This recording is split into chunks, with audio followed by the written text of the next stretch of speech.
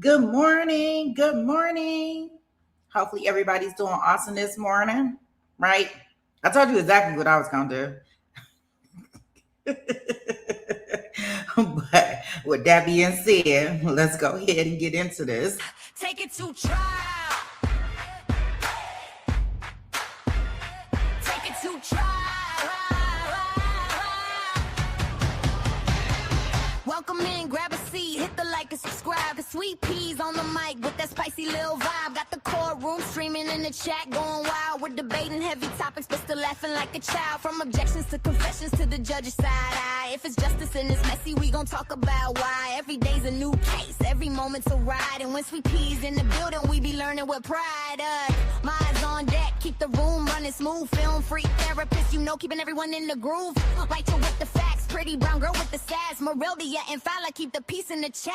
But Jason walks in and the ladies collapse. Chocolate, take it to trial, where the truth gets loud and the laughs run wild. Sweet peas got the spice, she's the queen of the aisle. Chat fam rolling deep, we've been here a while. Lights on, mics up, we gon' do this right. Take it to trial, every day, every night. Take it to trial. Morning shows are sharp, afternoon is on fire. And we catch every moment that the court might inspire. From witnesses whispering, the lawyers trying to hard. You know Sweet Pea breaks it down like a legal tarot card. Chats cracking jokes, dropping theories on the fly. We're serious when it counts, but we still testify.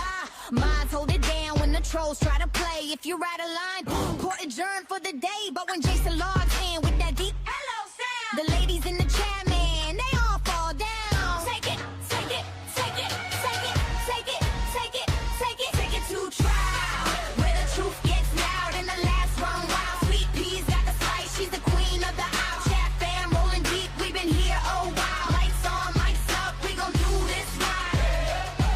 Take it to trial, every day, every night. Take it to trial. When the sun goes down and the cases get deep, after dark gets spicy, no secrets to keep. Taboo topics, big laugh, slap, happy crew. Sweet Pea says behave, but we never really do. It's opinions, confessions, stories untold, but we handle it with heart like the chat made a goal. Hey! Take it to trial, from day to night and every wild mile. Sweet Pea's nearly strong with her trademark style, and the fam in the chat always makes it worthwhile. Turn it up, show some love, hit the like on sight. Take it to trial, yeah, we live tonight. Take it to trial, yeah, we live tonight. Take it to trial.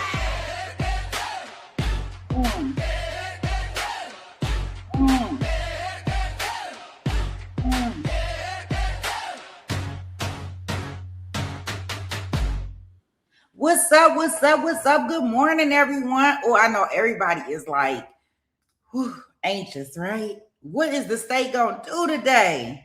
Hey, Jason, good morning. Let's see. Jason was first up in the house. Good morning, Marilda, or afternoon, I guess I should say. I got to get these times right. Afternoon. Hey, Christine, welcome in, honey. Hey, Lexi, how are you? I know everybody like anxious. They want to see what is the state going to present, how they going to present this mess, what difference is it going to make? Does it give him a new trial? Does it not give him a new trial? What are we doing here? So we are, I got us in a little bit early, right? Because we know that court does not start until about 7:30. My whole goal is that I still want to continue to, I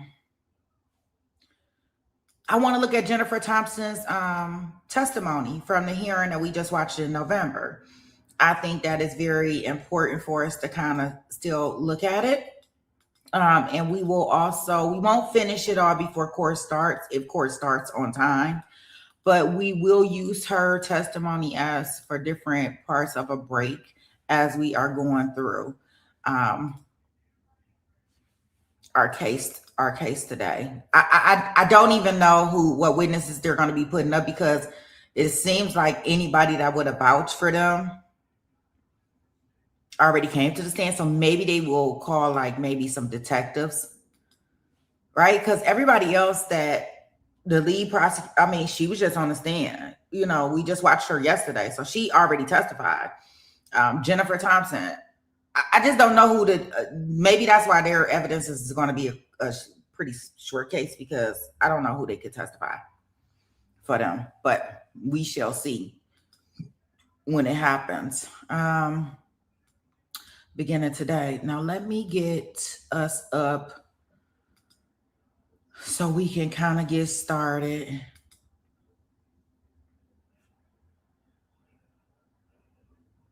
So it's the last Monday of 2025, guys.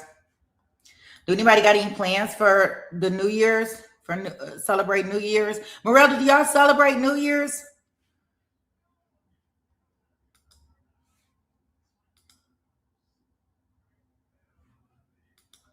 I'm just curious.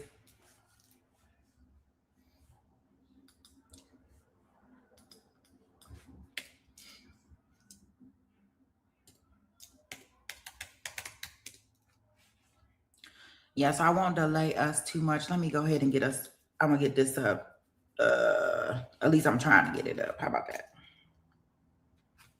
I'm gonna pull it from our channel's feed,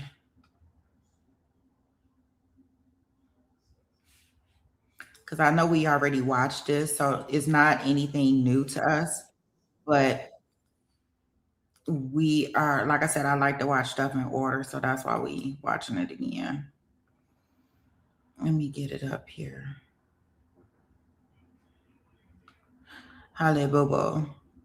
I don't know. The only part that I feel like really truly, I mean, I feel bad for him, right? For him having to be, if he's truly not guilty of this, but I hate that the Bobo family may have to go through another trial.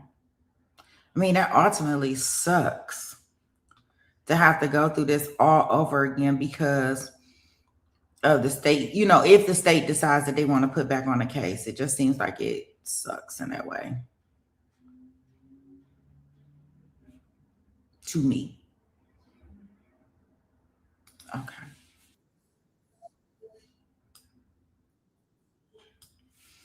Oh, Jennifer. Yep.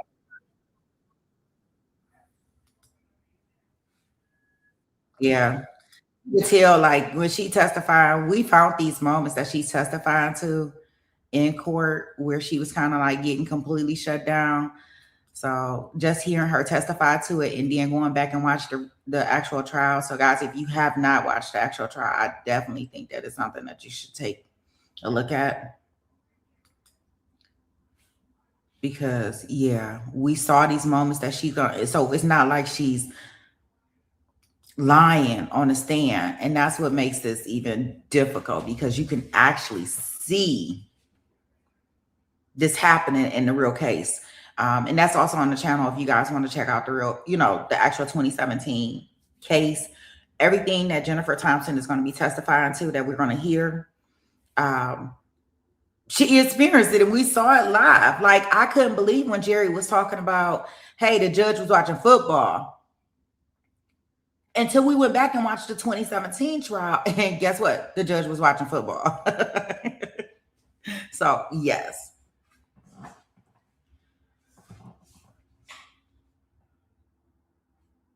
Let me see. Okay, so Marilla probably answering. Okay.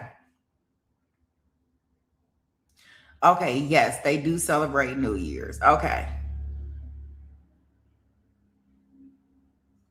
Christine says she gonna stay home. Okay, so they do it just a little earlier. Okay, yeah, because of the time zone. Lexi says she gonna be home. Her and her babies. Oh. Hey Tanya, good morning, honey. How are you? Hey Lynn, good morning. Yeah, guys, I know, I don't know most of y'all. I know we went over there to Rachel and Dr. Well, I'm gonna say Dr. Rachel so that way y'all can correlate. Dr. Rachel and the therapist, first premiere last night with their game trivia, and it was awesome. I enjoyed myself. It's so funny because I learned stuff. That's the one good thing, in a fun way, right?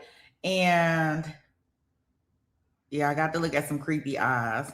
That was like, oh my gosh. Okay, we can't do the eyebrow, like I'm looking at the eyebrow, not really the eyes, but so it was fun and it was entertaining. There was a lot of people over there. So if you haven't went over there to check them out, please definitely do. Also, who will be covering this with, I think Kat Not Williams is going to be covering this. So she gives also a different take. Like I said, I love listening to things over and over again. So definitely, guys. But I am going to go ahead and get us into the testimony so we can cover as much as we can until the hearing actually starts. Okay. All right, guys.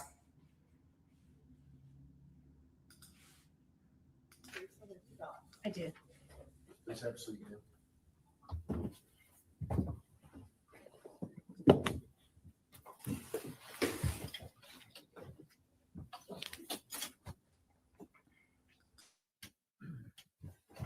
State your name, please, My name is Jennifer Thompson, and can you spell your last for the record? Thompson. I'm going to ask you questions about your professional background. When did you obtain your law license? 1996. And you've been a lawyer in good standing ever since. Yes. In 2014, I'm going to ask questions about your practice at that point. Where were you practicing? What city? Nashville. And how was your practice divided? Well, I did mostly criminal defense with some family and divorce law. How many years had you mostly done criminal law?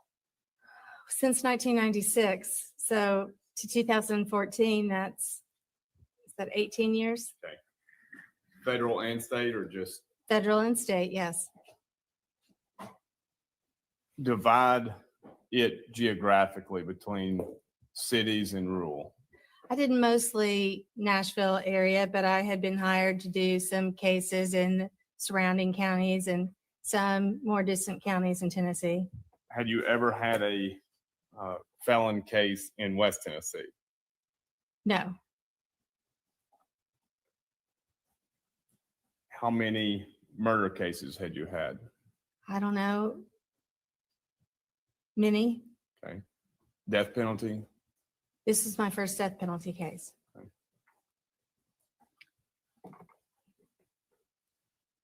How many assistants and paralegals did you have? At that time, I had one assistant, a paralegal. Okay. Did you have any more assistants through the case of representing Zach Adams? She was the only assistant that I employed.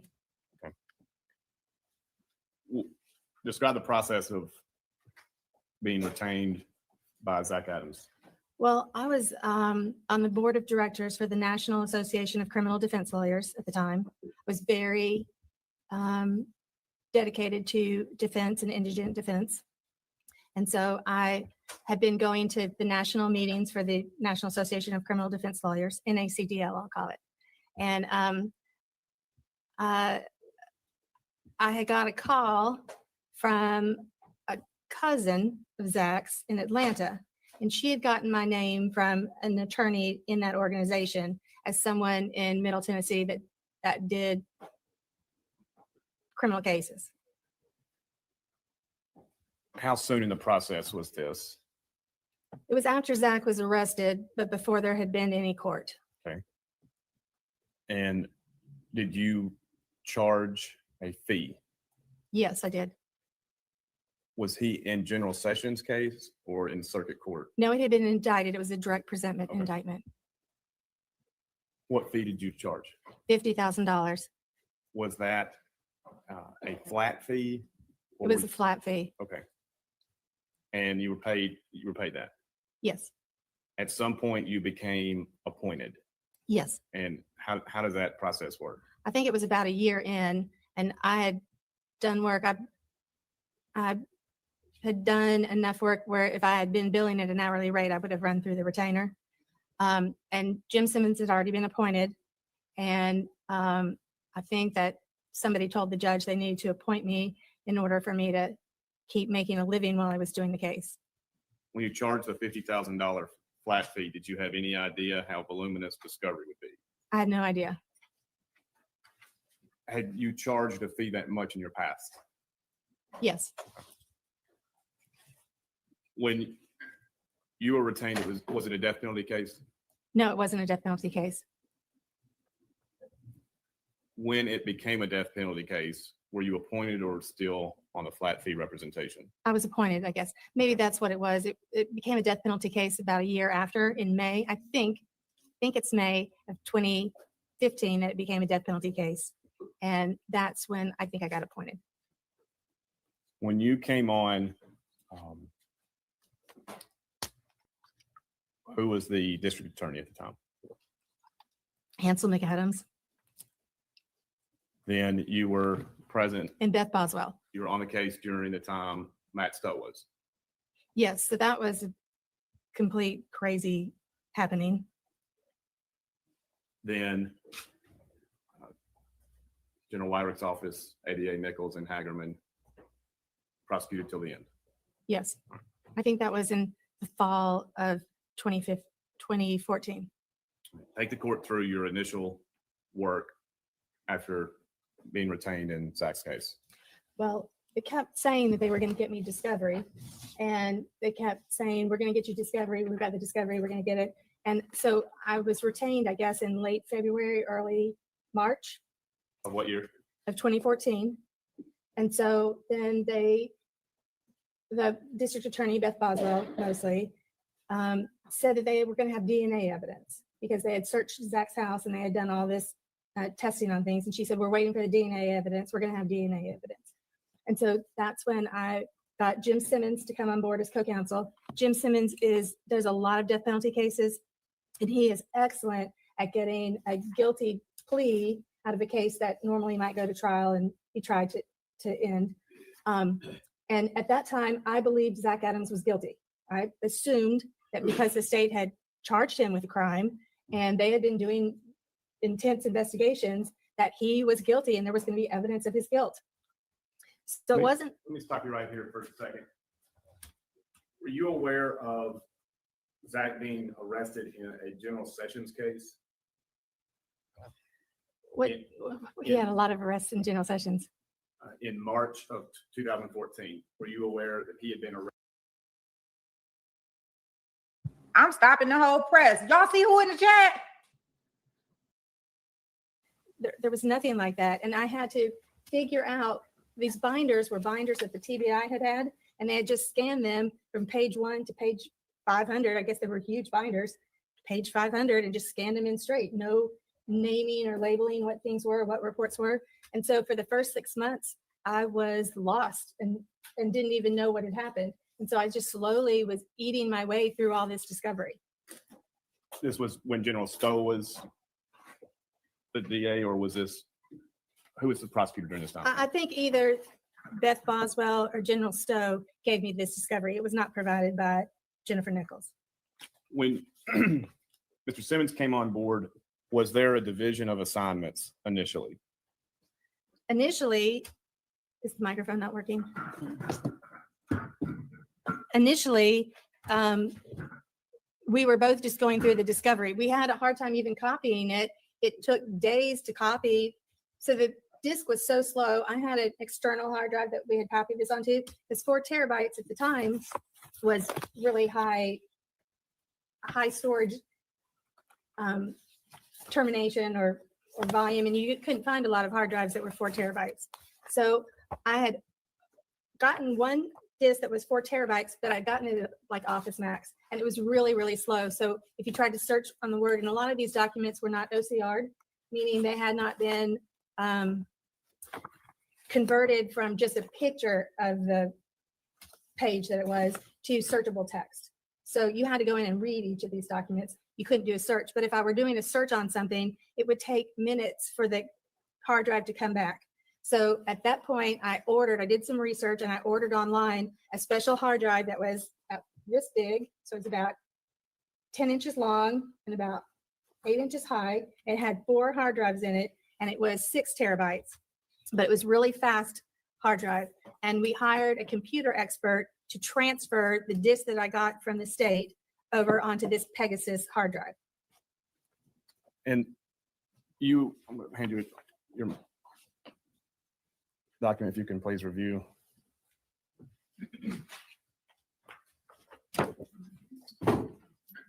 All right, let's stand handed a motion for discovery in this case, which I'm sure because we'll mark it as exhibit 126. Is that your motion? So this is my motion that I filed March 27th, so early on, Fairly standard motion. standard motion. I got one from a friend of mine that practices law. I rarely change the discovery motion. And you felt like that covered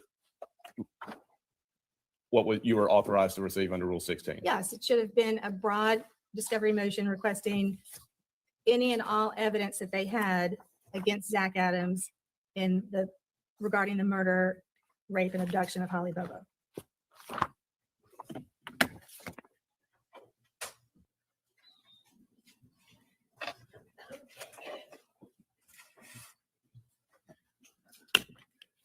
Who were the co-defendants' attorneys?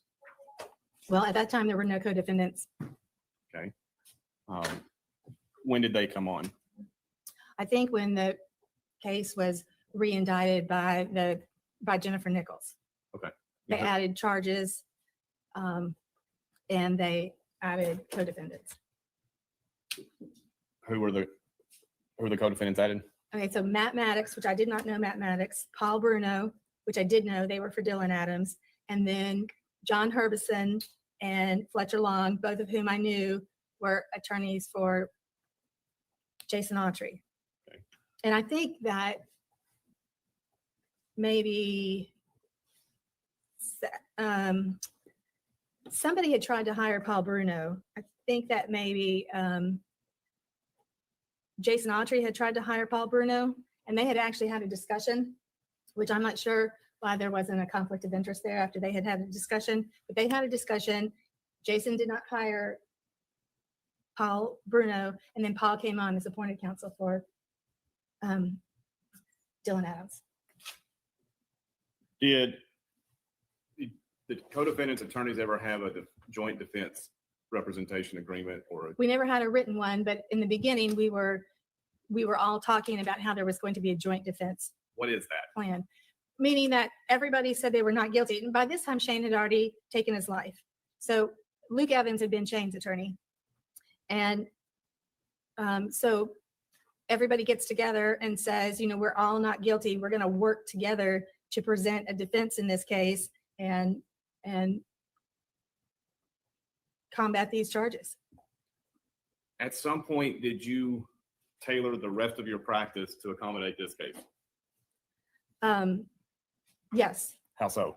I got off almost all of my other cases. All of my federal cases I got off of, and almost all of my state cases. I think I kept 1 or 2 state cases, but I got off of all the other ones. So I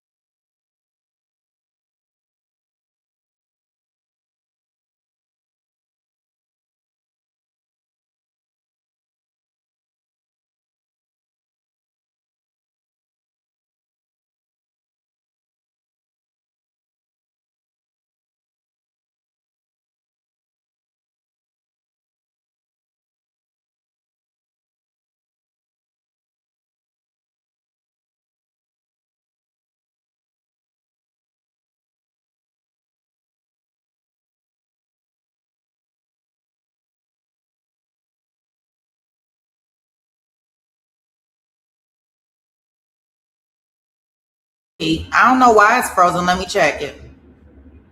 Oh, I know why it's filed frozen. motions to withdraw so that I only had this one case to work on. I'm not sure that the other attorneys did that. At what point in this process were you able to devote exclusively to this case? Probably starting in about summer of 2015 or 2016. Okay. After you got your discovery, what were your thoughts on the case?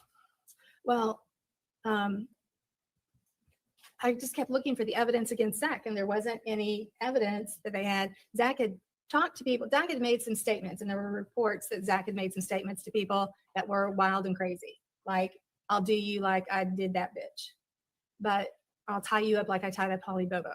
But there was no evidence of his involvement. And also at that time, I was not an expert in cell phone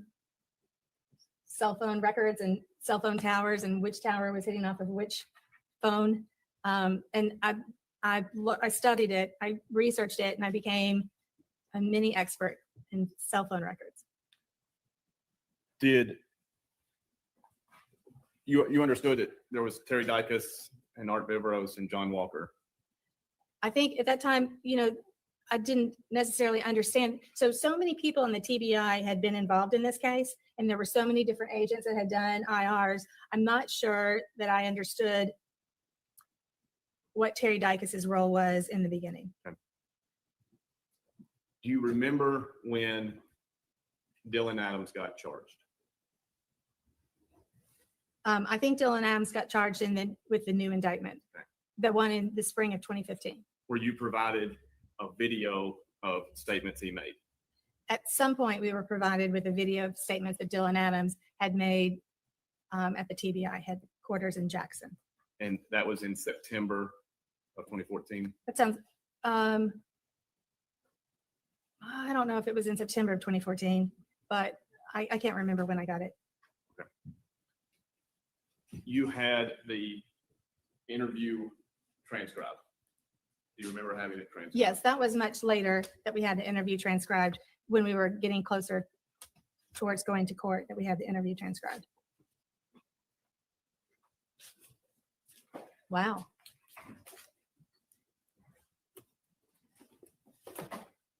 But I thought with this interview of Dylan Adams, we were going to be able to win the case, because Dylan's interview was terrible. It was very suggestive. So the investigators, the agents just sat down and fed Dylan information as he's spitting it out. They're correcting him and they're feeding him information. And some of what he said just could not have been true. And I thought that we were going to be able to win the case by showing the inconsistencies in Dylan's statement. If you can look at the transcript. All right, the witness has been handed the interview of Dylan Adams, transcript from the interview of Dylan Adams, September 17th, 2014. This stage for identification. Yes, this looks like the transcript of Dylan Adams. I move to make it an exhibit. Without objections, we move this transcript to the 127.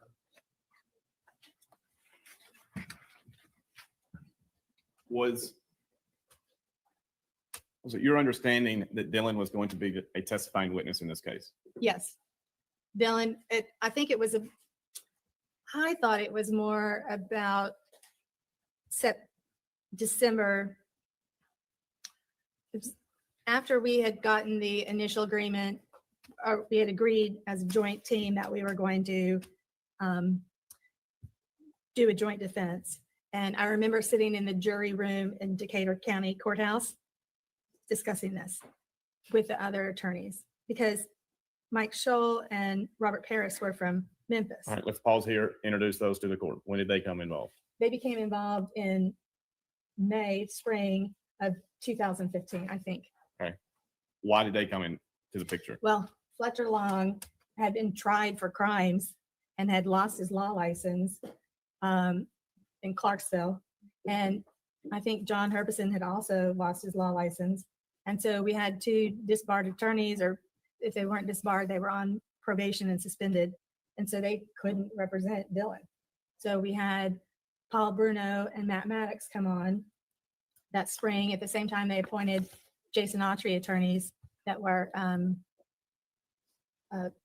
Robert Paris, and Mike Scholl. Had you ever worked with either Mr. Scholl or Mr. Paris? No, I did not know them. Was it the still undefined defense agreement when they came on? So Jim Simmons is a very quiet man. He's very subdued and quiet. Mike Scholl is very outspoken, and he's like, every time we would have a court hearing, he would go out and give a press conference. I didn't speak to the press at this time. Before all the time it was going through trial, I refused to speak to the press, but Mike Scholl would go out and give statements. And so Mike and everybody was like, yes, we're going to all do a joint defense agreement. And then at some point, Paul Bruno and Matt Maddox kind of began to pull away. Even though we were going to do a joint defense agreement, we weren't having a lot of meetings, like a team meeting and stuff that you would think that we would have.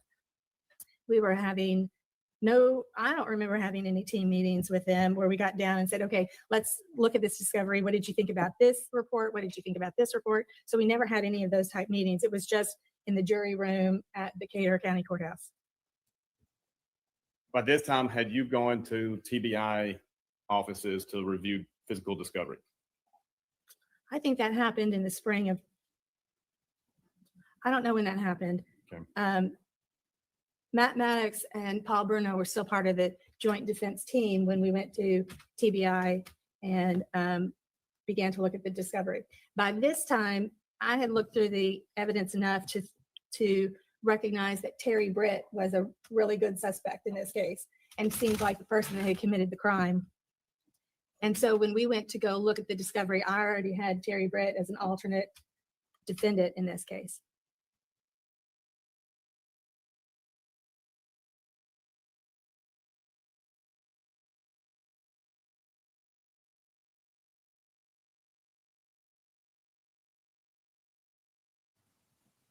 Did the other attorneys curtail their practice? I don't think so. And what was your rate of pay that you billed? I don't know, $60 an hour maybe. I was second chair, and second chair gets paid less than first chair on death penalty cases at the time. And so I think maybe I was making $60 an hour. It was much lower than what I normally would charge. Are you able to bill your assistant's work as well? No. You brought on private detective. Yes. Well, do you want to talk more about the viewing of the evidence at TBI? We'll come back to it. Okay. Who did you hire for a background investigator? Well, at first, Jim Simmons hired Danny Mulligan, and I think it's Brian Smith, to work on the case. Because Danny, I knew Danny, I'd known Danny for years. He'd worked on other cases for me. Danny and Jim were very close, and Jim always hired Danny. Jim did a lot of death penalty cases, and he always hired Danny to do death penalty, his investigations. Okay.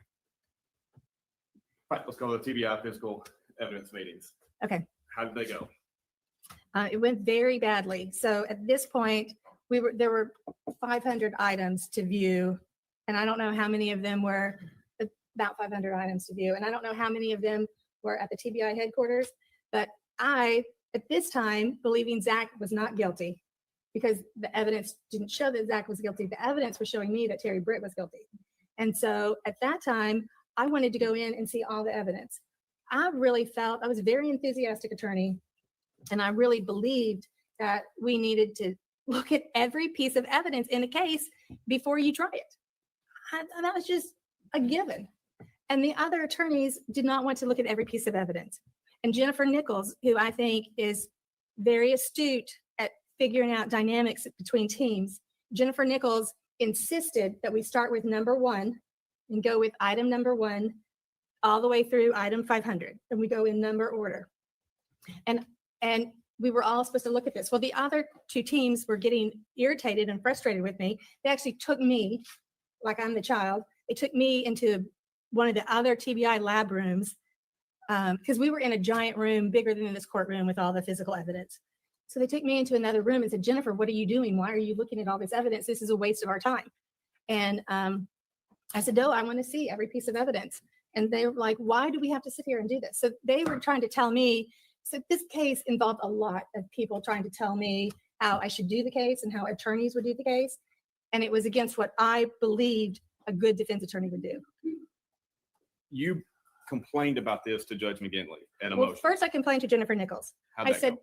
guys, pick out the items that you would like to look at, and then we'll look at those first, and then you all can go, and I'll stay here for the rest of the week and look at all the 500 items.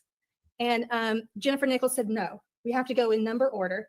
And I'd never had a case where the DA stood over you and looked at the evidence while you looked at the evidence. And she was standing there right next to us. So if I said I wanted to see a pair of pants with a stain on them, then she knows that I think that that's important. So the other reason to not single out different items is because then the DA is going to get a hint as to what you think is important in the case and what you want to look at. So she said no. So we sit there and painfully go through, and the other teams are getting frustrated with me. Can you approximate when in relation to Jason Autry's proffer? This is well before Jason Autry's proffer. Okay. And well before, and this is before Dylan is going to testify and be a testifying witness for the state. Okay, when was Dylan going to be a testifying witness for the state? I don't remember when that happened, but when we were at TBI, we were all still supposed to be on a joint defense. see. I say it in quotes because we really weren't working jointly. Did you present your problems of discovery to Judge McGinley? Yes, I How- went to court and presented the problems to Judge McGinley. How'd that motion go? Judge McGinley blew it off and said, well, they have a right to be there. They can be there while you look at the evidence. You know, usually there's a neutral person, somebody from a law enforcement agency that's making sure that you don't spit on the evidence and put your own DNA in it, mess up the evidence, but somebody that's neutral and that is not going to go back and report what you're doing to the other side. At Judge the- McGinley poo-pooed my complaint. Did the defense attorneys take up for you? No, Did they? All right. Did your relationship with the other defense attorneys improve or get worse over time? well, after this,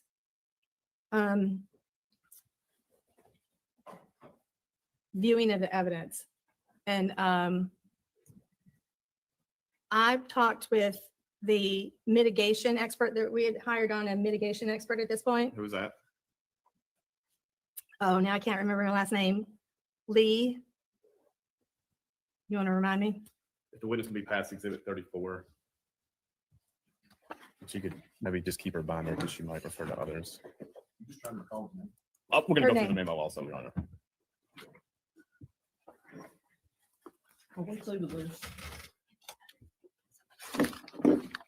Six You 34. are through the transcript. Yes, Your Honor.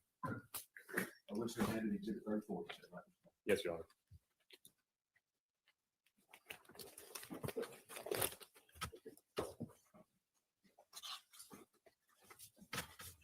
Lee Norton, yes. Lee Norton was a mitigating specialist psychologist that Jim always used in his death penalty cases. And Lee gave me some advice that I really held on to throughout this case. First of all, I was complaining to Lee that they didn't stand up, that everyone was attacking me, because when they pulled me aside at the TBI, all the defense attorneys were attacking me. Not so much Matt Maddox and Paul Bruno, but especially Mike Shull and Robert Paris were treating me like a child and fussing at me for being so picky about everything. And I called Lee Norton, and the first time, this is the first time in all the years that I had practiced law that I really felt that there was sexism going on, that the men in the case were discounting what I had to say and the information I had because I was female. And they were all very masculine, not so much Matt Maddox and Paul Bruno, but Mike Shull and Robert Paris were very masculine, man, we're going to do this cowboy type attorneys. As you reflect on your services at this stage in your representation, do you feel you were competent? At this point, I still felt I was competent. You were diligent? I was diligent. I was going to look through every piece of evidence. I was going to make notes and make sure that I knew what it was. And the things that I thought were important, I was trying not to look at extensively. And I was trying to throw them off a little bit by looking at some things that I thought were not important a little longer. just so that they didn't know what I was interested in. So through 2015 through 2016, in a given week, how many hours would you work on the case? I don't know, a lot, 40? maybe. Okay. I'm not sure I billed 40 hours, but I didn't bill a lot of the time that I worked on it. At this point, had you talked with Zach much? I had never talked with Zach much. One of the problems with talking with Zach is Zach he did not commit this crime. And he didn't have any information. You know, usually your client's done something and you'll say, well, tell me what happened. Tell me confidentially what really happened. We're going to sit down and go over this. And then you take their side of the story and you look at the evidence, try to see what proves or disproves this.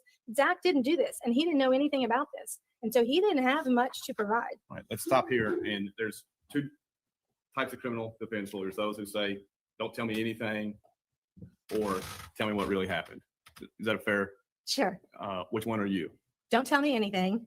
So usually it's don't tell me anything, because when you get in there and you're talking to your client initially, the first few times, the client will say, oh, I didn't do this. I didn't do this. So now they've told you a lie that's between you and the client. So usually I say, let's not talk about what happened. Let's get the discovery. And then I get the discovery and I go back to the client and say, look, this is what the discovery shows. The discovery has DNA placing you in the apartment, or, you know, whatever it is. And then I say, how are we going to explain this? Then I want them to tell me everything. But I try to not have them tell me everything before I get the discovery. Does that make sense? Did you have those discussions with Zach that you just talked about? Review the discovery and say, hey, did you do it?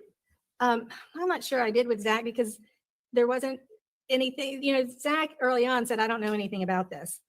And so I probably didn't have many discussions with Zach about what was going on. And Zach was a little meth high. You know, he was short sentences, up and walking around. He was still kind of, I think his brain was still kind of methy. Okay. And he was not easy to really sit down and work with. I would have been happy if he'd have been, let's sit down and go over this, but he wasn't really in that disposition state of mind. Any idea how many times you met with Zach over the course of the case up to the beginning of the trial? 10. At any time did he give you any cause for concern that he committed this crime? No, never. You created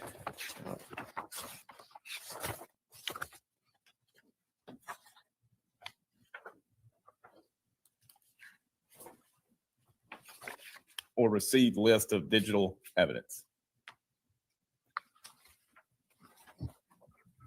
It's been handed a document. Here's the digital evidence. It's marked up though. Is the markings accurate? Okay. I'll ask that. Do you recognize whose handwriting this is? This is my handwriting. Okay. And what are we looking at? I don't know, digital evidence in the master case file. Is this It something was that the provided to me in 2017. is this what the state provided you, the typed?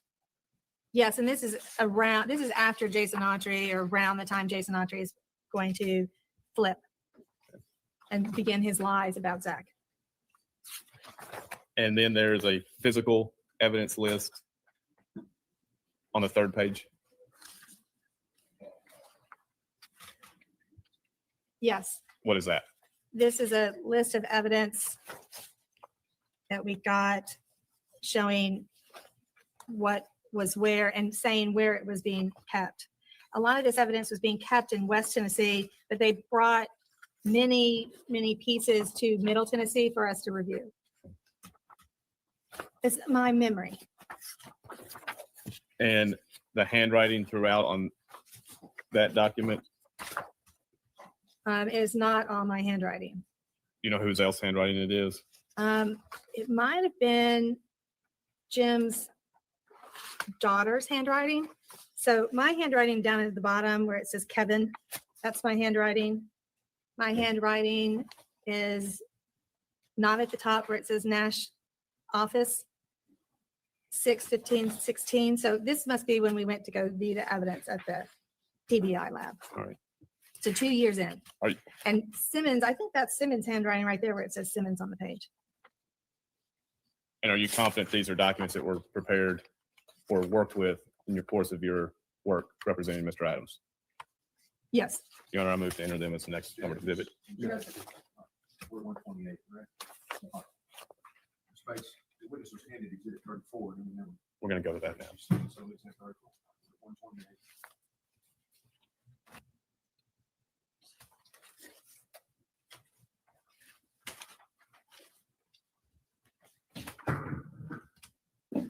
If you could look at, not that exhibit, exhibit 34, the memo from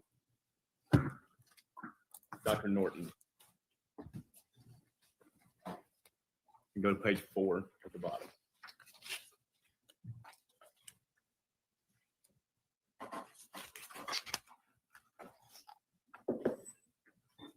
Where it says ATM.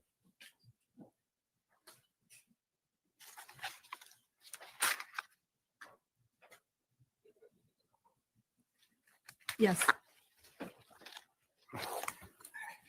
How did you know the ATM, evidence from an ATM machine would be important?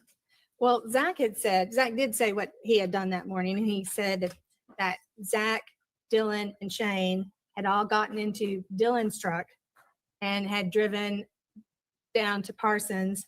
I think they got something at Sonic, and they went to the ATM to get some money because they were going to get some Xanax bars. And so they got money. Shane had been working at a job, and Shane had some money in his bank account. So they were going to go withdraw the money from Shane's bank account, and we're going to go buy some Xanax bars. So I knew that this video was going to be very, very important.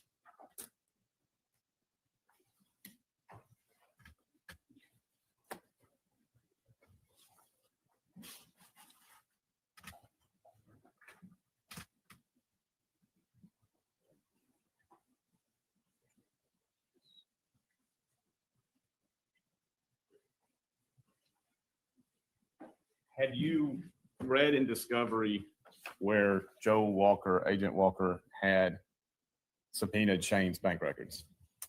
I'm sure I had. Do you remember going over that with Zach? I don't have a clear memory of that, no. Do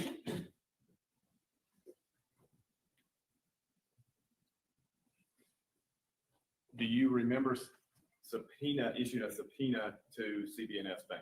I think Jim Simmons was involved with that, and Brian Smith. Yes, I remember that they were going to get a subpoena for the bank. And what came of it? Well, my memory is that the bank had changed ownership, and that when they had done the transition to the new owners, that they had the day that the money was withdrawn, but they didn't have the time of day. And so that information had been lost. Did y'all ask for videos of it? I think we were asking for videos, yes, because showing a video of when he drove through a bank teller window would be great alibi evidence in terms of what he had not done or what he had done that day and where he had been at certain times. Did you receive the video? No, they said that they didn't have any video. Had the state supplied you with the hard drive that had surveillance videos on it? Well, now I know that allegedly they did, but at the time I did not know that they had supplied me with the video. Did you review Terry Dykas's notes of surveillance? I think so. I'm not exactly sure what you're referring to. The witness can be passed exhibit 90.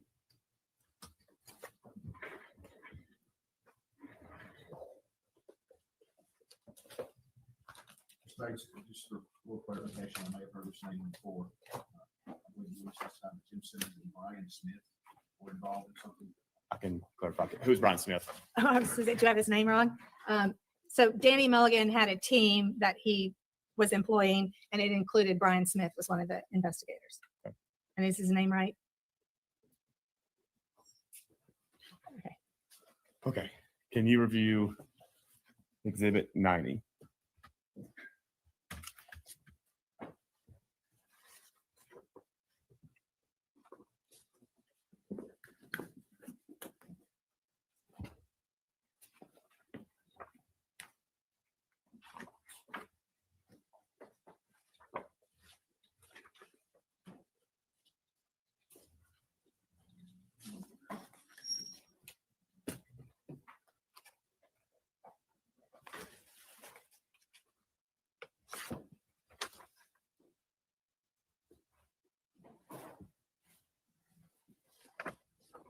Yes, I see Exhibit 90. And do you remember seeing that in your work? I don't remember it. Okay. You can now go to Exhibit 23.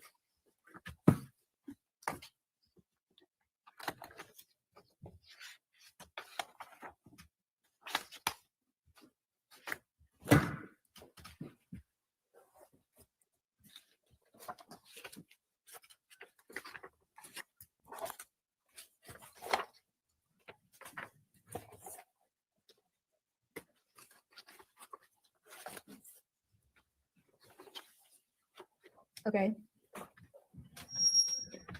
And do you remember this IR?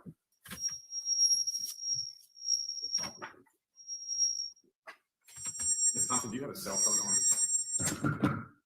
You have a cell phone on possibly that's causing that? I think it was because I was too close to it.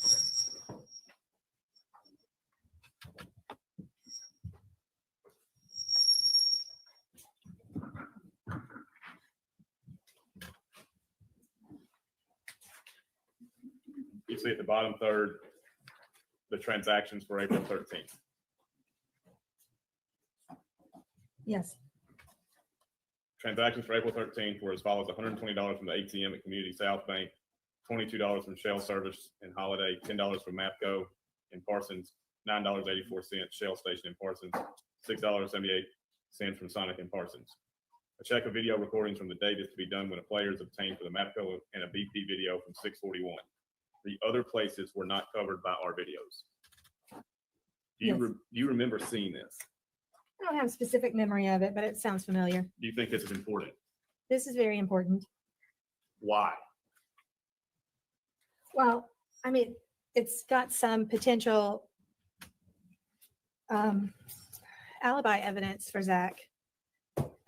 He doesn't list the times here, but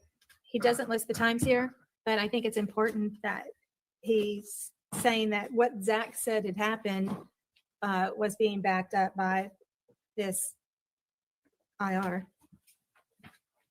Do you on the Exhibit 128, it's just newly entered.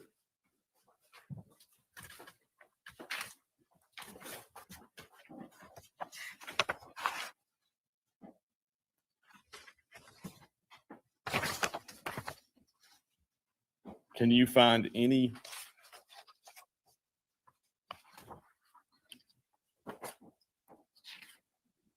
ATM video listed?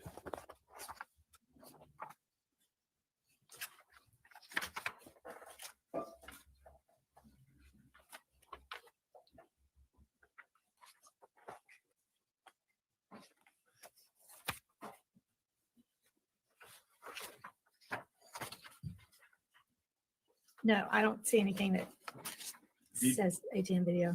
Did you ever pre-trial file simply a motion that says, we don't have this ATM video? Is it on this report, the ATM video? I don't see it. IR 2743 says $120 from ATM at Community South. Says the other places were not covered by our videos. How do you interpret that? That there's no video. Dr. Norton told you that you need to get this. Yes. Did you ever bring it to the court's attention by just a simple motion to compel or bring the bank in to compel them to look a little harder? No, Why not? I don't know. It was very important. It's the best you can do is say, I don't know. Yes.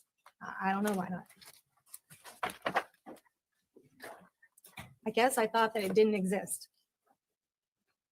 And I thought that we had searched, we had done due diligence. I thought we had done due diligence and it didn't exist.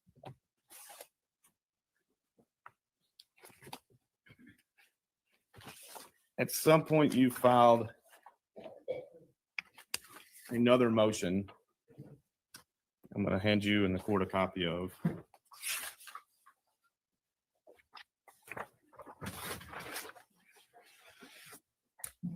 This is the record we'll mark it in Exhibit 129. Motion to proceed in the court for time certified. Well, and can you review this motion?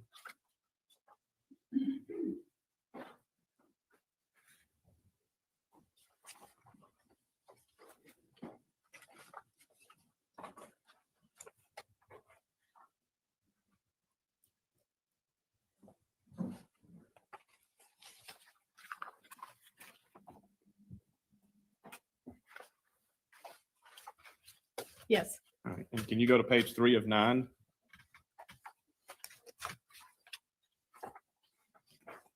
Yes. And paragraph 5, what is that? Can you read that to the court? Any deal, promise, inducement, or benefit that the government has made or may make in the future to any witness the government intends to call as a witness in this case. And you went on throughout. Is this a motion? Where did you receive this motion, the template? I don't remember. Go ahead. I'll move it in at 120. Yes, sir. Thank you.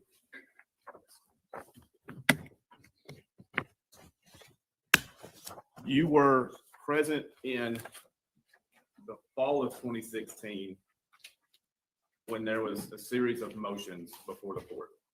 Do you remember that? Yes. And there was a motion to continue by Mr. Scholl. Yes.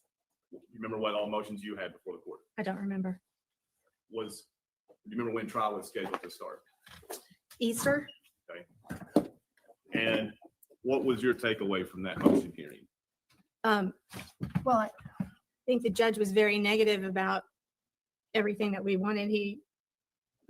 I think that I just got the feeling that the judge wasn't going to rule in our favor on things. At some point, you attempted to bring in Luke Evans. Yes, When was that? that was in February, I think, of 2017. Okay.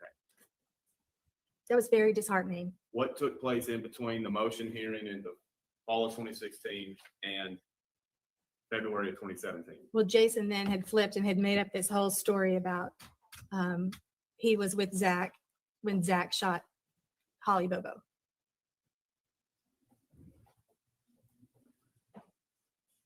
Mr. Scholl called you and talked to you about this. Yes, he called. So I was downtown Nashville. They were having the little rally downtown Nashville for women. And I was in downtown Nashville with my family and my phone. And I got a call. I think I got a call from Jim Simmons. But then Jim, I can't remember how it went, if we did a three-way call, but I was in a Jack's Barbecue down on 2nd Avenue. And I went outside upstairs to a balcony. It was cold. And I went out to the balcony to try to get some quiet so I could hear what they were saying. And Mr. Scholl told you what? That Jason was going to flip. And did he outline? He basically outlined the story. Now let's put a pin right here. At this point in your representation of Mr. Adams, do you believe you are providing constitutionally effective counsel? At this point, yes, but my heart sunk. Why did your heart sink? Hey, Well, BZ, because wait a Dylan minute, had let me already pause flipped. this. I'm Jason looking was at, gonna flip. And I got mine on Law and Crime.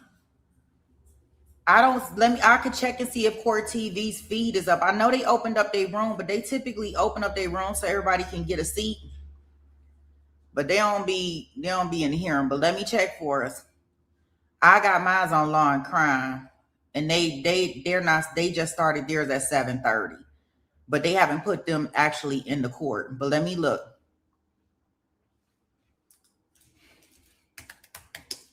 That's me pausing it, guys.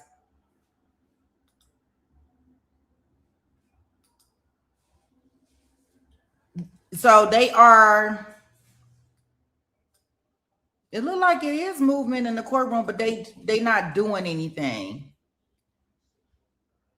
I can see it on Court TV, but right now they got it like at a whiteboard. So let me see.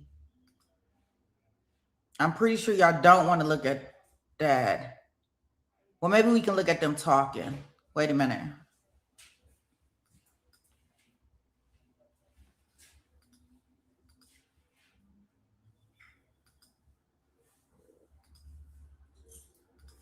So this is what we have in court TV right now. They just kind of like getting it together. I don't know. Now we're looking at somebody's screen. Okay. No, BZ. I appreciate it when you let me know because sometimes I don't be paying attention, and I be having to refresh my screen. But I do got law and crime up just in case. So I'm gonna let us finish listening to Jennifer's testimony, and now I have court TVs up. I have law and crime, and I also These have guys were innocent. I just didn't understand why 3 guys or yeah, I have 2 law other and crime court co-defendants that were TV up, innocent we'll and had just not go in committed there this crime once would they get flip done. to say that they did and put themselves somehow in this. It disturbed me to no end. It disturbed me to no end that his attorneys were having him do this. I felt at this point, I felt that the other attorneys did not really know the case. I had quit doing other work and I was doing this case only and was super absorbed in this case. I came down to Decatur County. I drove the roads that were in maps. I drove different roads. I went by different people's houses. I studied everything. I had been down here trying to get to know some of the people. I'd been involved with the family. I had completely immersed myself in this case. And the other attorneys were still doing other cases and weren't reading the evidence. They kept saying, well, why? I mean, he's guilty. Why doesn't he just plead? And they put in tremendous pressure on me to get Zach to plead guilty. I've never in my life had so much pressure put on me by other attorneys in the defense to have my client plead. This was the worst case that I've ever done, the most pressure that I had ever been under, and it was horrible. But I knew that Zach Adams did not kill that woman. He did not kidnap her, and he did not rape her. And I was going to stay in the case regardless of how they treated me, because I knew that justice needed to come forward. You were in court in Let me ask you, you just asked a question of this. At this stage, were you providing effective assistance to counsel in essence? Are you alleging that prior to this stage that she was not? No. So from here forward, is your IAC claim from Mr. Autry's proffer and the telephone call from Simmons and Scholl informing Ms. Thompson of the same? Well, let me clarify. There are points prior to this that lead up to trial that are ineffective, as alleged. I'll let you point those out close.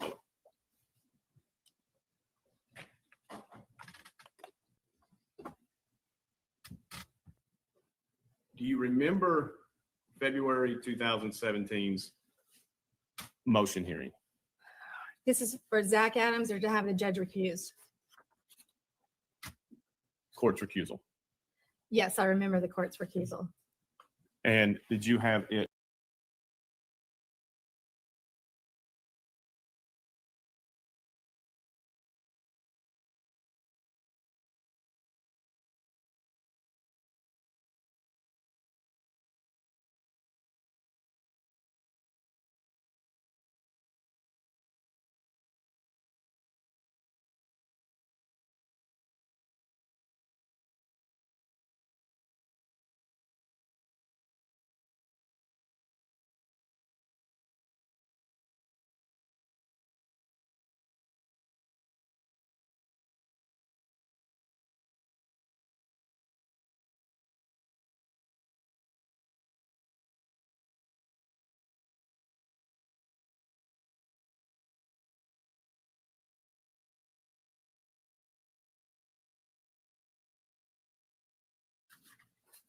Because we appealed it.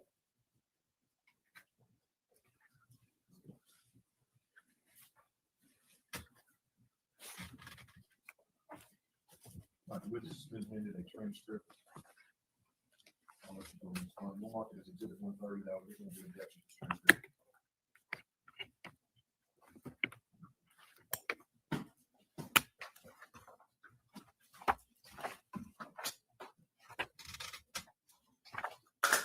So it's at this point that Jim Simmons and I really severely parted ways.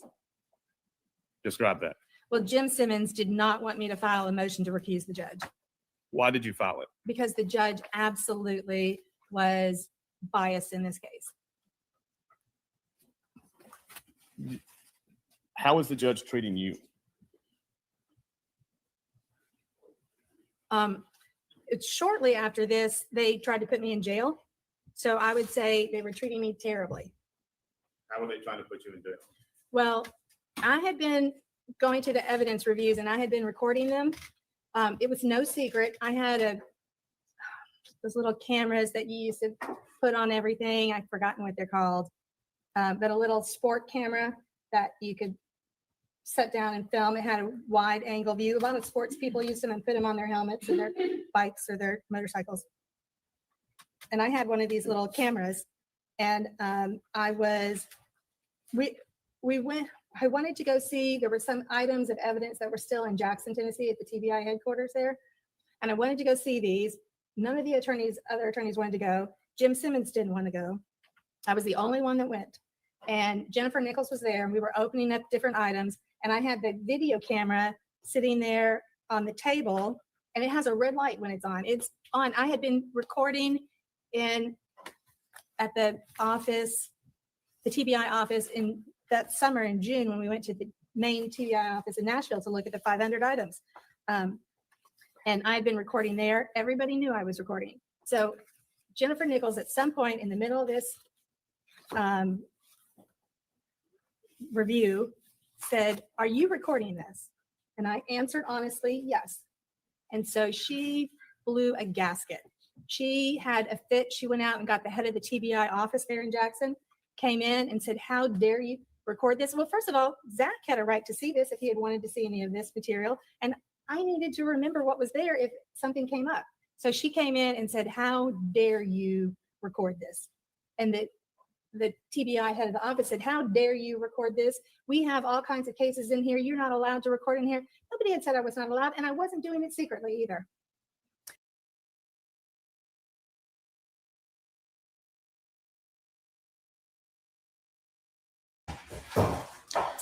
Oh, okay. Let me check this again. I can't tell if they want to do something in the courtroom. I do see Zach attack. He looking like the last time. I don't hear anything coming out of the courtroom. He growing his goatee or his beard back, whatever that is.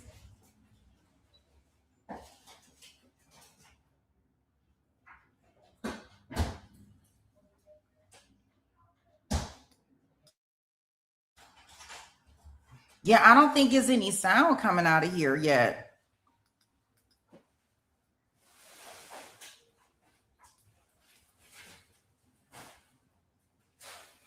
Yeah, so unless we trying to listen to a quiet courtroom,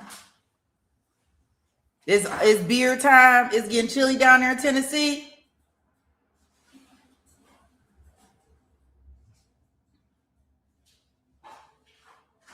Okay, well, I guess I'll keep an eye on it and I'll keep us watching Jennifer until the end. Look at this, y'all.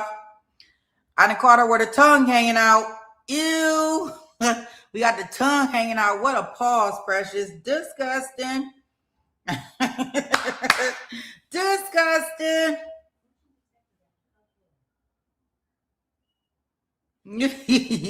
She got her tongue hanging out.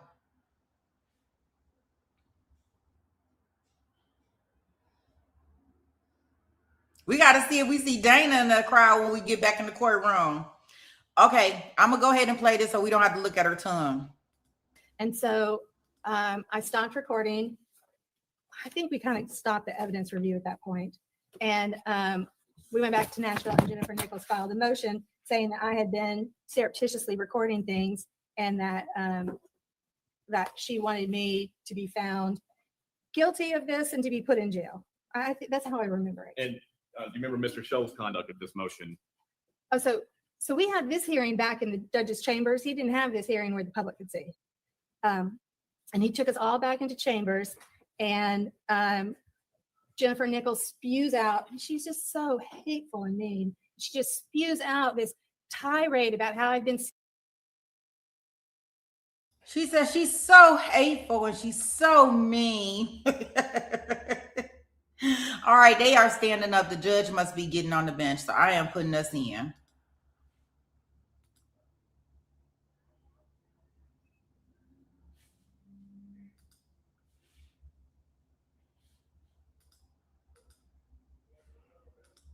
It looked like they cameras got fog over them.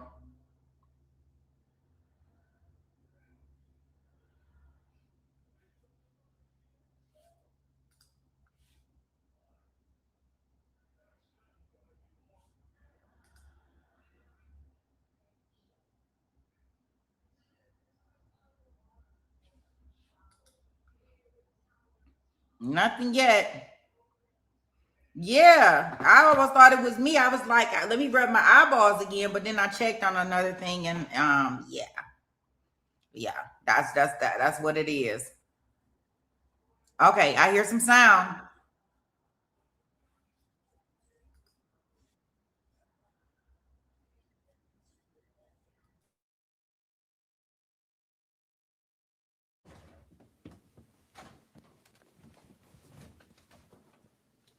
Good morning, sir. Could you state your name for the court? Forrest Richardson, And could you spell your last name for the court reporter? Richardson. Could you tell the court what your occupation is? I'm an investigator for the Tennessee Comptroller of the Treasury. And how long have you been there? 4 years. What type of educational background do you have and professional background? I have my bachelor's and master's in accounting. I'm also a certified public accountant and a certified forensic interviewer. I began my career working in public accounting for 2 years, and now I've worked for the Comptroller's Office in investigations for 4 years.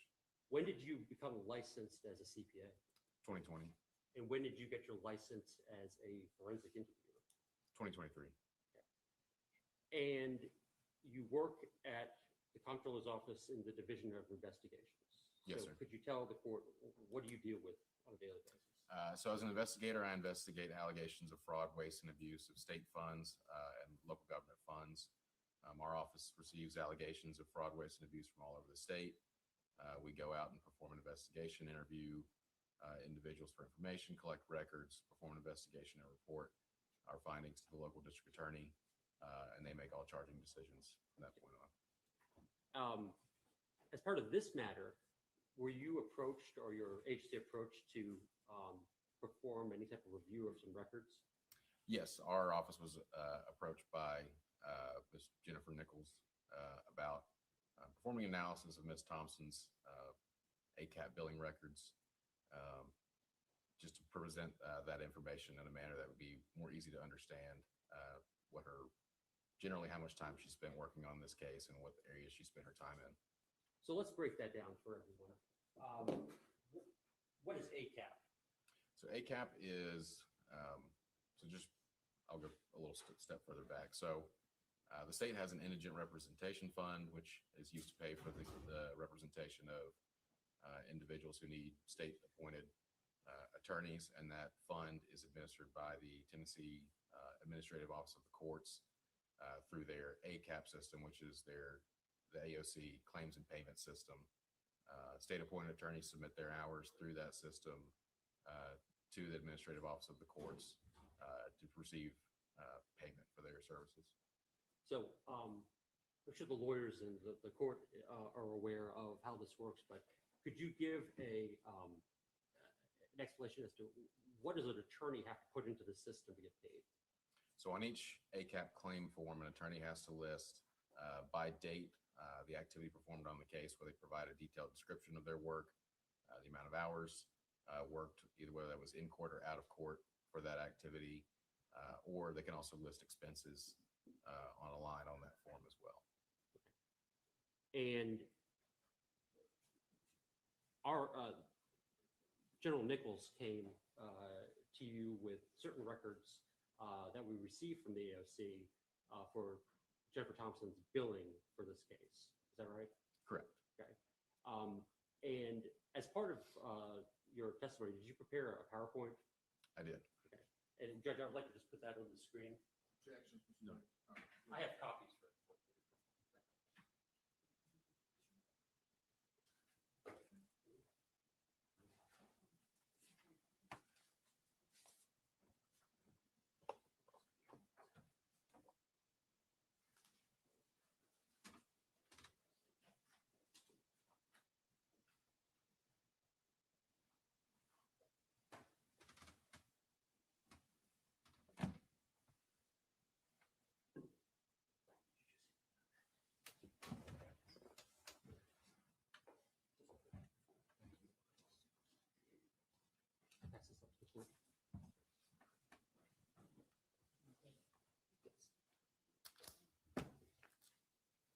Mr. Richardson, would you like a copy to look along with, or are you okay with the screen?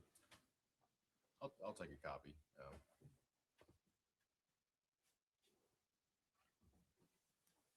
Thank you.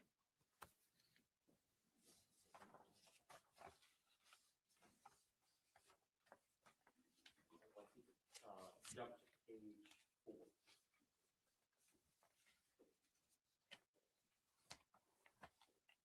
So, in reviewing these records, what was your aim? So the purpose of our limited analysis of this was to not necessarily draw any conclusions about the quality of Ms. Thompson's work or whether the amount of work she performed was sufficient.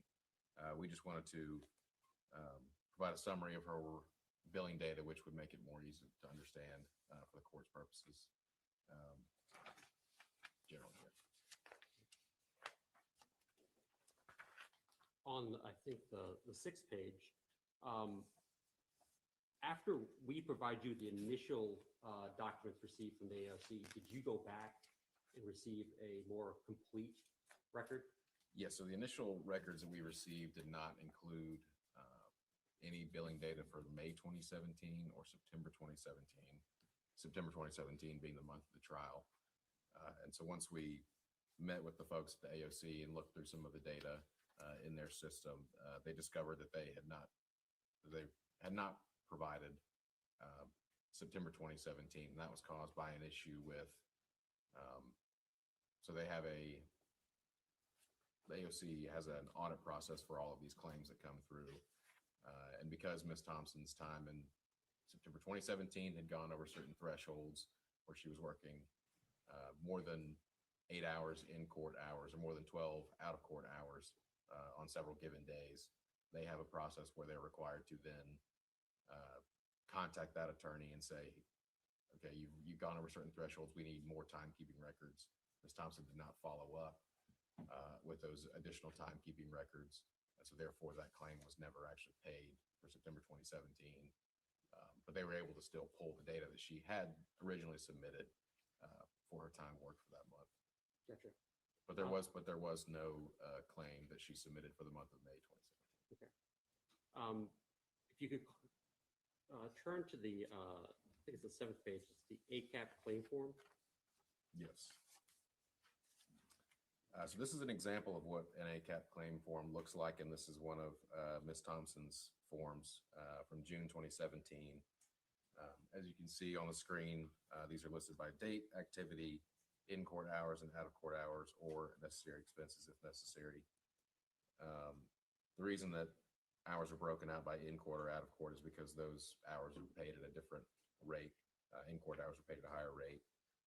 And you'll see in the activity column just some examples of what these descriptions look like. And they are fairly detailed, which gives us insight into what Ms. Thompson was actually working on for each of these lines. You know, for example, you see receive and review email from ADA Ragland regarding duplicate copy of lab reports. That's fairly specific. You can get an idea of what specifically she was working on. So that gave us, it's these descriptions that gave us insight into how she allocated her time working on this case. Did you find the description she's provided to be detailed? Yes. Okay. So moving on to, you get all these documents from the AOC. They're in PDF format. Correct.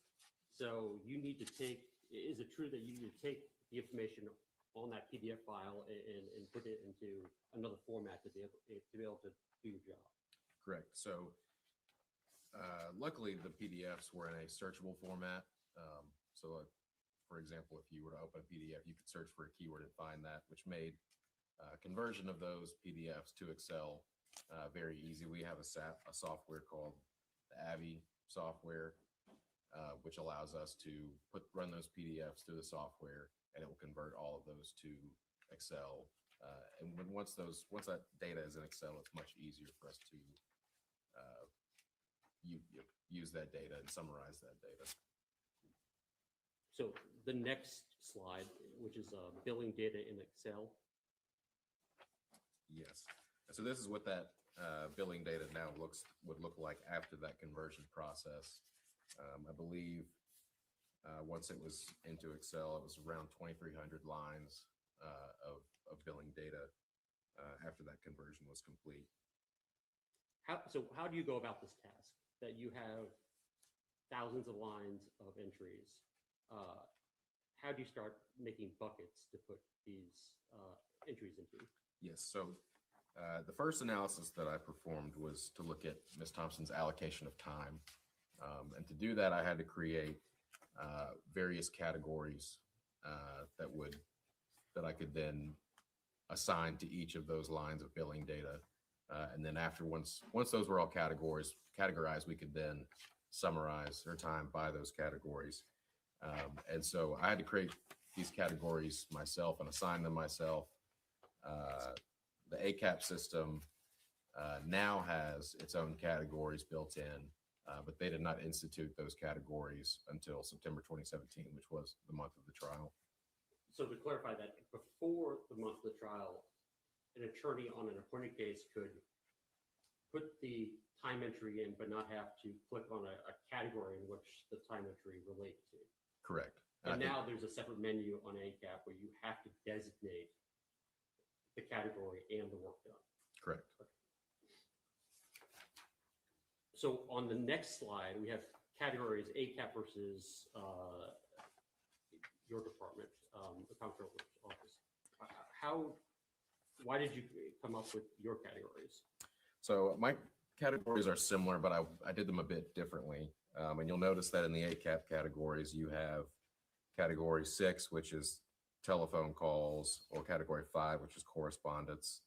And I didn't think that those were very descriptive. And I had used those as categories originally, but when I summarized the data, the largest categories by hours were telephone calls and meetings, and which is not very descriptive to tell you how she's spending her time. And so I created more detailed categories such as communication with defense team and experts, communication with client and family, that sort of thing. And I can talk a little bit more about how I determined which lines belonged in each of those more specific Please, I'd like you to explain categories. like how you defined and figured out where to put what. So looking through the billing data, there were many instances, which I think you could see on that example, like it would say call with and list an individual's name, or meeting with and list an individual's name. And so I was able to determine, sometimes by context clues, it would say, it may list that person's name and list in the description that they were an expert, or list that they were a mitigation specialist. And so I tried to determine who each individual was and assign those individuals in a separate area to categories, and say, okay, this attorney is a member of the defense team, or this individual is a representative of the court. And that allowed me to put those meetings and phone calls into categories based on that individual's affiliation to the case. Okay. Let's jump to Jennifer Thompson total hours worked. That is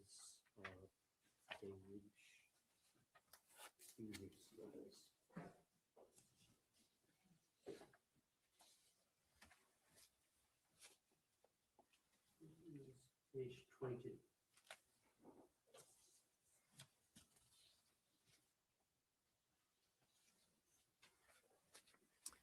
Okay, so this is, and real quick, I had categories that we showed up on screen, which were the major categories, which I had 10. I also had 39 subcategories, and each of those subcategories fit within those major 10 categories. And so this is a chart showing the breakout of Ms. Thompson's total hours by subcategory. And so on this, since there's 39 of them, this is a very large chart. I think on the next page I had shown just the top half, but zooming is fine as well. And so this gives you an idea of how her hours were broken out, or how she allocated her time to each of these subcategories. And as you can see, with discovery review and records review, trial prep being the top several categories. So for discovery review, how many total hours were you able to find in your review that she performed that work? 366.2 hours. And just to give some insight into how I would assign those categories, I was really, it's all based on what she included in her description. So if she, in her description, talked about discovery or discovery review, that item would fall under the discovery review category, which could be different from records review because you may have a line item where she talks about reviewing certain records, but it doesn't necessarily mention discovery. And so that would just fall under records review. How many hours were you able to find for trial preparation of Ms. Thompson for this case? 265.5 hours. What about defense team meetings and calls? 226.8 hours.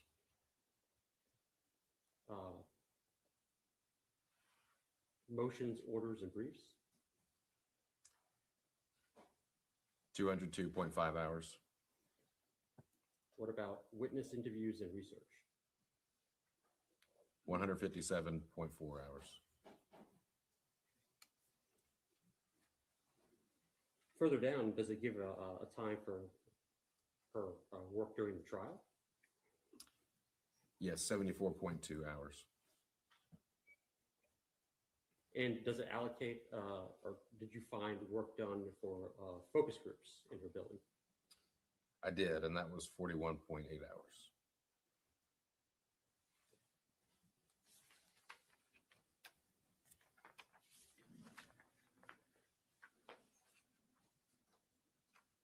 We're going to jump to Jennifer Thompson allocation of time worked by category.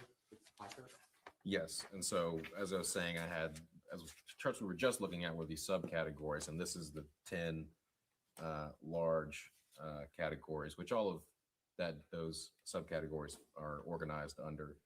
And so the largest piece of the pie here would be evidence, records, and gathering and review, which would include some of those, the discovery review, records review, evidence review. And this is from September 1st of 2015 through September 30th of 2017, correct? Correct. So this didn't encompass any time spent on the motion for new trial? No. Or the appellate work? No. On the next page, can you tell the court about how you determined the average or hours per week worked on this case for Ms. Thompson? Yes, so the next analysis that I performed was to summarize her billing data by average hours per week. And I wanted to show that average hours per week by calendar quarter, just because, when you look at these large numbers, it's hard to digest and compare that to something and get an understanding of if that's a reasonable amount of time or not. And so I thought, showing an average hours per week would be an easy comparison to the 40-hour work week. Everyone can look at that and say, okay, now I can understand how much time she was spending on this case on a given week. And I decided to summarize that by quarter, just so that we would only have 9 bars in our chart rather than 25 if you were to show that by month. But you did have some missing data from the month of May. Yes, as I said earlier, there was no billing data submitted for May 2017, but we were able to look at James Simmons's time and see that he had listed on his ACAT billing records for the month of May 2017 that he listed multiple occasions where he said he was working directly with Ms. Thompson and for 9.1 hours during that month. And so based on that, it seemed clear that Ms. Thompson did work on the case during that month. We just didn't have data for that month. And so as a result, I did not include May 2017 as a part of my average for the second quarter of 2017. And I did that to avoid that skewing the data. So if I included zeros for that month, it would have brought down that average.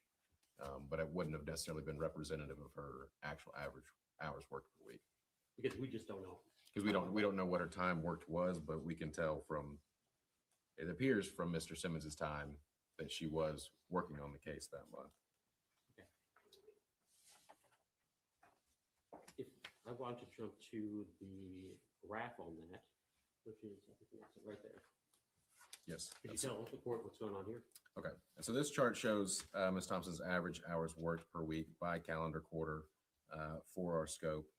And as you can see, generally her time worked on the case increased over time, as you'd expect. And you can see in Q1, and Q2 2017, she's near 40 hours a week on average working on the case, with a significant bump in Q3 2017, which would be the 2 months leading up to the trial and the month of the trial.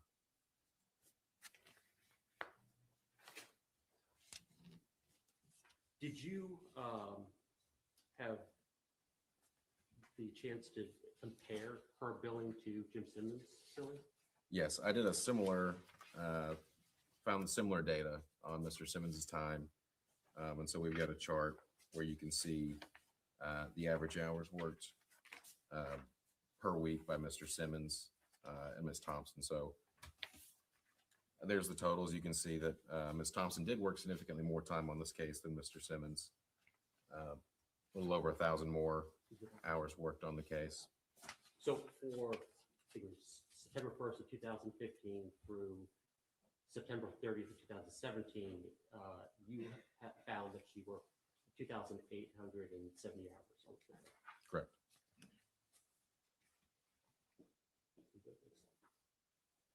And what does this chart show? So this chart shows similar data to the previous chart. You can see the blue columns are the same data from that previous chart that show Ms. Thompson's average hours worked per week. But this one also includes Mr. Simmons' average hours worked per week. And so you can kind of see consistently she was working more hours per week on the case. And his time seems to follow a similar trend line with his hours per week increasing as they approach the trial. And that's page 34.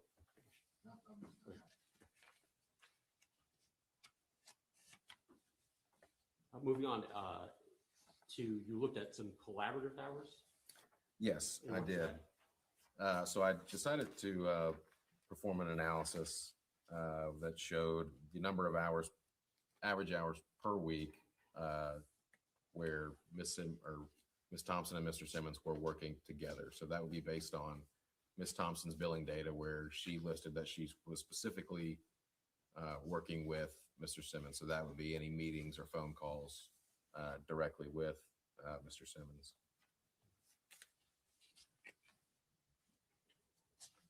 And is this chart representative of that? Yes, this is the chart that shows the average hours that the two worked per week across this scope. And you can see it does follow a similar trim line to the other charts, where the amount of hours they worked together increased or as they approached the month of the trial. So you're finding billing entries by Jennifer Thompson saying that she's working with Jim Simmons during Correct. those times. Yes. And vice versa, you're also finding billing entries in Jim Simmons' work showing that he's working with Jennifer Thompson. Yes. And it's fair to say that they work together more as the trial approached? Yes, that's what the data would show.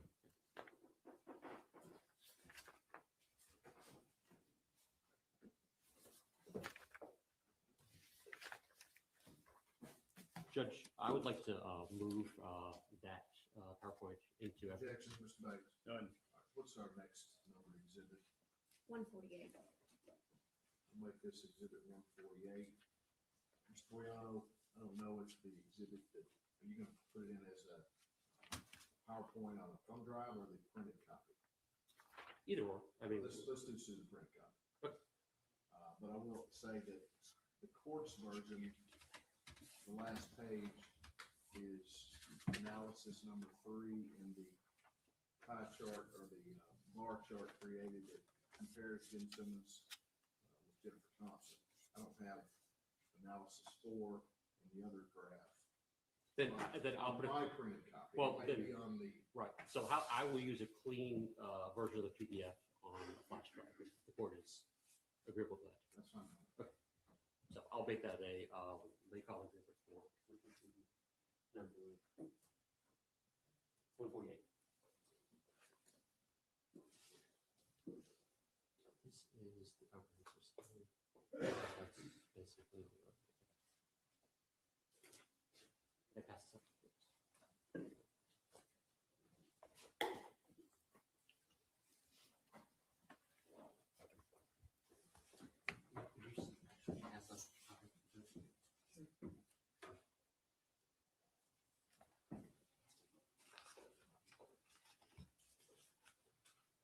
Mr. Richardson, did you, what is this that I just passed out? This is my comprehensive summary about the work that I performed related to this case. And this is, the summary cites numerous Excel worksheets and that you created for this data, is that right? Correct. I want to turn your attention to the third page.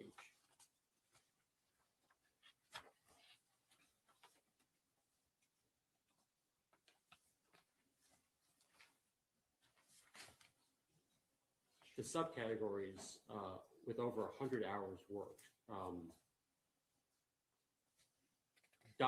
Discovery review, we have 366 hours, is that right? Correct. And then we have records review, which is 266. Correct. Could you explain the difference between those two flipboard? Yes. So all of my categories were based, of course, on what was included in the descriptions that Ms. Thompson provided in her billing records. If it listed discovery as the purpose of whatever the activity was, then that would fall under discovery review. But there were instances where she described reviewing records, but did not mention specifically discovery. And so I categorize those as records review rather than including them in discovery review.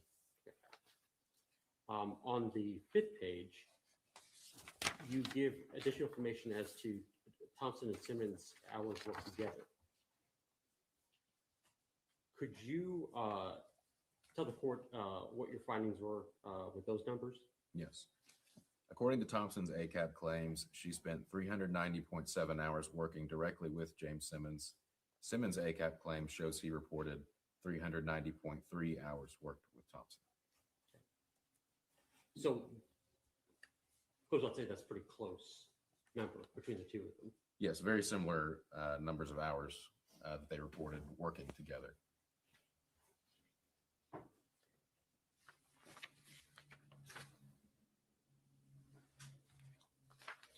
Your Honor, I'd like to move this and the entire comptroller report into evidence. Objection, Mr. Mayor. All right, you're going to include the summary as a. I will. It's a large file, so I would like to do a flash drive on it as well. The flash drive on that and enter this, let's just do them separately. We'll do the printed confidential investigative work product. Investigator Richardson as exhibit 150. And then exhibit 151 will be the flash drive. Is there a file name on it? It's a folder. It's a comptroller financial report that Make sure, let's just clarify that with the court reporter during the break when you Sure. submit it to the court reporter. will do. Judge, Yes, we're ma'am. at exhibit 149 and 150.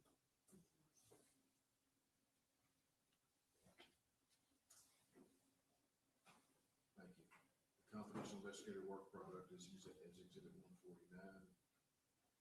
And then 150 with the flash drive with the entire report. Mr. Richardson,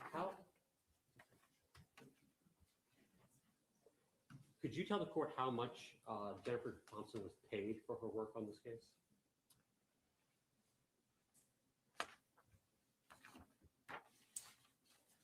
I'm not sure if that's included in my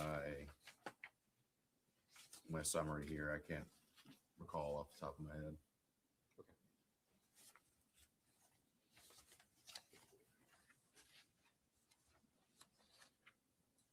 Those are my questions, Judge. Past witness. Thank you, Mr. Morgan. Cross-examination is debate. In your report, do you remember reading an entry where Ms. Thompson reviewed ATM video footage in this case? Not specifically. Nothing further.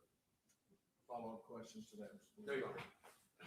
Investigator Richardson, thank you for your testimony, sir. You can stand down. Thank you. Any reason the investigator needs to stick around? You're free to leave. Thanks. Stay and call the next witness. Yes, Your Honor. Same call, Michael Gazelle. Michael Frizzell.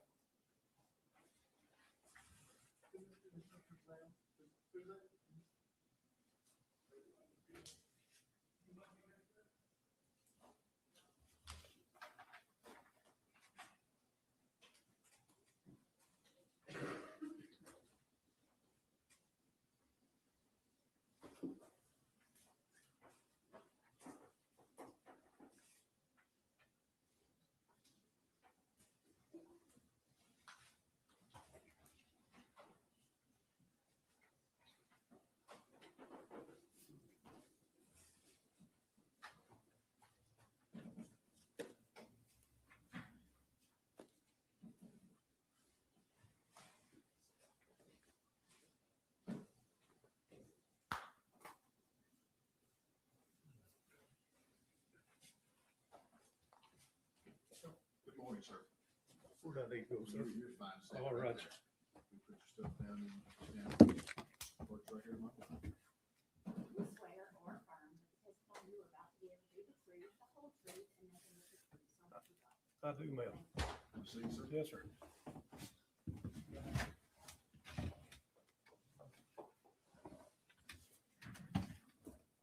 Sir, could you state your name for the court?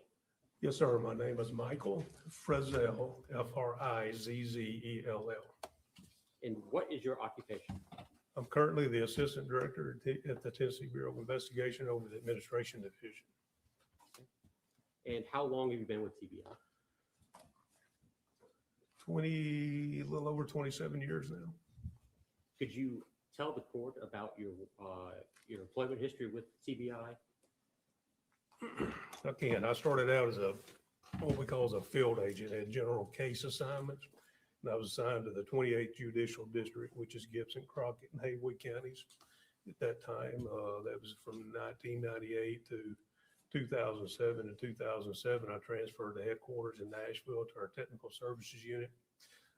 And I stayed in that capacity until 2017.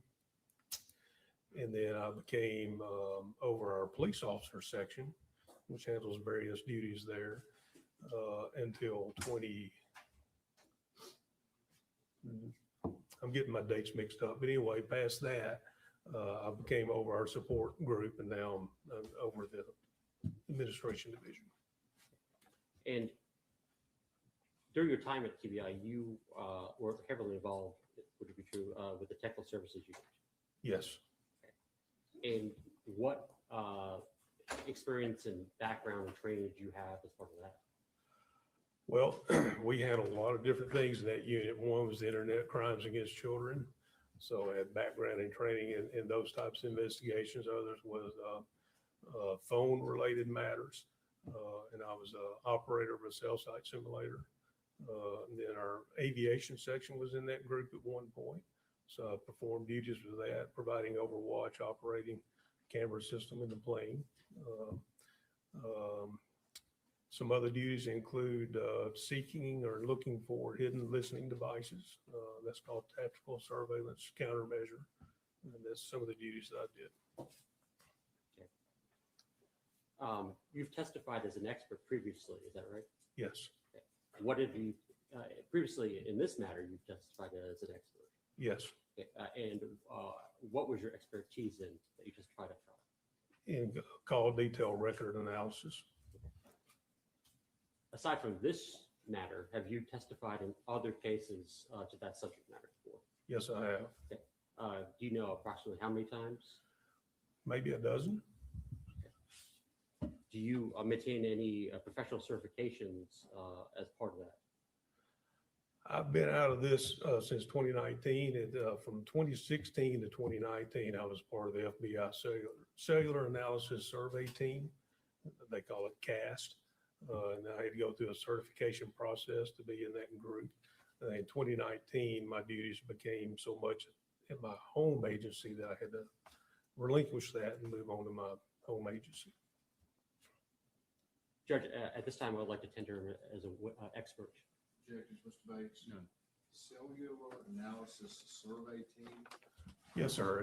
It's a group within the FBI that performs called detailed record analysis, drive testing, and other matters. All right, what's the specific expertise? The same as he testified before, which would be short call detail analysis. Call detail record analysis. Yes. All right.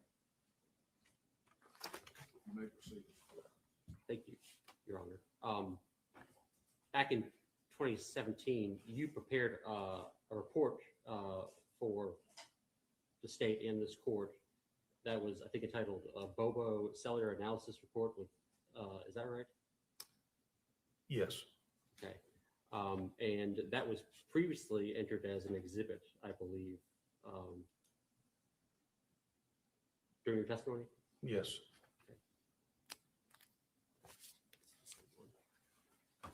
Judge, I'd like to pass this up. All right. Is this the? It is. I believe it was, yep, I believe it was previously marked in the trial as Exhibit 208.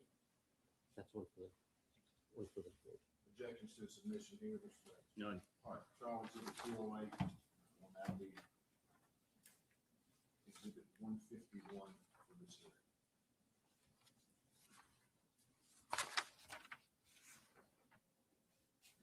Mr. Frizell, Explain what it is. Yeah, sure. Mr. Frizell, are you familiar with that document? Yes, I am. And what is it?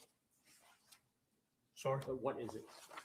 It's a report. It's called FBI Cellular Analysis Survey Team. It's prepared by me as a TFO, Task Force Officer for the FBI. And it was dated August 31st, 2017, and 3 phone numbers were analyzed, 731-733-0191, 731-733-2073, 731-549-7352. So that report contains certain phone numbers that the state specifically asked you to look at and do an analysis on. Yes. For certain time periods? For August 13th, 2011. Not It- August, April, excuse me. April 13th, 2011. I want you, could you turn your attention to page 5? Okay.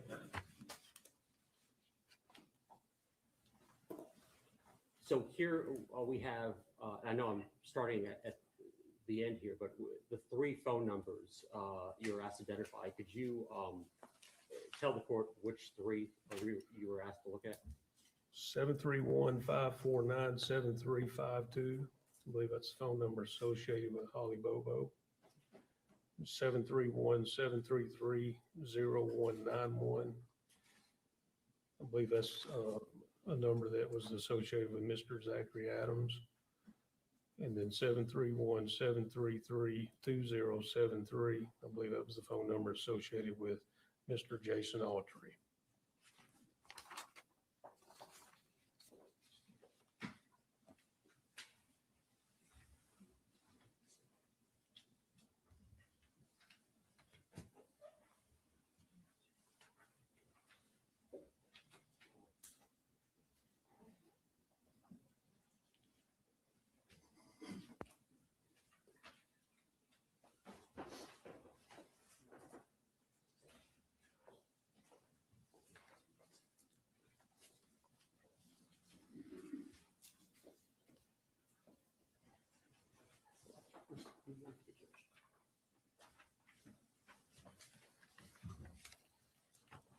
Sir, do you recognize that document? Sir? Do you recognize that document? Yes, I do. More recently, we asked you to look at some of the, many of the numbers in this report and identify who those numbers belong to. Is that right? Yes, Okay. And have you had time to review that document? yes, I have. Okay. And is the information on it accurate to the phone numbers in your report and the people associated with those numbers? Yes. Okay. Should I like to have that marked as the next number to be considered? Objection was done. I will mark this as exhibit 152.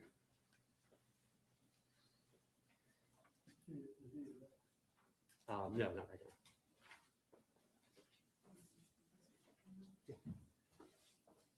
So I want to talk about what is in this report.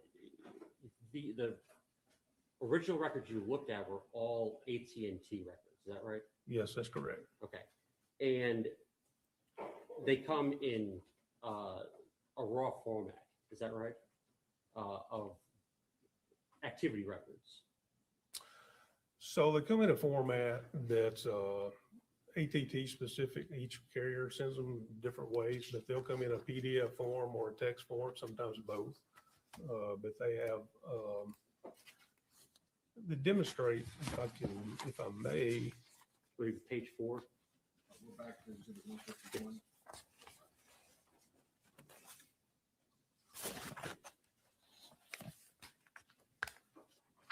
yes, page 4. I think it was 208 in the original, I think.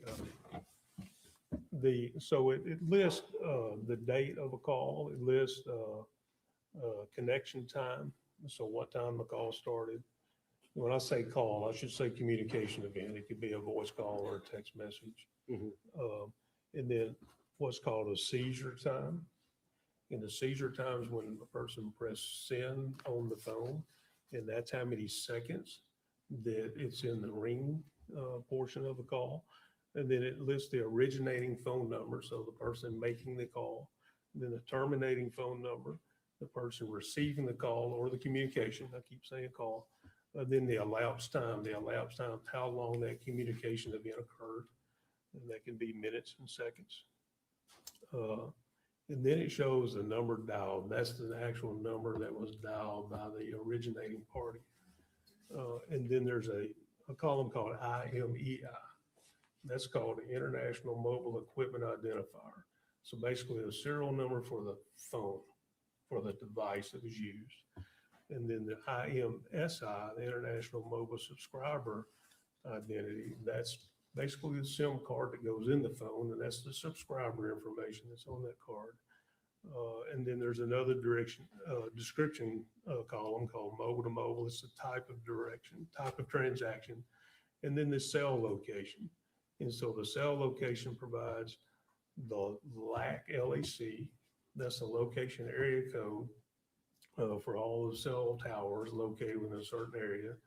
And then the next numbers past that, so like in this case, 16019, that's going to be the LAC / and then the next number, 31522, and I'm reading the top here, 31522. So 3152 is going to be the cell tower number.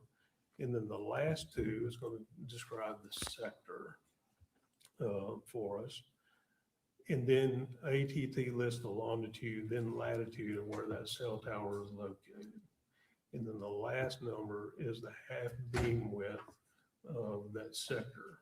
So in this case, and that's going to be the azimuth, like on a compass. So 120 degrees. So with these documents you received from AT&T, you're able to tell what phone called another phone. Yes. And these records reflect who's the sender and who's the receiver. Well, it reflects on what number communicated with the other phone number. How long the call lasted for? Yes.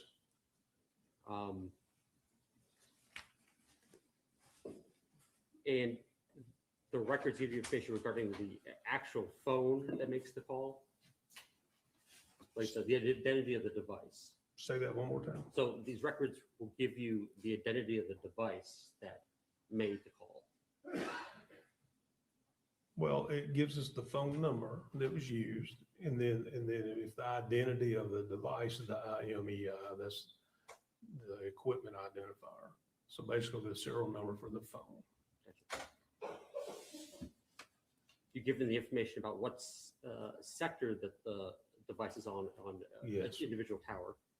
Yes, we can see where the tower, what the tower number is, the tower location, and then the direction of the sector that was used. Can you explain briefly to the court, like what these sectors are and how they work with towers? Yes. So let's use the clock on the back of the wall back here. So it's a good way to do this. It's analog clock. So from 12 to, cell towers, they have to cover 360 degrees. So in order to do that, instead of having what they call an omnidirectional, so one antenna is just broadcasting 360 degrees, they need to, for network capability and make it more user-friendly for people, so they can divide this into sectors. So generally they're in 120 degree pies, I'll call them. So 3 of those make 360. So let's say from 12 o'clock to 4 o'clock would be sector 1. So each hour hands a 30 degree. So 1 would be 30, 2 would be 60, 3 would be 90, 4 would be 120, 12 being 0, like on a compass. So 12 to 4 is 120, 4 to 8 would be the next 120, 8 to 12 would be the next 120. So sectors 1, 2, 3. They're not always numbered 1, 2, and 3. You can add more antennas, and they could be 4, 5, 6, 7, 8, 9. They can keep going as long as they keep adding more antennas to cover more for their sector. And could you explain how the azimuth works on these towers? So we need to know what direction that sector is pointing. So they give us this 120 degrees right here. So you take that's the half beam width. And so you can go 60 one way, 60 the other way, and develop which way the sector is pointing.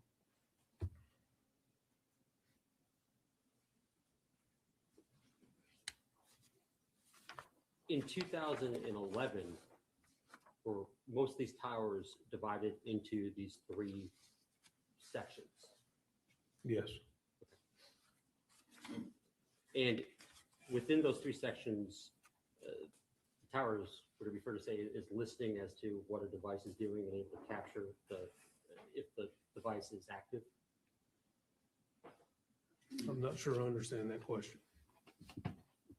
If a phone is able to connect with that tower within one of the 3 sectors, it's able to measure and to tell what the phone is transmitting. So in the records, the only thing that's captured in these call detail records is when a phone actually connects to a tower. So example, I'm holding my phone up, it's turned off right now, so it's not doing anything. It's not registering with the network at all. If I were to turn this phone on, it's going to start registering with the networks. It's going to look at all the towers around. And it's going to constantly take measurements, and it's going to determine when I press the send button, if I want to make a call or if I want to send a text message, it's going to determine which tower it connects to based on the strongest and cleanest signal. So to answer your question, the only thing we see in these records is when a communication event occurred. When it's in idle mode and there's no communication going on, we don't see that. What about if it's off? No, we don't see anything.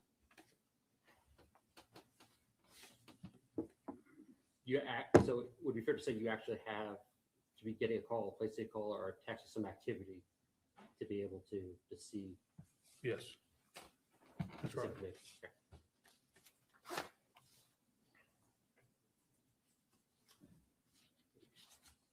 Let's talk about generally pings and differentiate that from cell towers. You testified at the original trial about pings that were done on Holly Bobo's phone on April 13th, 2011. how is a ping different than looking at cell phone activity? So a ping is when the network is actively trying to locate the phone. So in this case, the Decatur County Sheriff's Office contacted AT&T and asked them to try to locate that phone. So they send some sort of signal out. They're trying to reach into the phone and get it to respond. And so what these pings do is they give what they call a confidence level rating.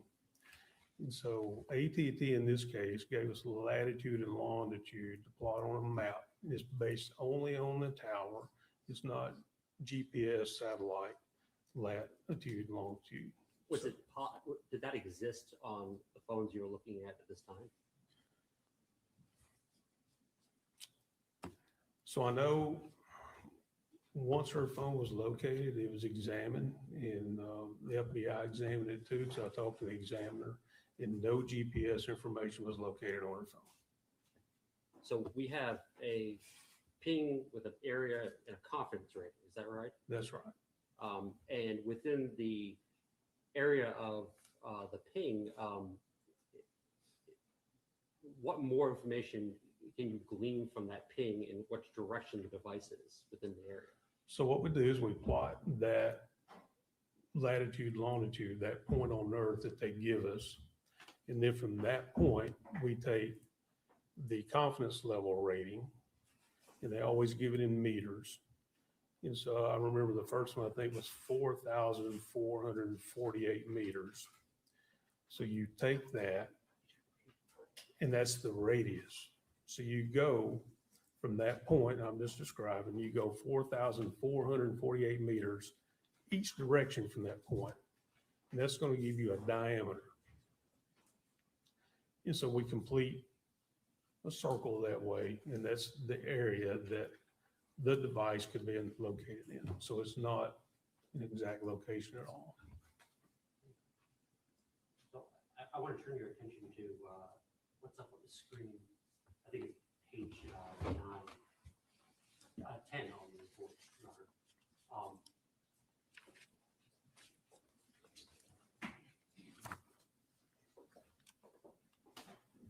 So we have, I believe, was the first ping the AT&T location at 8:57 a.m. Yes. Would it be okay if I step down and Your Honor and point to this? Sir. This is in black and white, and it's kind of. Yes. So you're talking about this 8:57, can you hear me okay? This 8:57 a.m. ping here? Ask me your question again, please. Explain what that means in terms of where the device is in that area. We don't know. It's just somewhere in this circle. We don't know. Don't know if it's north, south, east, west. No. So what I can describe to you is that ping looks to me is that spot, this top one I'm pointing at. If we were to draw a line up this sector on that tower right there, it looks like it's in the center of sector 1 to me.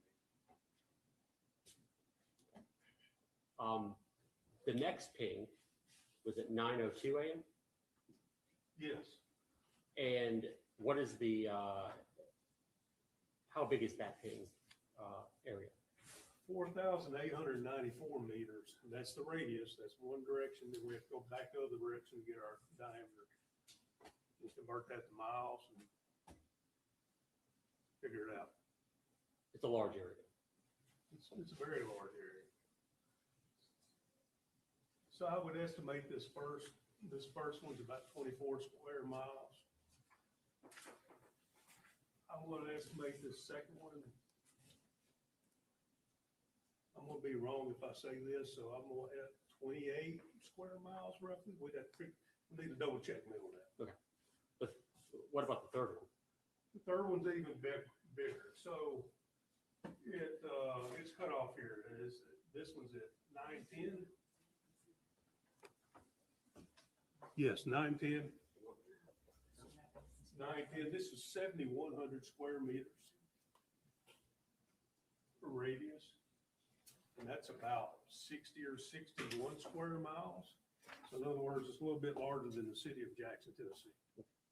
And again, that you have that area, but you can't tell north, south, east, or west where that device is in that No, area. no, sir.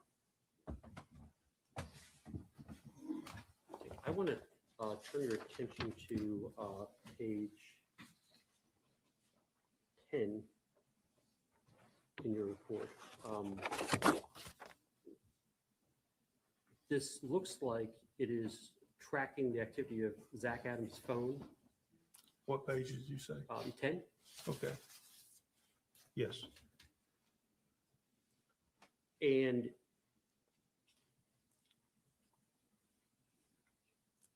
let's start with the first time. The first time his phone comes up in your report is at 8:19. Is that right?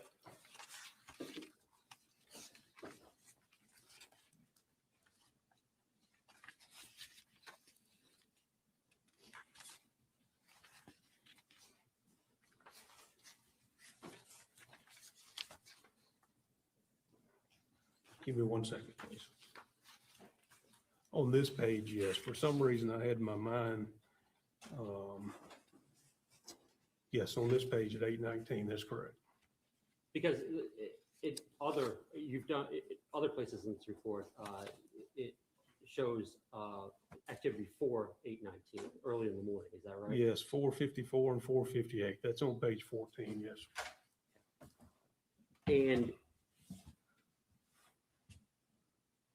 this diagram that has a 3-2, what does that represent? So that represents the sector. 2 being sector 2, 3 being sector 3. So I need to point out too, these sectors, they're perfectly 120-degree angles here. And so, and this little, I'm gonna step back down if that's okay, Your Honor? Sure. Yes, sir. So this area here, that's just demonstrates the direction of the radio frequency, how it's going out. It doesn't mean that it stops here. It doesn't mean that it's in a crisp line going out either way. So I just want to make that clear. So what this would actually look like would be an irregular shaped polygon out that way. You can have little areas out here, little areas out here, little area out there that it may cover. But the 2 and the 3 represent the sector. Okay. And the sector 2 of, and this is the cell tower by Birdsong, or the truck stop cell tower. Is that right? Yes, it's up on Cox Road, up by the North 40 truck stop. That is sector 2 of the truck stop cell tower is Zach Adams' home sector. Is that right? Yes. And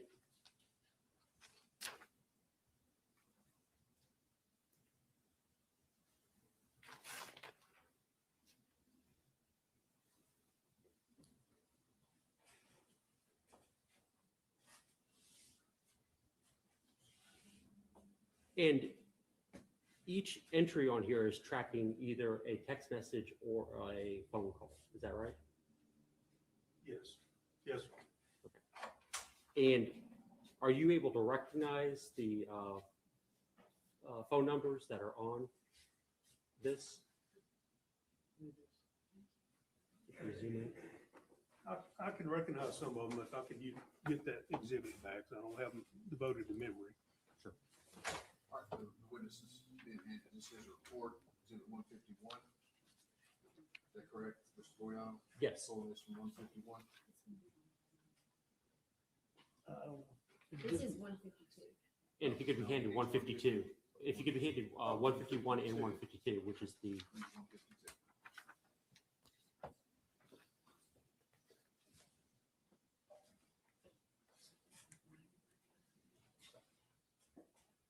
so the first phone call at 8:19. Do you know who is? It's an incoming call, right? That's correct. Do you know who it's from? 2073, Mr. Autry, sending a text to 091. Let me make sure I clarify. Mr. Autry's phone to Mr. Adams' phone. And his phone is receiving that text message in Sector 2 of Birdsong. Sector 2 of Truck Stop Cell Tower. That's correct. Okay. And if we, on the further down, we have a number 31523. That's this. Is that the same cell tower? It is just on Sector 3. Okay. So at 8:53, his cell phone is jumping to the other sector of the tower. Is that right? Yes, that's correct. Okay. And then at 8:58, it's registering off of back on Sector 2. That's correct. Okay.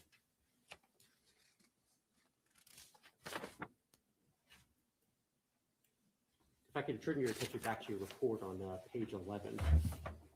Before you move to that, Brazil, when you were talking about the clock, you said 12 to 4 was Sector 1, 4 to 8, Sector 2, 8 to 12, Sector 3. That's not what this is. Want to elaborate on that for me, please? Yes, sir. So in general, I'm just using that as an analogy. Talk about 120-degree sector, what it looks like. So in this case, AT&T tells us the half beam width for this sector was 120. So we take 60 degrees each direction of 120, and that's how we develop the sector here. So it's not consistent from tower to tower. No, sir, it's not. You can ask follow-up questions there. If I could draw your attention to page 11 of your report.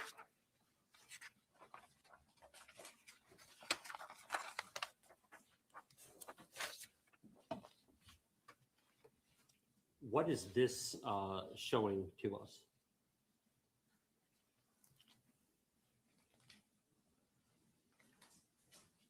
So this is depicting the phone number ending in 7352 and the phone number ending in 091, the towers they use and the sectors they use below. It also puts the ping information on here from 857, 902, and 910. And what relevance is it that, because you're tracking Zach Adams' phone, which ends in 0191, is that right? Yes. So And Holly Bobo's phone, which ends in 7352. yes. So 7352 would be the pink. 0191 would be the blue. And then you can see this is not really pink or blue, so can't get a good color there. So it's kind of a mixture of the blue and the pink on sector 3 there.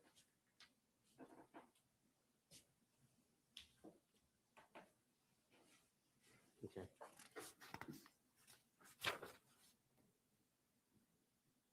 Moving on to the next page, on page 12,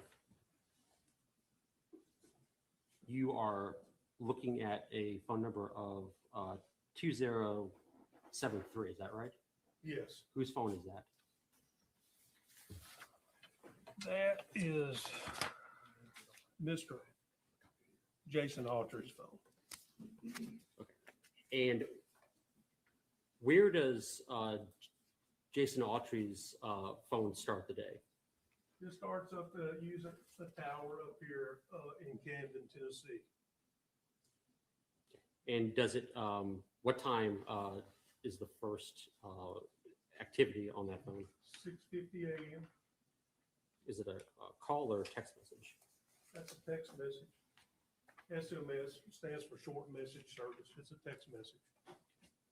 And does Jason Autry's phone begin to move south that morning? He used the next tower at 6:51. 6:51, he uses the tower further south, located on 641. So you look at this sector, it's using the southern facing sector on this one at 650, it's using sort of a eastern facing sector on the next tower at 651. It's further south. By 8:19, where is his phone? Starts using sector one, on what you're calling the truck stop tower, the one on Cox Road, I-40 and 641. Uses sector one from 819 to 840. And then from 852 to 855, it uses sector two of that same tower. From 8:19 through 8:40, if you could you see the numbers on the screen there? Yes, I do. Do you recognize who Mr. Autry is communicating with throughout the time? 819, his phone is communicating with Mr. Adams' phone at, So at 8:19, that's Mr. Adams' phone? yes, Okay. What about at 8:30?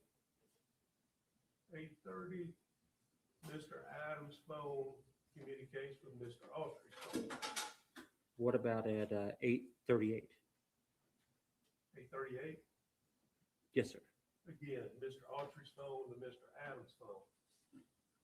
And then at 838 again, Mr. Adams' phone to Mr. Autry's phone. And this is 31521, one being the northern for one sector of truck stop tower. That's correct, yes. Okay. At 8:52, does Mr. Autry's phone move to another sector? At 852, it moves to sector two of that same tower. Okay. And is that a text message or a phone call? Or a voice call? At 852, that's a voice call Okay. To who? to Mr. Adams' phone.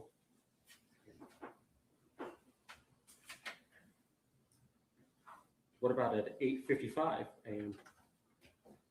Same thing, voice call to Mr. Adams' phone.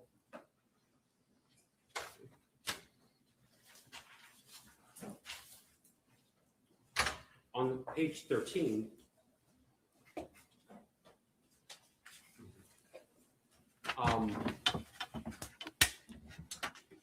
this is tracking, is it true, Mr. Autry's phone between 8:42 and 10:48? Yes. Okay, so tell the court what's going on from where it begins and where it ends up. So at 9:42 a.m., we see activity on a tower located right on I-40, the Birdsong exit. And we see it using sector 7 of that tower. This sector 7 points out toward the river. And then at 10:35, we see it move to sector 9 of that Birdsong tower, which points back to the west, in a western direction. Then at 10:36, still on sector 9 of that Birdsong tower. At 10:39, we see them using the truck stop tower sector 2. And then again at 10:48, truck stop tower at 10:48. And those are AM. So we have him. Yeah, I'm gonna go back one. When was the last time he is? When Mr. Autry was in on truck stop tower, previous page.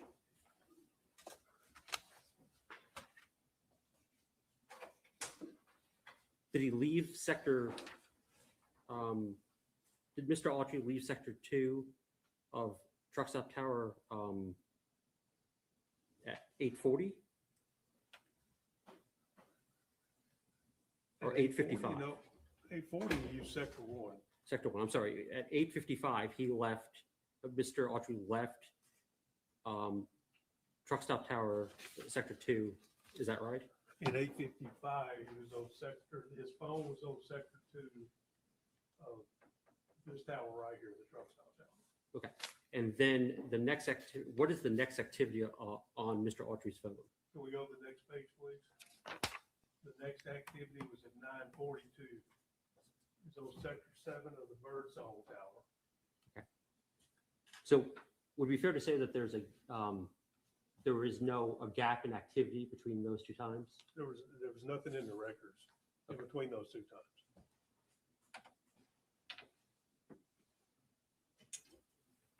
Then from sector 7 of Birdsong, Mr. Autry's phone travels to sector 9 of Birdsong. Is that right? At 10:35? That's correct. Okay.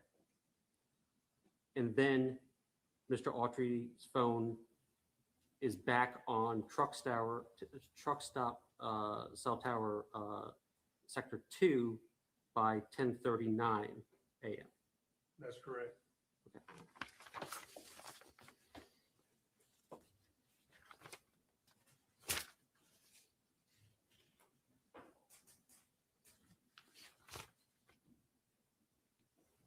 Now I'd like you to jump to page 15 of your report.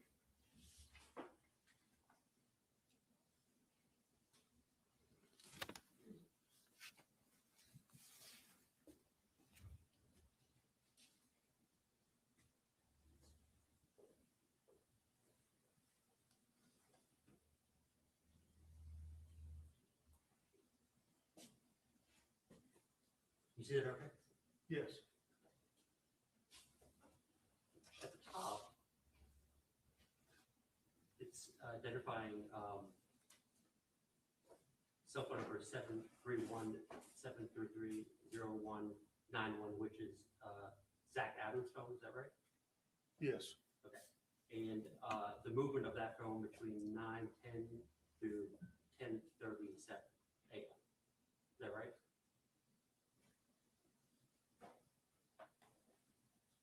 Can you scroll up a little bit more, please, or zoom it out? Yeah. No, it's from 9:10 up until 10:49 a.m. Because it's jumping sectors. It's changing tower sectors, yes. So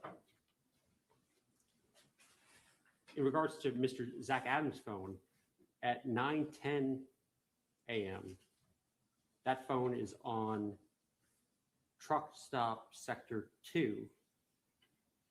That's correct.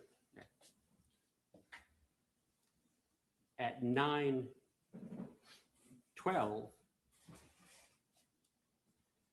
he receives, is a text message?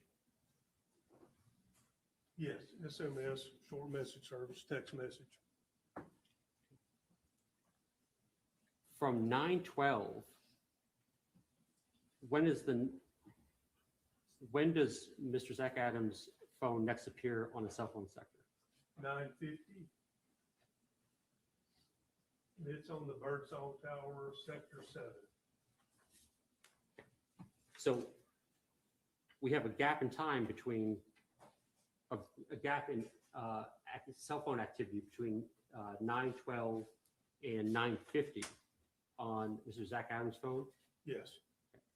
And it leaves sector 2 of the truck stop tower at, let me phrase the question. The last time it's on the truck stop tower is 9:12 a.m. and then there's a gap. Yes, at 9:12, and then there's a gap. Next activity is at 9:50 a.m. And that is on what tower in what sector? Birdsong Tower, Sector 7.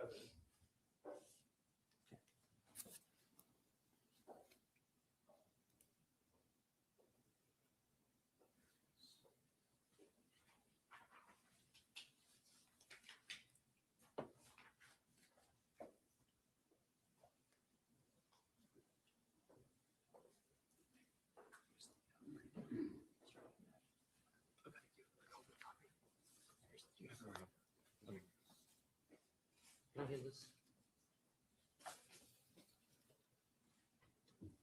More.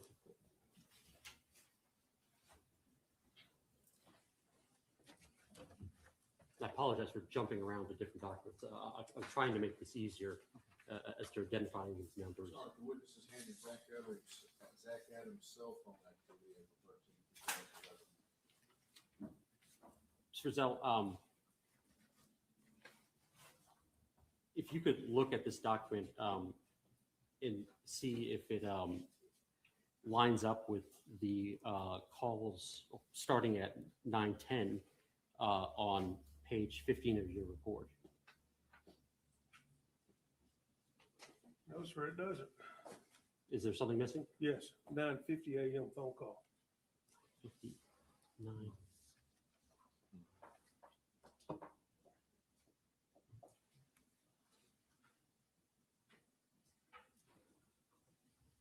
The 9:50 incoming text message? That's correct.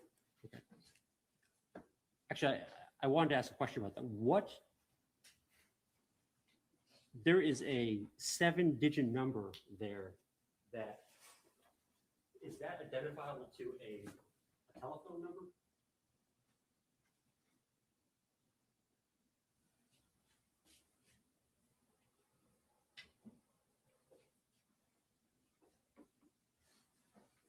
No, what I think that is called a short message code. And I don't know what it is. It could be from Your Honor, witness doesn't know what it is. Let's clarify where you're getting this from. Exhibit 151. Are you going to enter this as new exhibit 153? I'm talking from 151 right now. Okay. Are you going to enter the document that he's been handed? Yes. Objections, Mr. Bates? No, Your Honor. To Mr. Adams' cell phone activity, we'll mark this exhibit 153. So- Now you're referring back to exhibit 151. Yes. Okay. And page 15? Yes, Your Honor. Okay. What is that 7-digit number? Yeah, I don't know. It could be a short message code. Your Honor, if he doesn't know, he doesn't know. Okay, I'll move on. Mr. Bates is objected and I'll sustain the objection.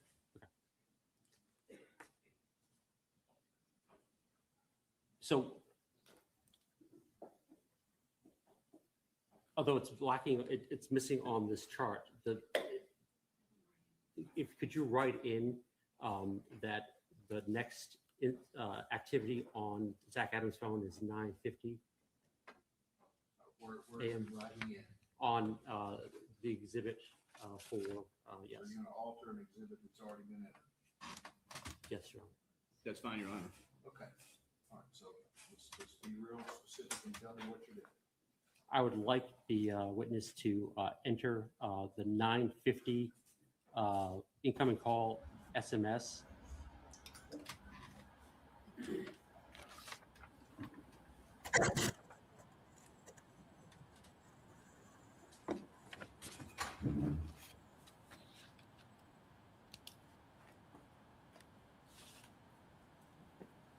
So there's a text message on Mr. So wait a minute, they ain't talking about nothing but some cell phone stuff that don't sound like nothing about nothing. What?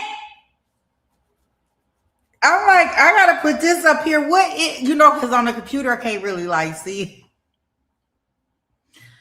I'm like, what the fuck?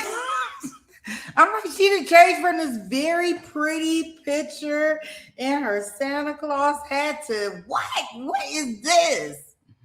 Like, oh gosh, are you trying trying to scare us?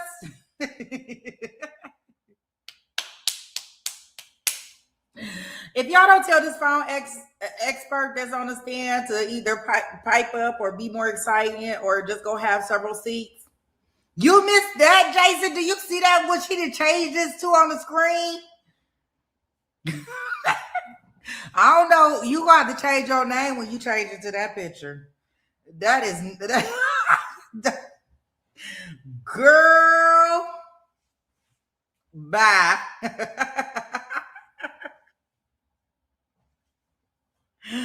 Oh my. No, no, no, no, no. That is so not allowed. I don't know what this guy talking about. I mean, he just sound like womp womp, and Zach don't know what he's talking about either. Because look at Zach. So, are we need somebody to come and try to tell us what this means?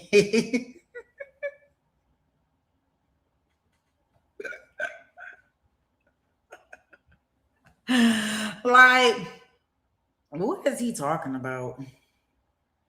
Do anybody know what he's talking about before I quiz y'all? I'm about to put a poll question out. I've been listening. So I want to know if y'all been listening too. What G is he talking about? Can anybody put in the chat? What G is he talking about? Is he talking about 4G, 2G, 1G, no G? What G is he talking about? Oh, BZ said, look, it's 2G.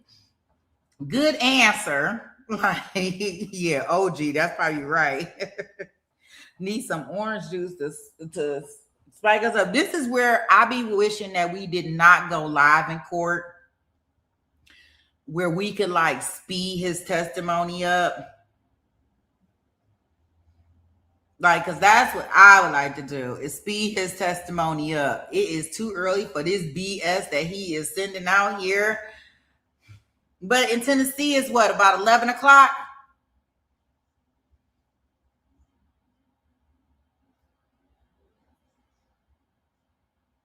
Mm-hmm. Yeah, so I don't know. It's probably getting close to lunchtime, but I surely wish they would have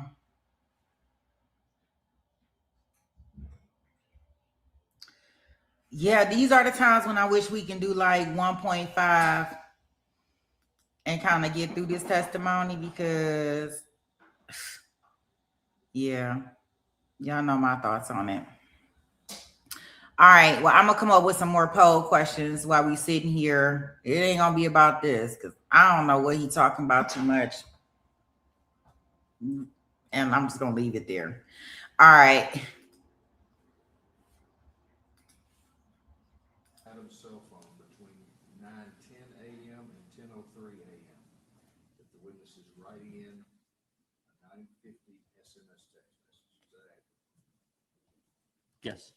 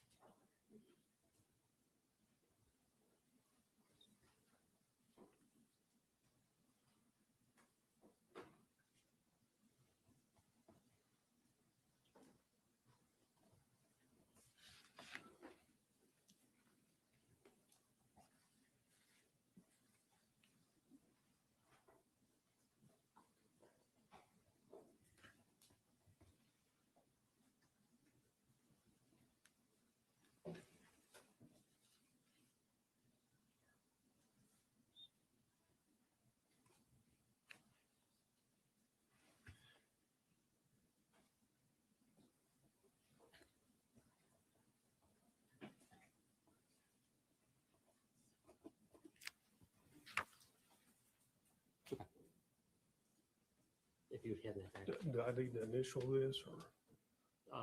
Yes. Yes, just initial.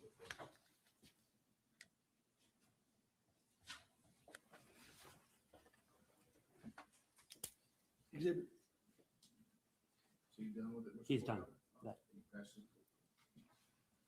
Thank you. Confirm that's what.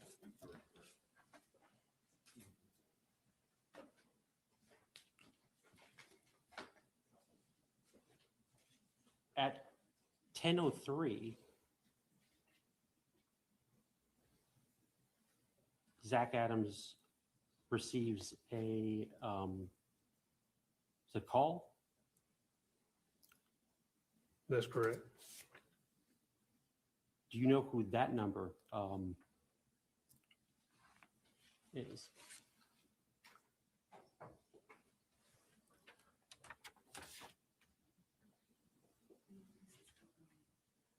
Joe's video. So it's an outgoing call. So that is, so he makes a call at 10:03 to Joe's video. Yes. Okay.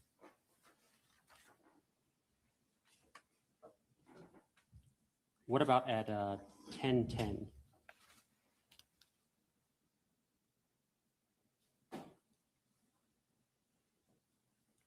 That is an incoming call from a phone number associated with Mr. Shane Austin. What about at 10:12? That is an outgoing voice call to a phone number associated with Mr. Michael Hughley. What about at 10:13?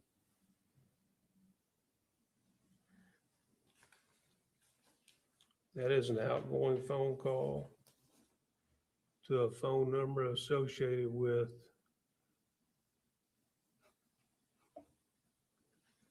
Joe's video.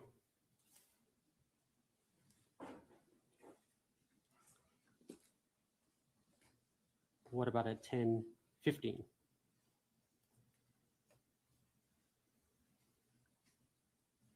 Same outgoing voice call to Joe's video.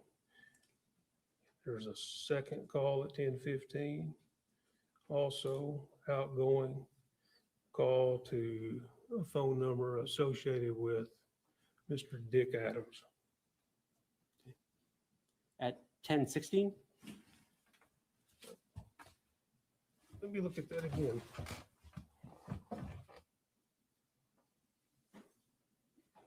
There's two 10:15 calls. There's two. There's two. One to Joe's video, and then one to a number associated with Mr. Dick Adams. Okay.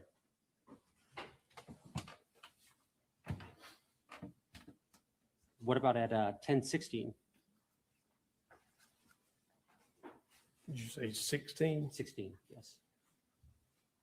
You gonna go through this and sign this? Yeah, just to identify And the, just give us a time, give me the description of the call and who the numbers associated with it. Yes, sir. So at 10:16, looks like there's an outgoing phone call to a number associated with Mr. Dick Adams. At 10:18, incoming text message from, no, I don't know what it is.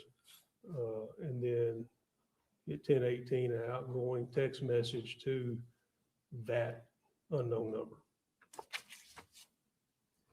Again, at 10:18, an incoming text message from that unknown number. All right, now this is not the list that I've got. I'm not sure which, I'm going off exhibit 153. 153 is reflective of phone numbers we've identified to, Just Mr. Adams. yes. So what list is he going off? He's going off of, I think, his report.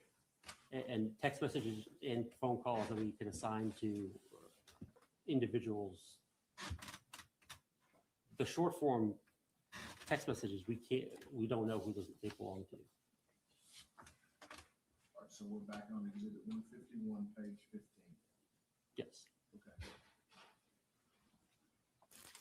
We're now at 10:18. Okay, and then we had, two at 10:18, one outgoing and one incoming, both text messages from the unknown number. 10:19, the incoming call, phone number associated with Mr. Shane Austin. Another one at 10:18, outgoing call to a phone number associated, I think that's Joe's Video. At 10:20, outgoing voice call to a phone number associated with Mr. Shane Austin. 10:23, incoming text from an unknown number. When I say unknown number, I mean, I don't know what it is. At 10:24, incoming phone call, voice call from a phone number associated with Mr. Dick Adams. 10:25, incoming text message, number's not recognized on what it is. 10:29, outgoing text to a phone number associated with Rebecca Earp. 10:30, outgoing text to a number associated with Rebecca Earp. 10:31, incoming text from a number associated with Rebecca Earp. At 10:32, outgoing text, phone number associated with Rebecca Earp. From there, does Mr. Zach Adams' phone move to another sector of the Birdsong Tower? Yes, that's correct, Sector 9.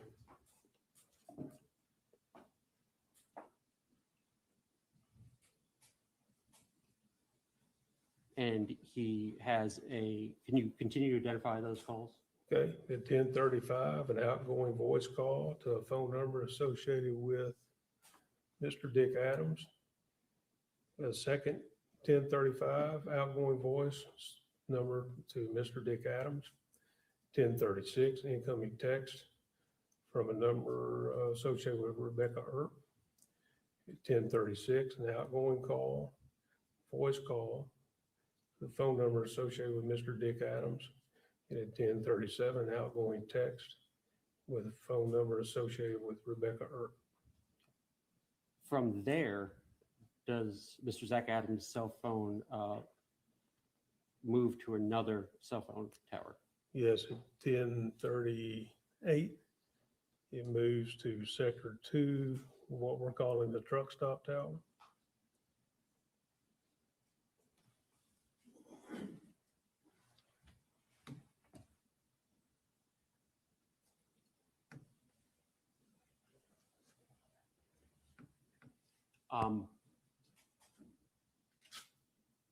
Can you finish out the list and identifying those numbers? Starting at 10:38. Yes, sir. Okay, 10:38, that's an outgoing text. The phone number, Rebecca Earp. 10:39, outgoing text to Shane Austin's phone. At 10:40, incoming text from number don't recognize. At 10:40, outgoing text to an unrecognizable number. Again, at 10:40, same thing. Third time at 10:40, same thing. Excuse me. Let's do the 10:40s again. 10:40 a.m., incoming text. Don't know what that number is. 10:40, outgoing text. Don't know what the number is. 10:40, outgoing text. Don't know what the number is. 10:40, incoming text. Don't know what that number is. 10:42, incoming text from Rebecca's Earp's number. 10:42, outgoing text and unknown number. 10:43, outgoing text to Rebecca Earp's number. 10:43, incoming text from Shane Austin's number. And then Zach Adams' cell phone moves to the western sector? 1049, it moves to sector 3 of that truck stop tower. It's an incoming text from that unknown number. Thank you. I know that was tedious. Thank you for going through that. I want to bring your attention back to your report. Can you tell us where exactly these cell phone towers are in relation? So the truck stop tower, where is that? Basically at the intersection of 641 and I-40 is just a little bit north of that. Across the road from the, I think it's called the 19 truck stop now. Back then, I think it was called North 40 truck stop. That's where that one's at. And the Birdsong Tower, can you identify that for us on the map up here?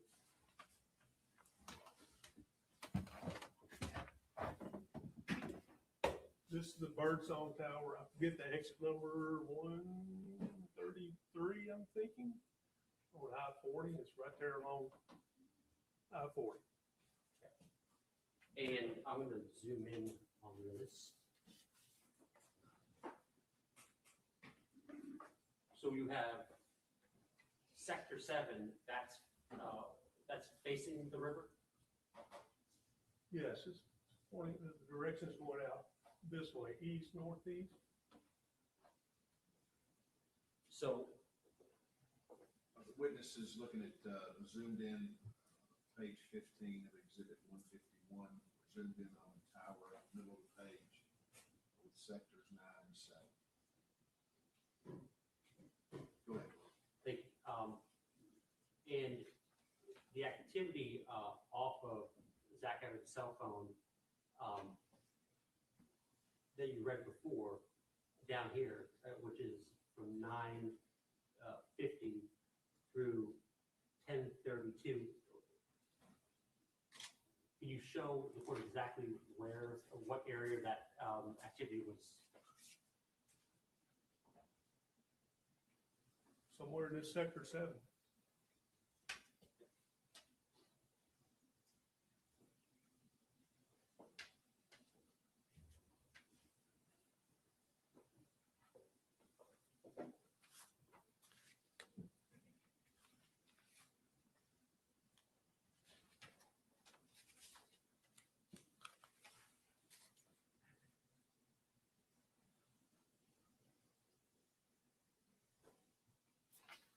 So you've gone through the movement of Jason Autry's cell phone and Zach Adams' cell phone.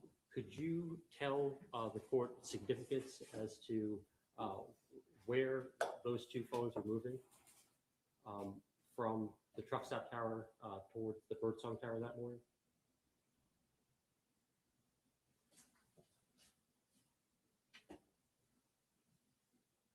Well, I can't tell you where the phones were. All I can tell you is they used these towers where I've noted these sectors. Anywhere in these sectors is where the phones could be. So if you hand over from sector 7 and then go to sector 2 on this, it indicates to me that the phone's moving. I just don't know where.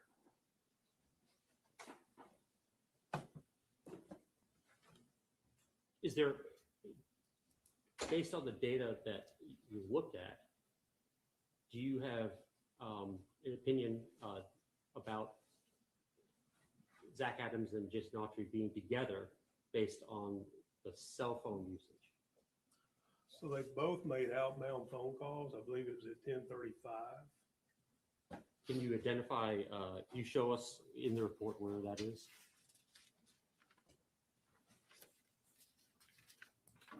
And out. This is Mr. Autry's phone number we're talking about here. At 10:35 a.m. an outgoing voice call to a phone number. I think we said that was associated with Mr. Dick Adams, I think.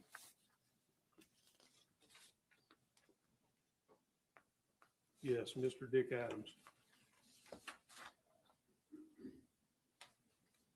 As far as Mr. Autry's phone, I would need to look.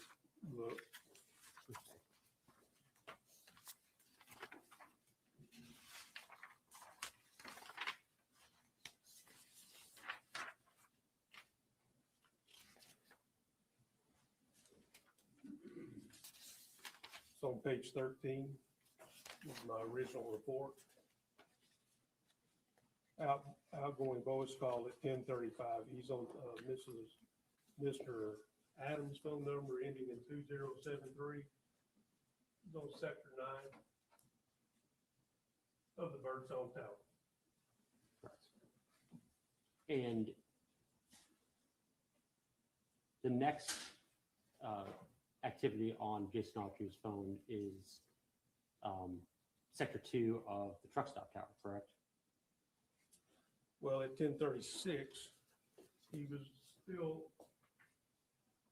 using, his phone was still using sector 9 of the Birdsong Tower.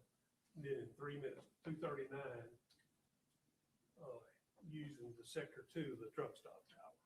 So at 10:36, Jason Autry's phone is showing activity off of sector 9 of the Birdsong Tower. Yes, And at 10:39, it then shows Jason Autry's phone having activity off of the truck stop tower in sector 2. yes. If you jump back to page 15,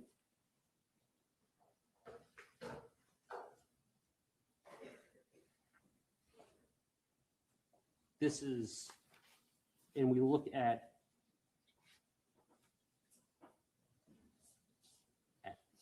on sector 9 of Birdsong at 10:37 for Zach Adams. I think it's the bottom right entry.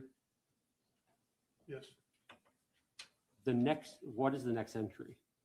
Or sign of activity of the phone?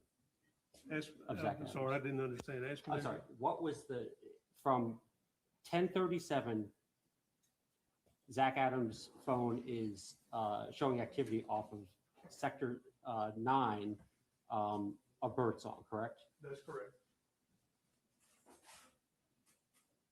When is the next sign of activity for Zach Adams' phone?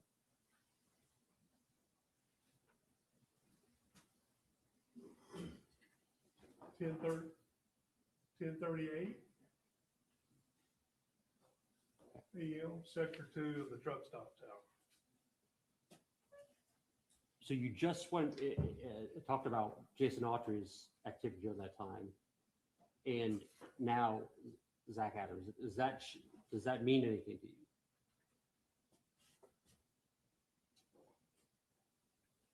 They're not calling each other. I know that. Their phones are not calling each other. They both made outbound calls at the same time, using the same sector, the same tower. It's possible that they were together.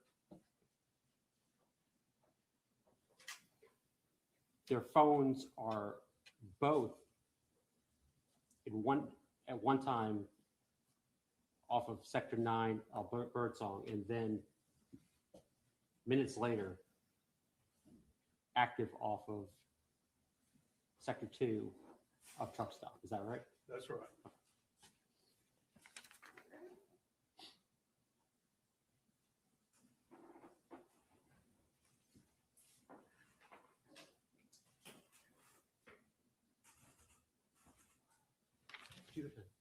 Page 16.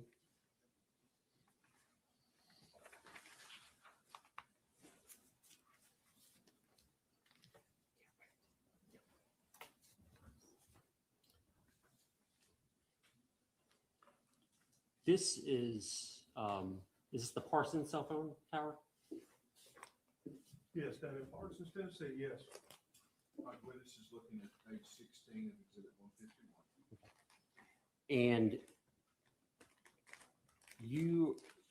could you tell the court what activity is going on off of, is it sector 2 of the Parsons Tower? Is that south facing? So associate the numbers. Yes.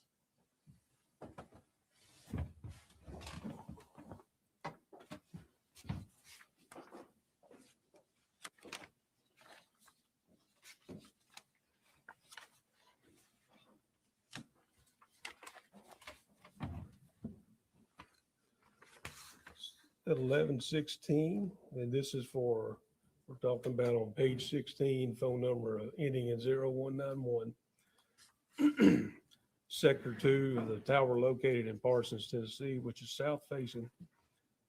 Outgoing text message to phone number Rebecca Earp. 1122, incoming text from Rebecca Earp's phone. 1123, outgoing text to Rebecca Earp's phone.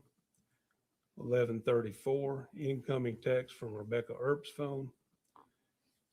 1143, outgoing voice call to Joe's video. 1143, incoming voice call from Cindy Adams' phone number. 1145, outgoing voice call to Joe's video. 1148, incoming text from unknown number. 1149, incoming text from unknown phone number. 1210, outgoing text to unknown phone number. 1210, outgoing text to unknown phone number. And this is part of your original report that you testified to at trial, right? Yes.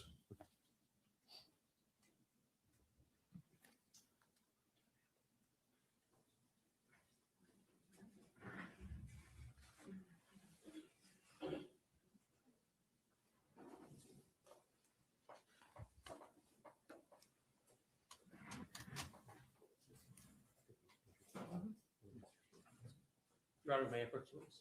You may.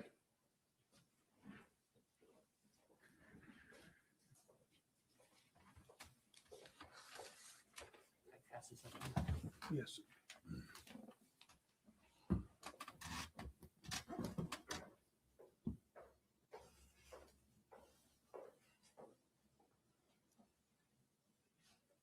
Okay, I would like to go through this map and have you identify some significant locations as it relates to the cell phone tower and different events in this case. So I think the first is let's do the cell phone towers. That first, or Yeah, these locations already marked on here. some, yes, some. I'm going to enter this board as an exhibit. Yes. Let's describe it in general, and then let's enter it, and then you can make it. Okay, objections to this, Mr. Bates? None. Okay.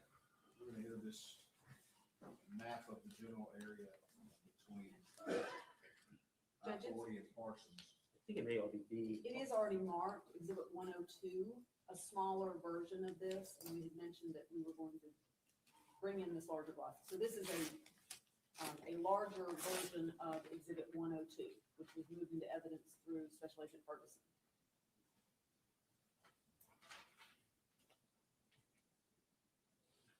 I think it was He's gonna mark on this, we'll need to mark it. as Yes, sir, I'm one. just for the court's record, and Thank you. yes. Larger version of exhibit 102, we will mark it as exhibit 154. You may proceed.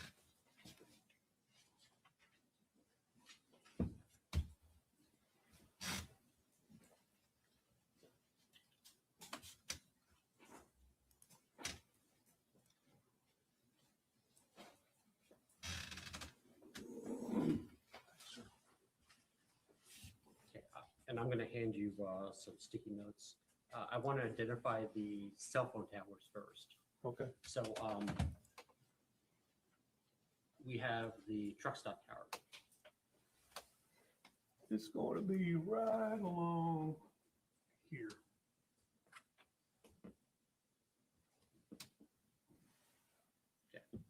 And the birdsong tower.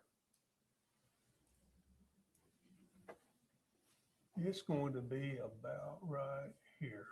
Describe these type of stickers. Yes, sir. What I'm That's saying So- here, a blue sticker, sir, for the truck stop tower just north of I-40 at 641. I placed a red circle sticker at the Birdsong Road I-40 intersection for the Birdsong Tower. And I'll mark them. You okay with, Mr. Boyano marking these, Mr. Bates? Sure, Your Honor.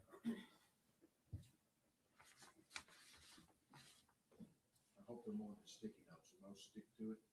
We hope so. Or a sticker or a sticky note.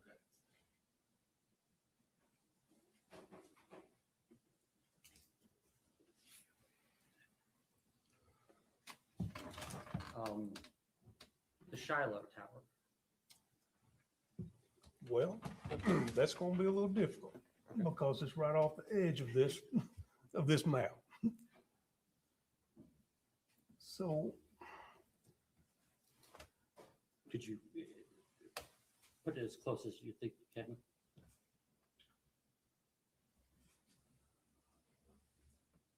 I'm gonna put it right on the edge. Now put your writing upside down, I'm sorry. It's gonna be just off the left edge of this board a little bit. I think it's gonna stick. There are several towers around the Bobo's residence that Holly Bobo was phone connected to the morning of April 13th, 2011. Is that right? Yes, Okay, so can we walk through that? yes. Okay. And that's reflected in your report. I can do that as we go through it.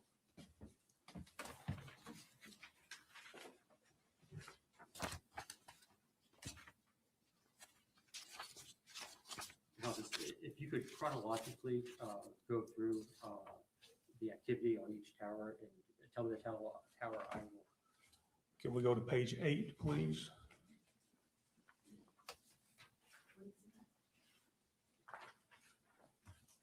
This is exhibit 151, page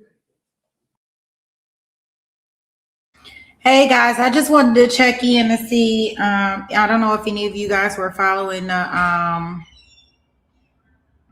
the Charlie Kirk thing, but he's back in court today.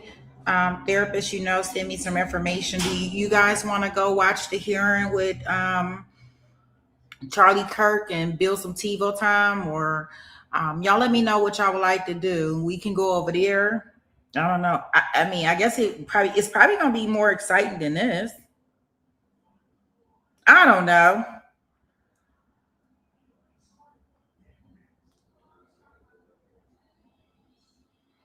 Pretty Brown said, "Hell yeah."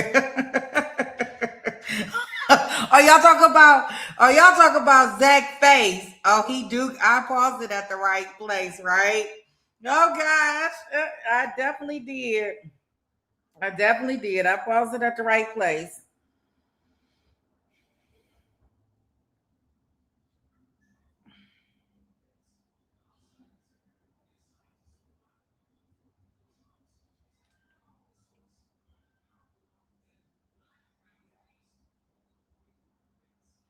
Let me see. Somebody poo poo. Let me see. Let me see what we got with the Charlie Kirk thing. I mean, we can pop in there for a minute, right?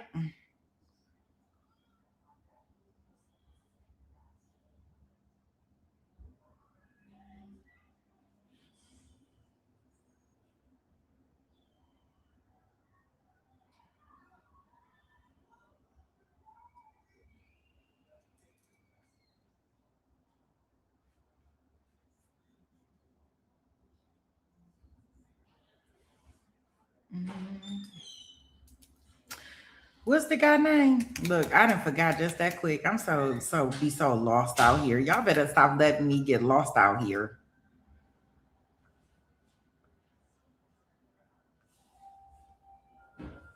Did we miss the hearing? Maybe we missed it. Shoot, wait a minute.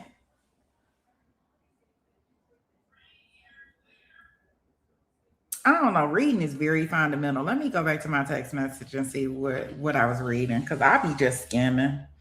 I'm guilty.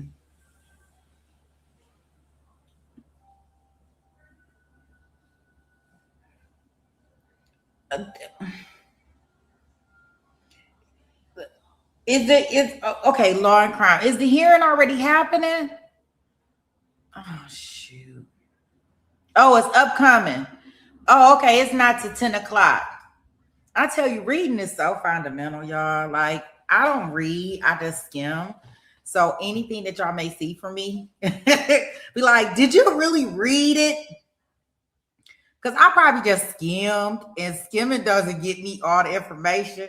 Okay, so we'll finish listening to our boy, Zach, with the stanky stank. He got the stank face on. I need to get that face. He looking like this is some straight up bullshit. Yeah, I said it. I said it for you, Zach. Let me screenshot this. Did he say this some straight up bullshit face? Oh yeah. Got it. All right, guys, I am going to take us back in here. Okay, let's get in here.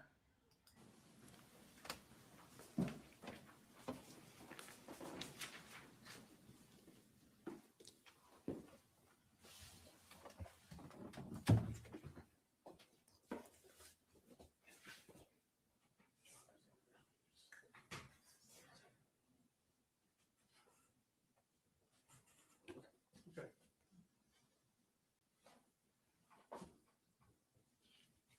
So it's starting at 7:30 a.m. This is phone number ending in 7352, known to be Holly's phone. She used a tower in Chesterfield, Tennessee. That's to the west of where she lives, along Highway 412. So she lived in the Darden community. The Chesterfield community is a little next one over, so unincorporated. She used that tower at 7:30, 7:31, 7:40. Let me back up. So at 7:30 and 7:31, she used the Chesterfield tower. 7:33, it's transitioned that tower way down in Scottsdale, Tennessee. Two times outgoing text messages at 7:33.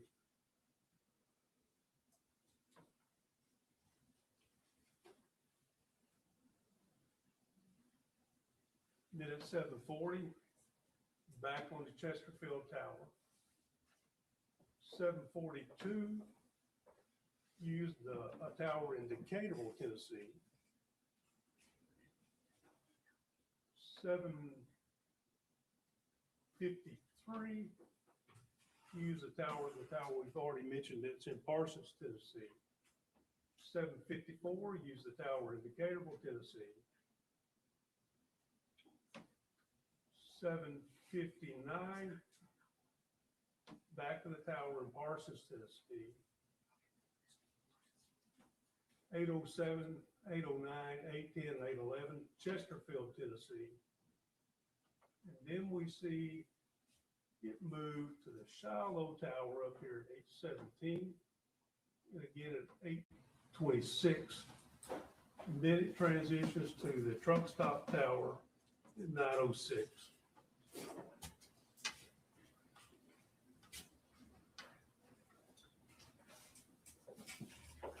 And so how many towers do we have for this area?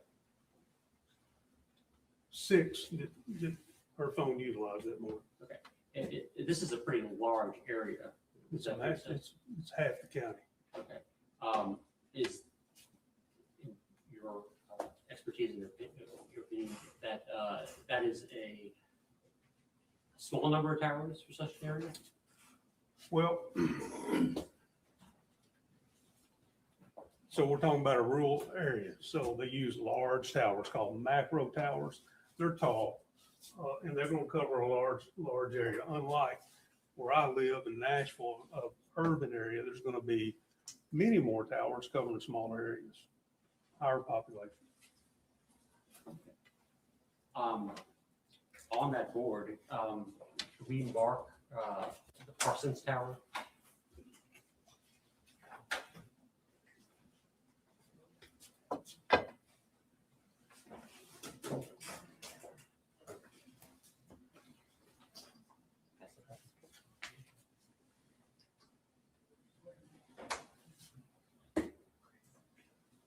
It's going to be somewhere right along in here.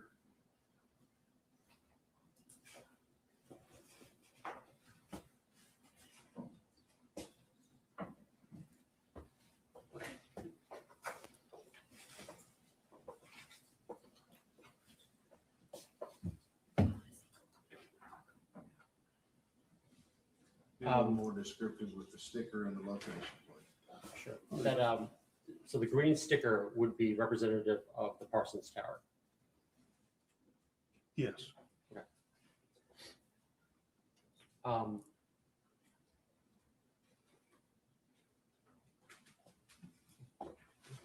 The Bobos home, where would that be on this map? There's a house, a blue house depicted on here already. Okay. On Swan Johnson Road. Um,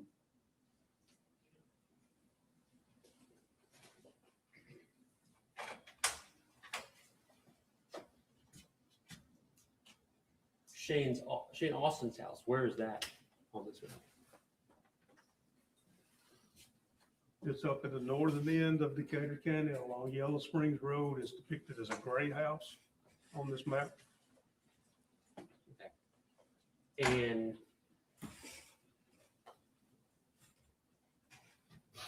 Zach Adams' home.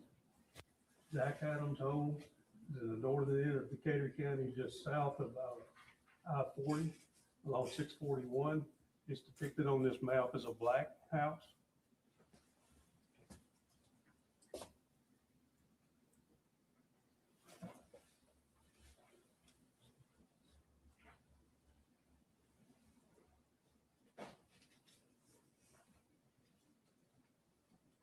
There are two phones indicated down here. Do you know what those are for? So one's a red phone, looks like an old phone time receiver. That's where Holly's cell phone was located. The other was blue in color, and that's where her SIM card was located. It came out of her phone. Are there other items of her, from her person represented on the map? There's a red pin with a bulb on it. Looks like a pin. It is labeled victim's property. And that's up along Yellow Springs Road.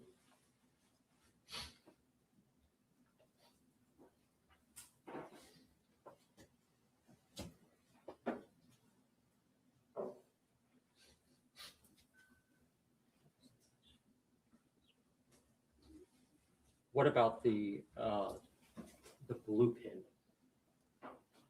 Oh, there's a blue pin along here. I think that's Gooch Road where it says victim's property. Do you know what property was found there? Lunchbox, I think.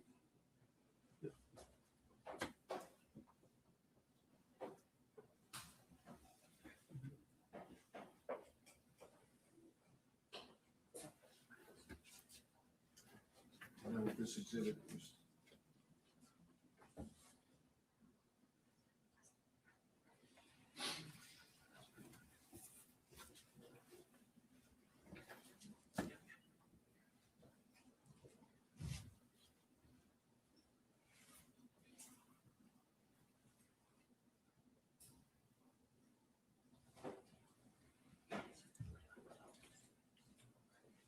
You could put that down. I would like to have just put that into evidence. We did. I'm like, it's 54, correct?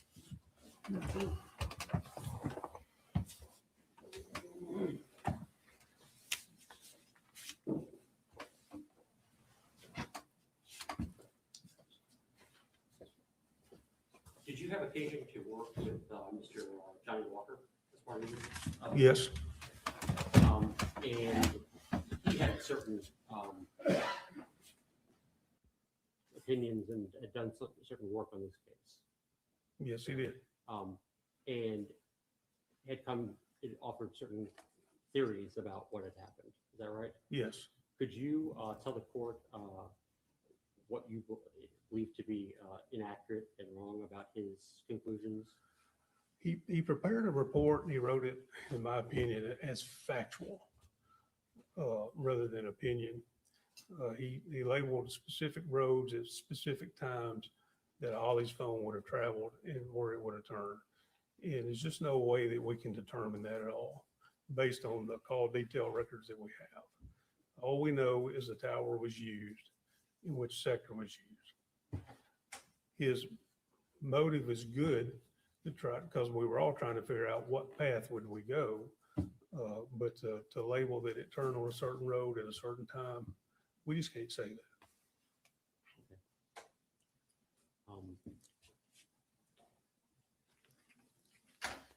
On before you back to page 16 of your report, Yes. at 11:16 a.m., where was Zach Adams' cell phone showing activity? At 11:16 a.m. Yes, sir. His phone utilized the tower located in Parsons, Tennessee on sector 2, which is south facing. One moment.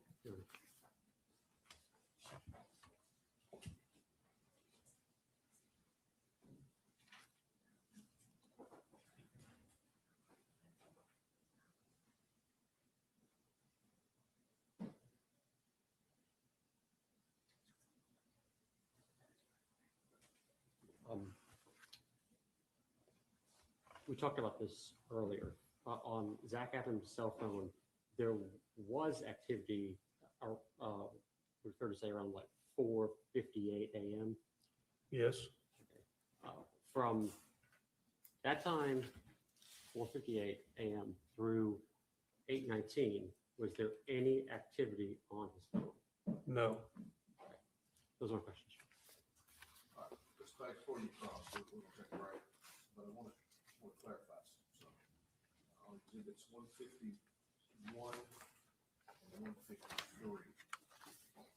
153 appears to be a detail of Zachary Adams' cell phone activity. That's what it's labeled. Mhm. And we had the witness handwrite in one SMS text message at 9:50 a.m. from an unknown, either to or from an unknown number. Yeah, sure. Okay. As the witness was detailing all this cell phone activity, there appears to be multiple communications with an unknown number, whether it's text or phone call. I'm not sure that matters, but would that be accurate? Yes. Okay. So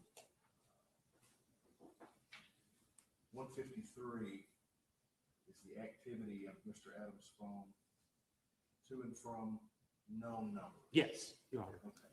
So really the addition of that 950 text,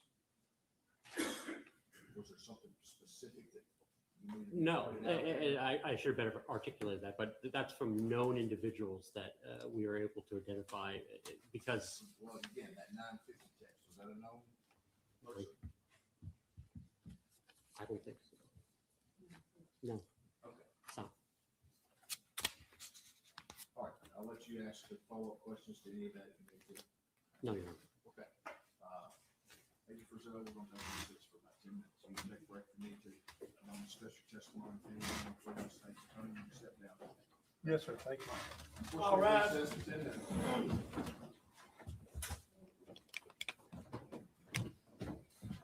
Mike.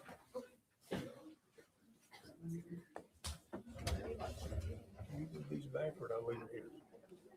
You may need them. I'm sure I will.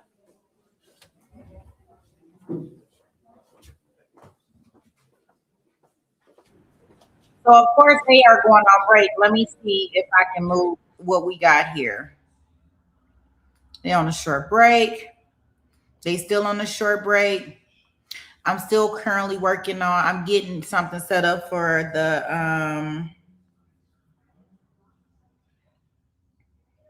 the Charlie Kirk hearing. So I'm getting that kind of set up right now.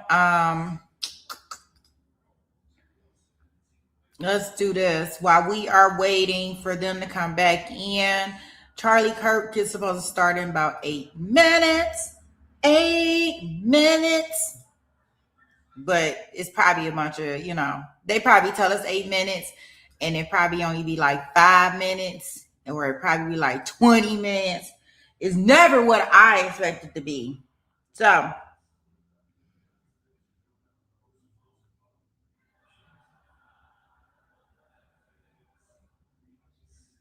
give me 1 second here.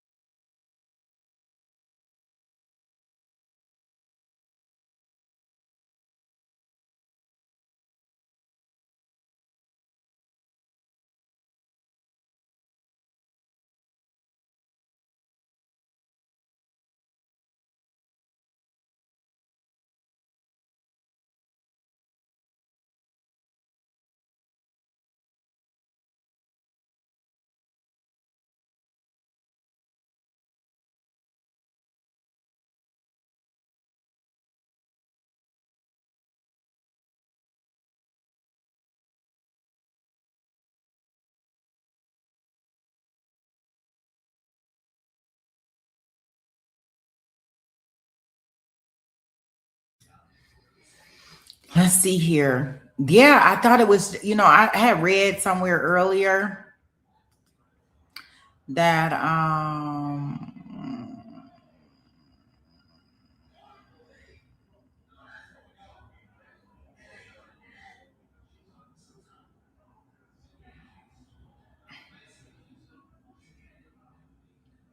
oh, okay, Tyler Robinson. Charlie Kirk is hey. I'll be mixing it up, boo. You could definitely tell I'll be watching it. Yeah. Okay. Y'all know what I mean? Look, y'all know exactly what I mean. So I'm making a thing for the Tyler Robinson here in regards to the Charlie Kirk, and then I found out Erica pregnant. So I don't know.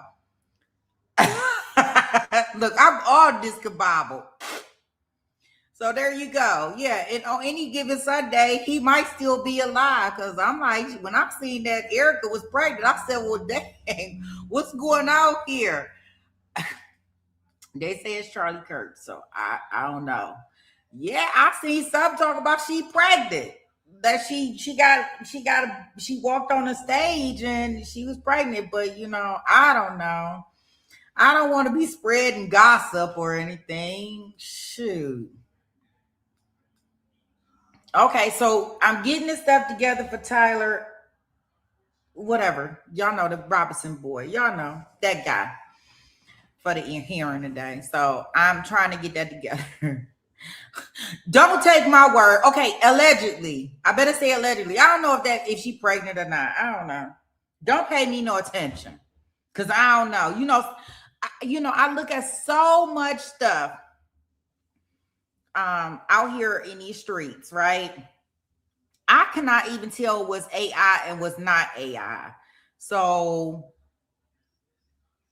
I don't know. Like, I am really naive to a lot of stuff, guys, and I can be really gullible.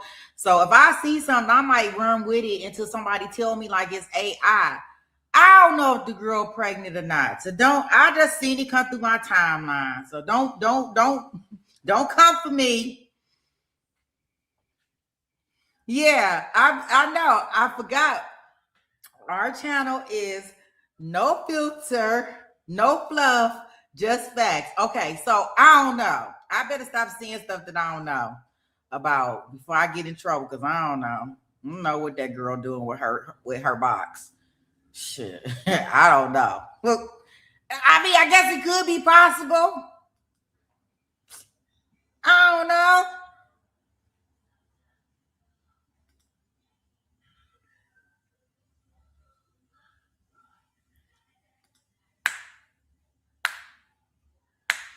I don't know. I got to do something real quick. Let me do this. I see the courtroom shaking, but in a y'all see the camera shaking.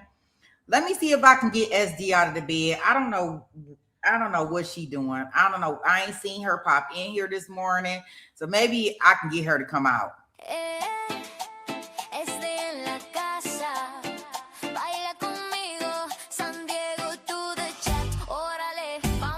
From the surf in San Diego to the courtroom stream, SD walks in like she owns the scene. Pelo multicolor shining in the sun. She cracks one joke, chat laughing as one. She throws preguntas bien chidas, sharp like a blade. Cross-exam queen, nunca tiene a grade. And that dance so spicy, Cali mistakes close. She brings the fuego, everybody knows. Cuando Jason llega, ay caray, she flirts poquito. He just says hi, sweet pea laughs. Aquí vamos otra vez, SD drops the fuego and the chat says yes. She's fuego, fuego, lighting up the show. Tex-Mex in the chat, everybody knows. Con su risa, su vibra y su pelo tan cool, she turns the live stream to a cumbia at the pool. Fuego, fuego, SD's the queen. Spanglish magic en la chat screen. When she pops on camera, we all say que show. Latina sparkle with that California glow. Los mos la quieren, they hype her name. She adds flair y sabor to the game.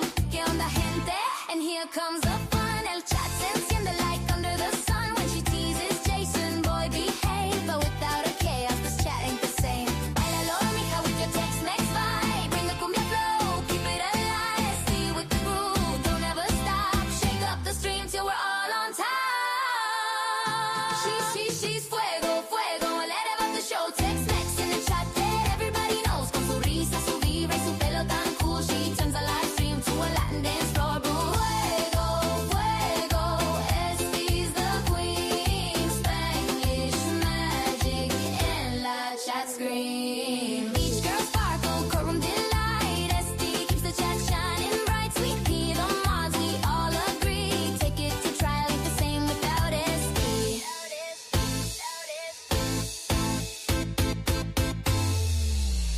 Okay, that's her calling. That's her calling. Zach said he back. Guess who's back? Back again. It took us right to Zach being back.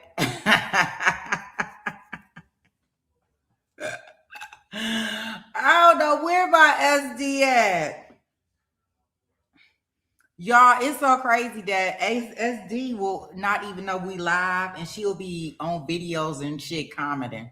She's so she be so medicated. She'll be looking at the videos on the channel commenting, and we'll be live. And I can see the comments when y'all make comments on the phone. Like most of the time, I can catch them. And I would have to go grab her and bring her on in here because she'd be in a video commenting, not even knowing that we live. She is too funny. It'd be like she already medicated. She said that she gonna be busy this morning. Okay. Well, I'll excuse her for right now. She's so funny.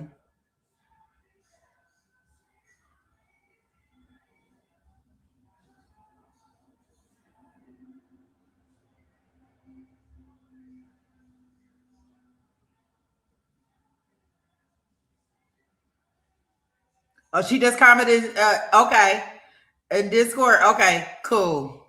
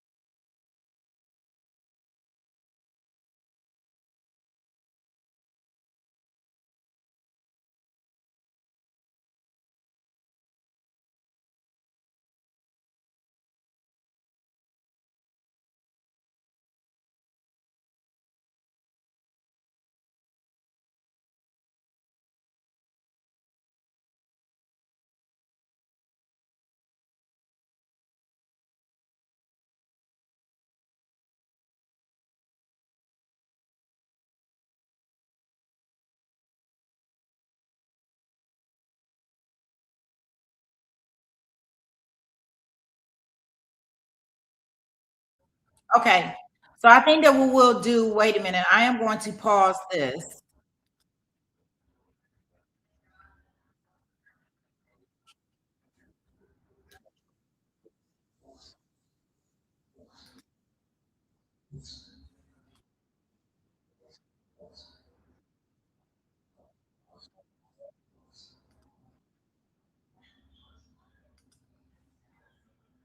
So I paused that. I am going to take us over here to the Charlie Kirk hearing. They actually did start pretty much on time, so I'm proud of them.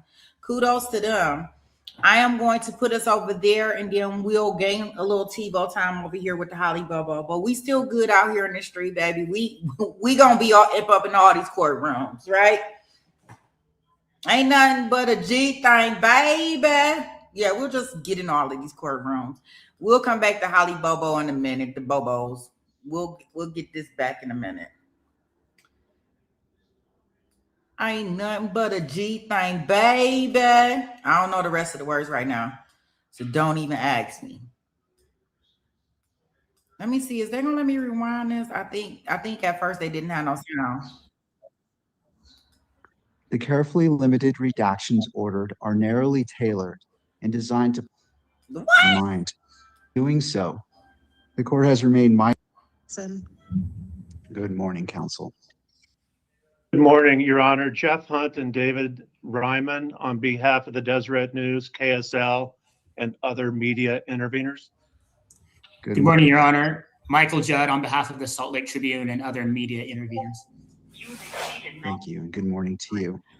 Mr. Robinson, are you with us? To listen to your message, press 1. To erase and re-record. Yes, Your Honor.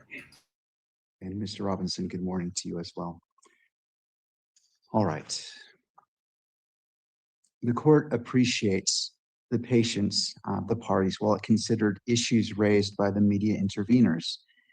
An appropriate classification of the transcript and audio recording from the October 24th hearing.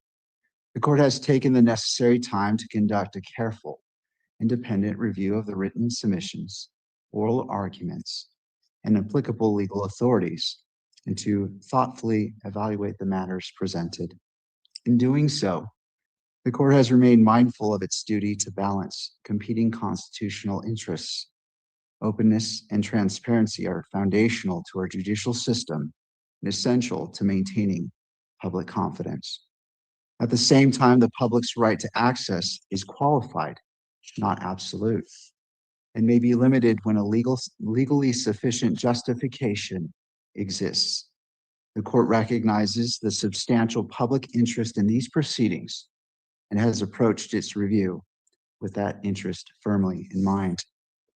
The court has independently reviewed the October 24th transcript and audio recording in its entirety in determining whether any restrictions on public access is warranted. The court considered whether such limitations are necessary to protect specific constitutional interests and whether less restrictive alternatives could adequately address those concerns. The carefully limited redactions ordered are narrowly tailored and designed to protect those interests while preserving the public's ability to understand the substance, context, and significance of the proceedings. By way of context, the transcript of the October 24th hearing consists of 83 pages, 80 of which contain verbatim record of the proceedings. Each page includes 25 lines of text, and the transcript reflects just over 2 hours of the courtroom proceedings. The duration of the hearings was 2 hours and 19 minutes. The closed hearing held on December 11th included detailed arguments from defense, prosecution, and counsel for the news media regarding what portions of the record should remain private and what should be made public. That hearing likewise lasted nearly 2 hours, during which time counsel addressed these issues carefully, line by line and word by word.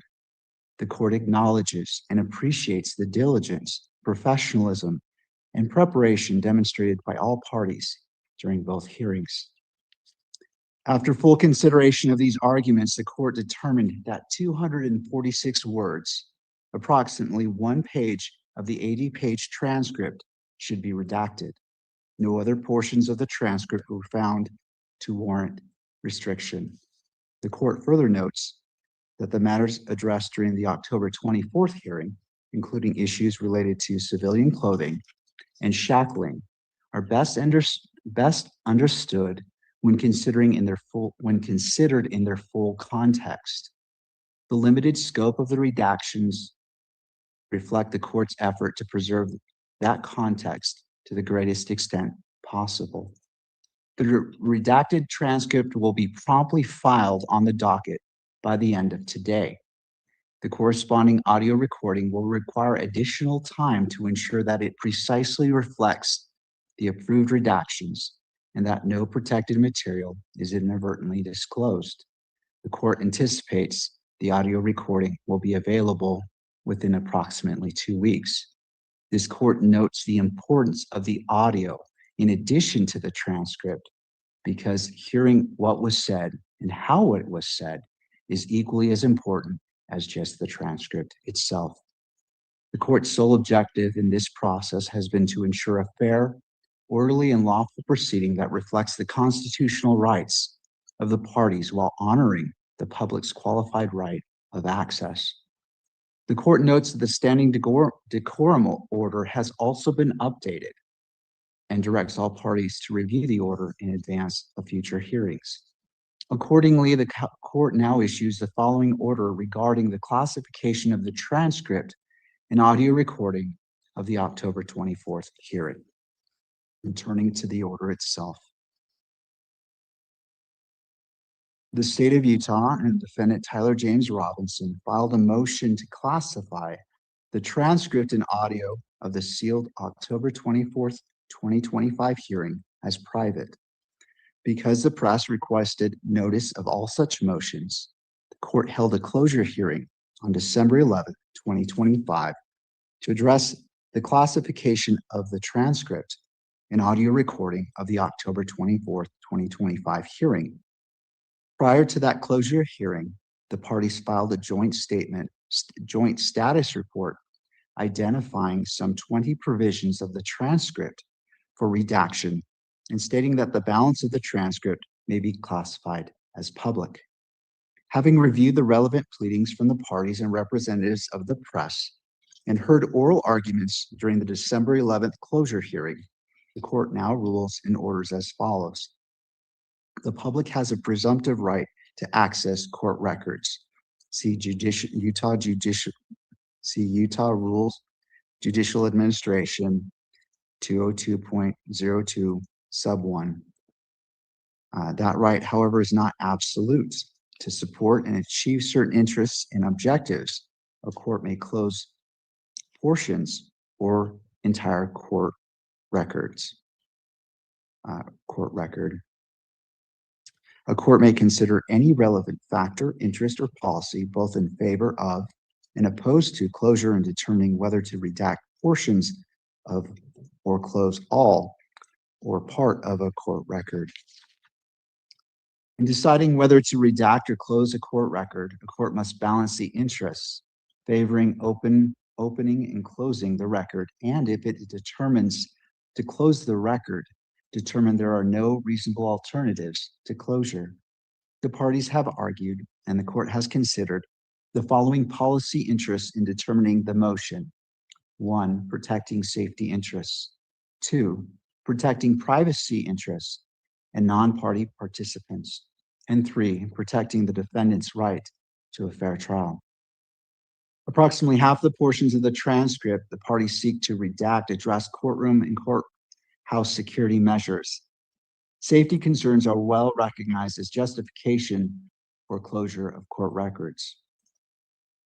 This undoubtedly includes references in the court record to specific safety measures undertaken as part of the court security plan and practices in highly publicized cases. This case generates extraordinary ongoing national and international attention. Okay, so let me ask y'all guys, are we staying here? What's up, JD? What up, though? Are we staying here, or I mean, they ain't talking about nothing but some media stuff. I thought they was gonna be. I don't know. I don't know what I thought they was gonna be talking about. But y'all let me know. Y'all put a 1 in the chat if y'all want to stay here, or if y'all want to leave. And we can go back to Zach. Guess who's back? Back again. Zach is back. Tell a friend. Guess who's back? Guess who's back? Leave 2, 3, bye, boring. Okay.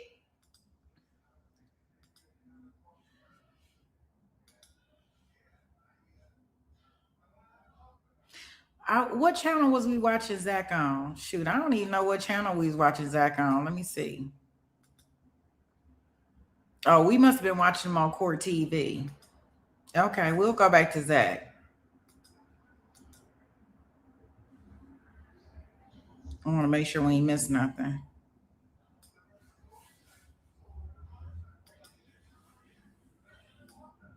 I know we gotta have some TiVo time, right? Oh, we got a little bit of TiVo time.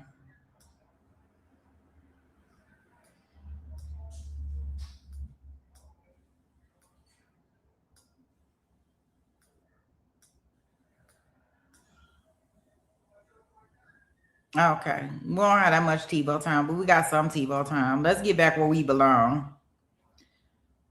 No sound for some reason. It's probably the court. It's the courtroom. I don't think it's me. Let me see. I usually tell if it's me if I try to put on the CCs. Uh-oh. Oh, come on.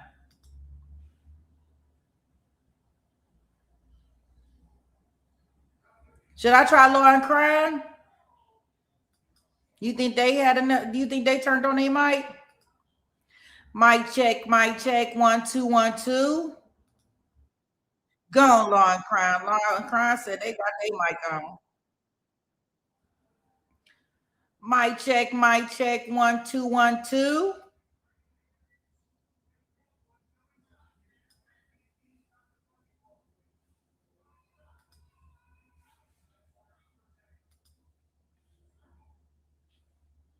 Mm-hmm. In 2011, were you working in the technical services unit? Yes, sir, it was. And what all capabilities does the technical service unit have in TBI? It involved our digital forensic examination group. It involved our, excuse me, internet crimes against children group, which is that's what I was a part of. So I investigated child sexual abuse cases. And the digital forensic unit, what is capabilities? Computer forensics, phone forensics, things like that. Surveillance videos? Yeah, sure, yeah. Have you ever been asked to analyze surveillance videos in the case, in the Holly Bobo case? I have not, no. Are you aware of anybody? No, sir, I don't think so. You aware of any request to try to determine a more fine-tuned, clarified version of any surveillance videos in this case? Not that I'm aware of. They may have, but I don't know. How soon before you came into the Holly Bobo case? Well, it was that day. Okay. And when did you meet John Walker?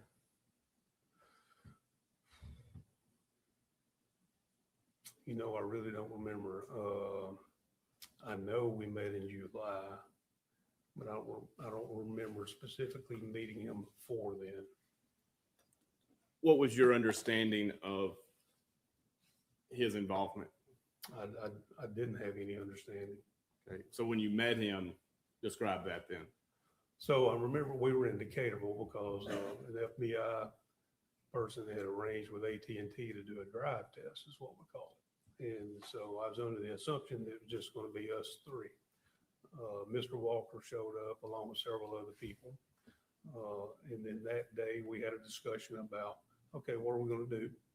And Mr. Walker rode with ATT engineer that particular day and conducted what I'm gonna call a partial drive test. And we waited for the results. Any other involvement with Marshall Walker? Yes, I was directed to interview him along with Special Agent Mark Lewis in October, I think it was October of 2014.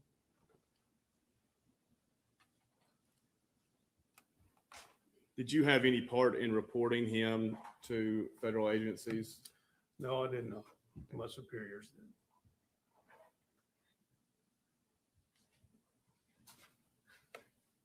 Prior to some point, the work was trying to track Holly's phone, correct? Well, we're trying to determine where it could have been, which we just can't do. Okay. But that was the point. Yes. And we're going to go through things. Let me ask this. Have you had a chance to review Jonathan Reeves' trial testimony in 2017? Yes. Any issues with the accuracy of his report? I don't think so. All right. At some point, the cell data, the raw data was provided in discovery, correct? You talking about the call detail records? Yes, sir. Yes. And the call detail logs had essentially this information just in a slightly more technical format. Yes. You could tell the date, the phone call, and the cell tower for each activity. That's correct. How soon in discovery was this generated and provided to defense counsel, to your knowledge? I don't know. You have no memory of it being withheld? No. And your report was August 31st, 2017. Yes. About 10 days before trial. Who told you, why was it released right before trial? I don't know. When was this report generated by you? Oh, well, probably some draft versions before that date, but that date. When did the drafting begin? For that report, I don't remember, sir. Okay. Measured in months? Maybe. Did you communicate with defense counsel or any agent of defense counsel prior to the releasing this report? Yes. Yes, I met with Ms. Thompson and a group of people that were with her at TBI headquarters. Okay. Anybody else? ADA Steve Ragland was present. Okay. Anybody else? I don't remember anybody else. Do you remember in the fall of 2016, the locates data being requested by Mr. Scholl? Who's Mr. Scholl? Representative Jason Autry. No, I don't. Okay. When you generated your report, did you come up with the parameters of it, or was it in consultation with the district attorney's office? Talking about the time frame of that morning. Yes, sir. I think we determined start at a particular time for the day and stop at a particular time of the day. Okay. Did you determine that, or was it exclusively, or was it in consultation with the district attorney's office? Probably in consultation with the DA. Same thing in terms of what is reflected on these exhibit slides. Did you have exclusive discretion, or was it in consultation with the district attorney's office? No, I don't remember. So I think you're asking me, did we add things or exclude things? I'm asking you, when you prepared these exhibits, did the DA's office tell you or consult with you as to what it needs to reflect? No, I mean, it's data, it's what it is. Phone calls connected to a tower on a particular sector at a particular time. Okay.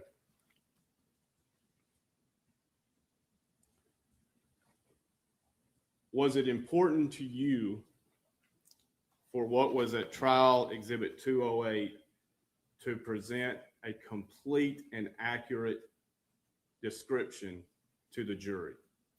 Yes. Any reason why you would not fully describe to the jury the information the cell data reflects? No. Okay.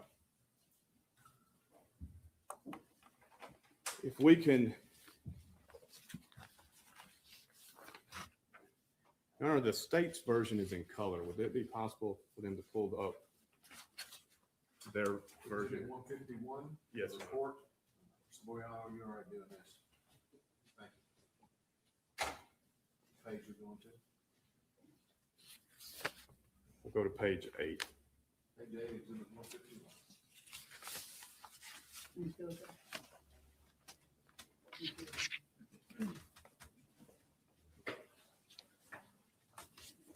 Okay. You agree that prior to 8 a.m. that Miss Bobo's cell phone was drawing from various towers that have historically been used for her home tower, for her, what is her home tower? What do you mean her home tower? The tower that her cell phone has coverage. She uses multiple towers. Okay. Yes. The point is, prior to moving north, I believe at 817, there's no indication that her cell phone was moving. No, I can't say that because generally uses those towers there. Yes. So can I step down again? Sure. Your Honor. Yes. So yes, well, so uses this tower here, Chesterfield, the one in Parsons, the one in Decaturville. For some reason, this one way down here in Scottsdale, that's not normal. Okay. You read Mr. Reeves' report that said from 5:04 to 11 a.m. there was activity on Holly Bobo's device on a variety of cells located in the Darden and Parsons area. Based on historic records, these are cells that typically provide service and around the Bobo residence. I would agree with that, yes. All right. So prior to 8:11 a.m., no indication of movement of Miss Bobo's cell phone. That's right. All right. The Shiloh Road Tower, can you point to it? And to be clear, it has 360 coverage. Yes, it does. And so I believe I refer to it as 10961, 10962. That's right. All right. You know, on this one, that's depicting the 2 sector. Correct. And if you're close to these 2 towers, you can draw off either one. Correct? Be more specific. If a cell phone is close to the intersection between different sections of a tower, they can draw off either one. So you're, make sure I understand. Yeah. So if you're close along this line here, so you could be sector 1 or sector 2? Correct. Maybe, yes, maybe. And you may have a seat. If the witness can be passed exhibit 154, the diagram. Your Honor, may I approach?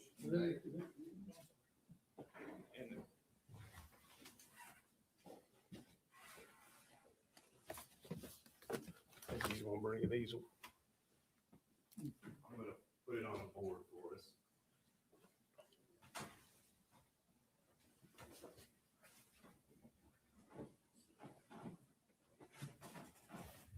Okay. Now, there's 2 types of reported information coming to conclude Holly's phone. First is cell phone activity. That's right. And there's cell phone activity on 817 and 826, correct? Yes. And I'm going to give you 2 red stickers that are marked 817 and 826. Can you put on exhibit 154 at 817 what tower information or where? Okay. I got it back. It's gonna be upside down. Okay. Now, that tower is off this map a little bit. Okay. And 826, same thing.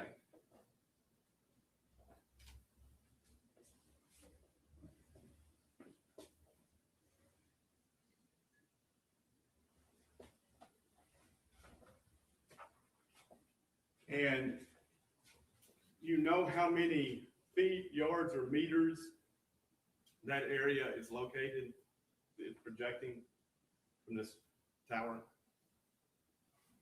No, So you can't say on the map where along this potential route this cell phone's taking to track it, and I'm gonna turn them upside down. I'll do it for you. There you go. 817 and 826.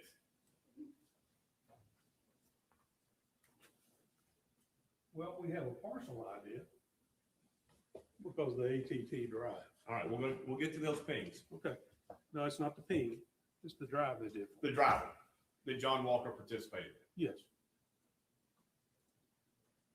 Fair to say, the going belief was the 817 was south and the 826 was north.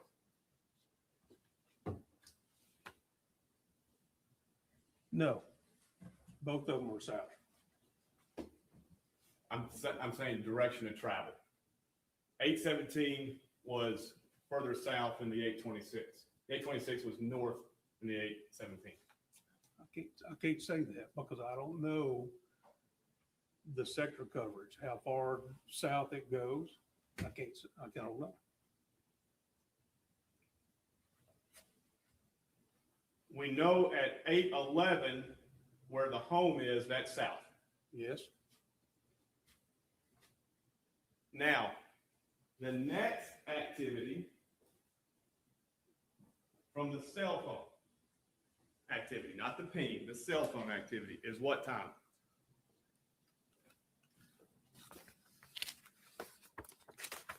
.906. And what tower is that? This truck stop tower on sector.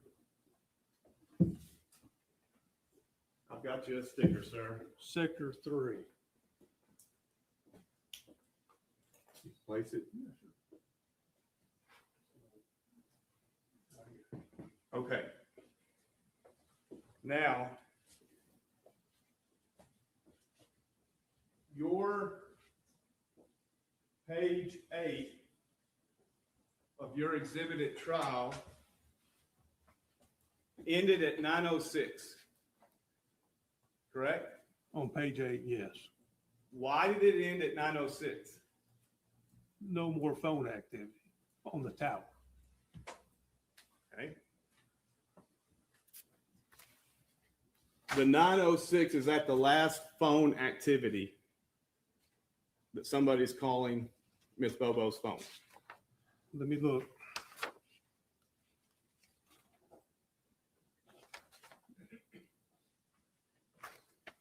I think that's correct. Correct. Yes, sir. Okay.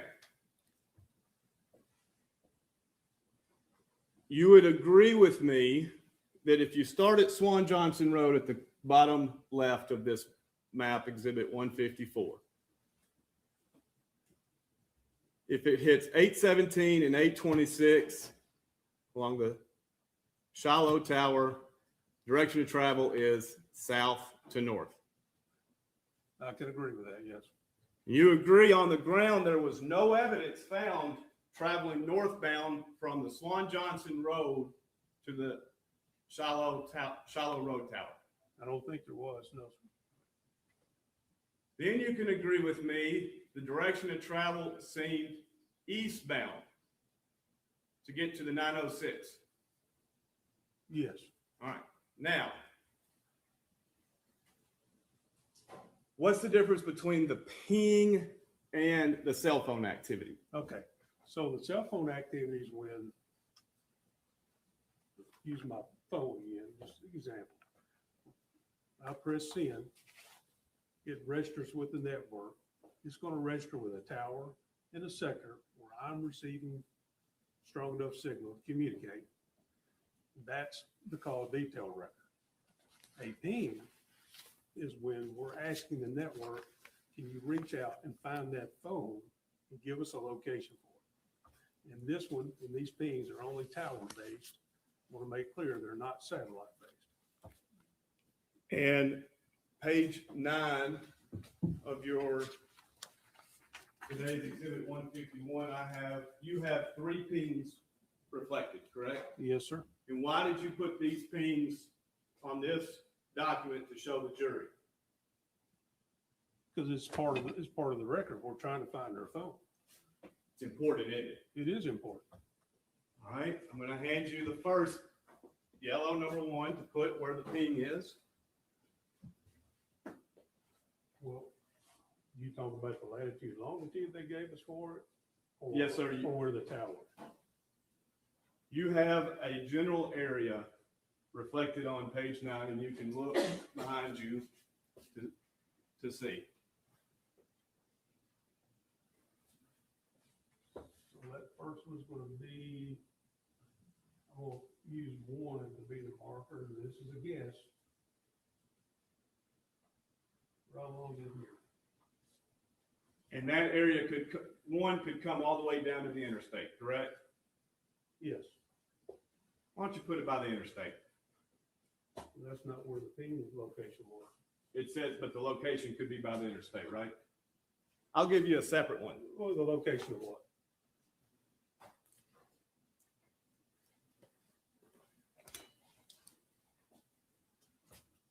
Give you 1A. And can you put within the area of the first ping close to the interstate? Within the coverage of the first ping? I can. And it's consistent with the data, correct? What? Let me see if I understand. You said to put it for the location of. Just by the interstate in the same circle as the first ping. I can do that for you. So it's going to be right along here.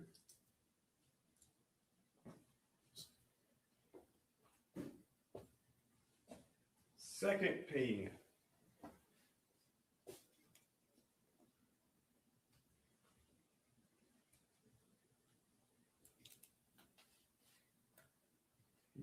First, reflect where it is on your exhibit 9.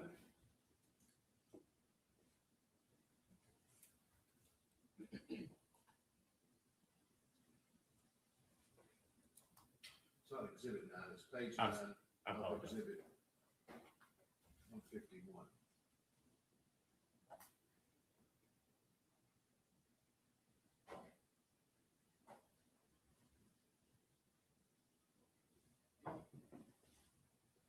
And is where you've marked 2, is that close to the interstate? Yes.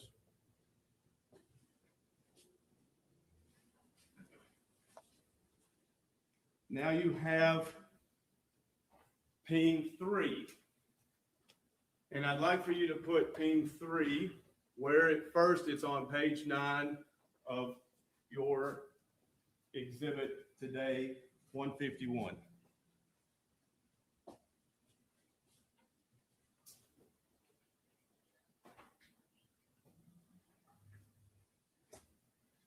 Now, if we look at what you've drawn, it appears the cell phone is traveling due east. Correct? Agreed. All right. Now, with 3A, I'm going to give you 3A. Can you place 3A within the coverage tower as close to highway, I believe 641 as you can? Say that one more time for me, sorry. Place ping 3 as close to 641 within the coverage area.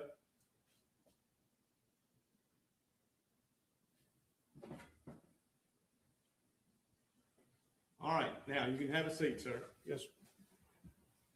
Now, if you're a jury and you're looking at that, whether the travel goes east or south depends on whether there's a fourth ping, right? It could help, yes, sir. What do you mean it could help? Well, so there is a fourth ping Why is it not on the exhibit? because we covered that in a different exhibit. Again, for the record, now, a different page of the exhibit. We're talking about one collective exhibit, correct, with multiple pages? Okay, well, we're starting at page 9. I'll let him ask his questions and let's clarify these different pages. We're all still in exhibit 161, correct? Yes, Your Honor. All right. Is for the fourth ping on page 10? Is it on page 10? Yes, sir. That's my question. No, Page 11, no, 12, no, 13, no, 14, no, 15, no, 16, no, 17. yes, 17 is the 925, that's correct. unrelated to the first 3 pings.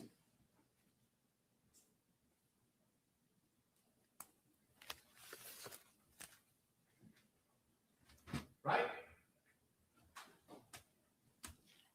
So it's on a separate page by itself, yes, sir. Who told you to put that there? Nobody. All right, I'll give you number 4. Put the fourth ping where the fourth ping is.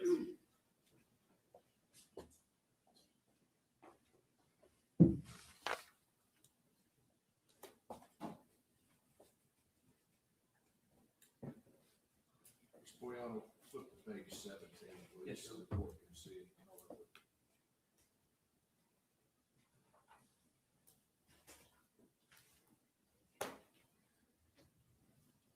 And with a 4A, can you show the closest to 3A within the coverage area of 4? This fourth ping is.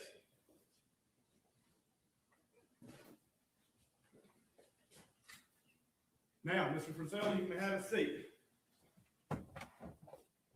Do you agree with me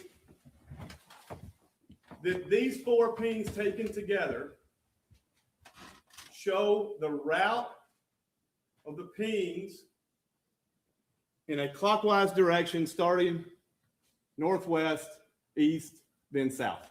So I agree that it indicates that we know the phone went north, east, and then south. Any idea why you put the fourth ping 19 minutes away on a completely different slide? There is no reason. Who told you to not have the 4 pings shown together? I don't think anybody told me that. You would agree the cell activity and the pings, you would agree with me, show from Swan Johnson Road, traveling north, east, south. North, east, and south, yes, sir. Now, there was a period of time where there was no activity of movement that morning, correct? There's a period of time where there's no activity on the network. And where is that? So the last one for that morning was 8:26 for the Shiloh Tower in that sector 2 that we were pointing at earlier. And then there's no activity, no outbound or inbound communication to her phone until 9:06. And with this peak post-it note, sir, can you place it on the map where that is? Where no activity The is? no activity. Well, I can place this up there, but we just don't know where that happened. Okay. Is it between the 826 ping? Do you have any data to suggest it's south of The interstate. We don't have any of that. All right.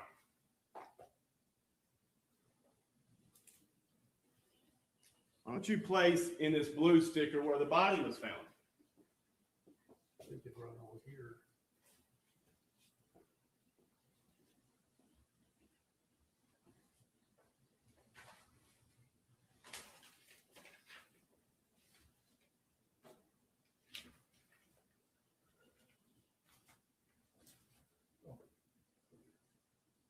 It's already indicated on here, sir, Okay. with a little outline, but I'll put it right up above. And is that the same, is that in the same area where no activity was for 30 minutes? Well, let me phrase it this way. So we know, can we go back to, was it page 8? Sir, before you explain, can you say yes or no, whether it's in the same area? You can answer the question with an answer. It doesn't have to be Mr. Bates' answer. Okay. Go to page 8, please.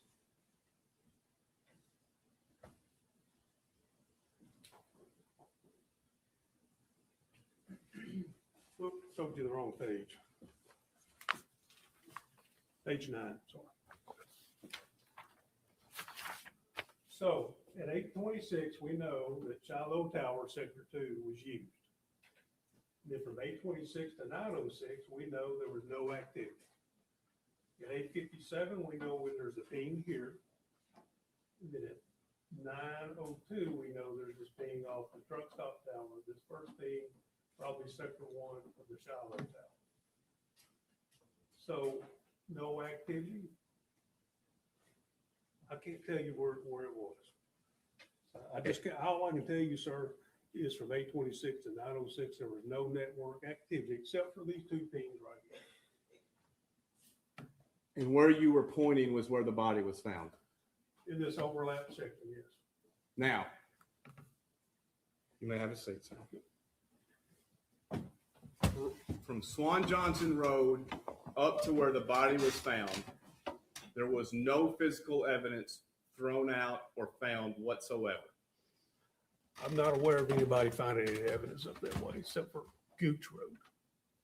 Evidence between pings 3 and 4, there was evidence, sorry, between 2, 3, and 4, there was evidence found, correct? Yes. And at the last ping, there was multiple parts of evidence thrown out, correct? The last one, number 4. Yes, in that area. Well, I know her phone was found down there and then her SIM card sometime later. And her lunchbox. The lunchbox was not inside ping 4. What was? Her house and the phone, her phone. What evidence was by Gooch Road, if you know? The lunchbox. Okay.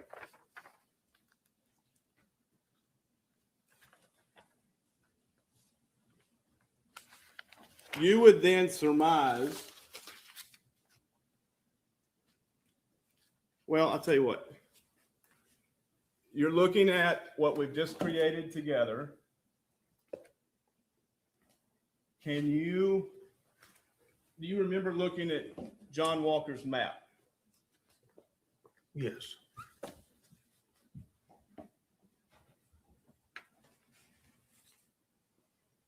Do you recognize we've recreated it today together? With one exception, he had 817 south of 826. Can we look at it? Can we look at it? The witness can be passed exhibit 4, please. See if you can project it.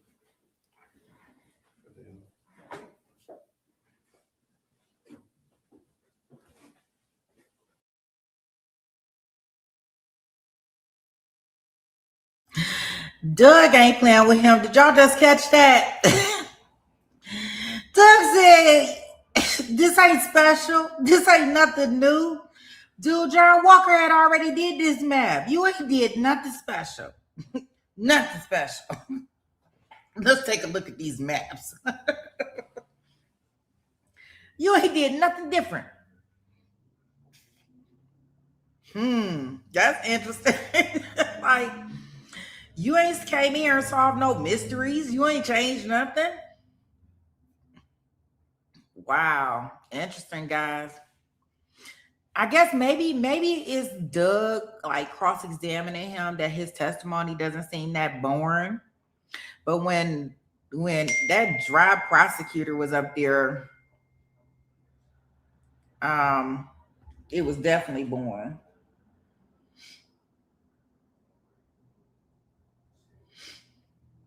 So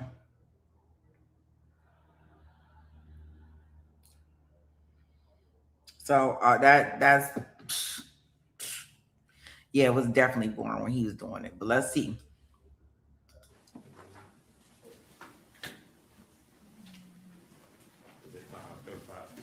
Five. I apologize.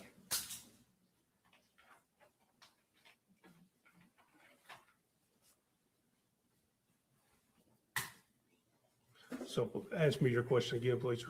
You agree, John Walker's map shows a general clockwise direction of travel beginning on Swan Johnson Road. Yes, this map does, yes. Identifies the area we've identified of no activity and where remains were found. Her remains were found in that area, yes.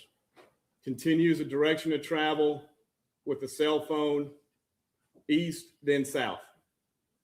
Yes.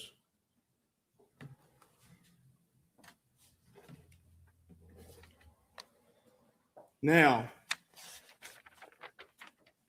have you traveled between cell towers in this area to see them? Yes, I have. How far do you think it took you to get from the Birdsong Tower to the truck stop tower? Going down I-40? Yeah. 6 minutes.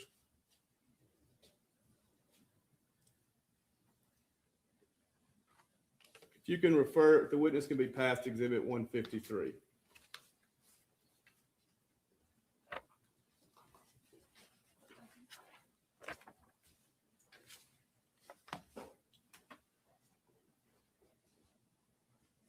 Now, this is, You might use it. I might use it. Let's move it. Sure. It's strategically blocking witnessing. I apologize here. Let's move it over, maybe right in front of the podium. Oh, well, you're right behind the podium.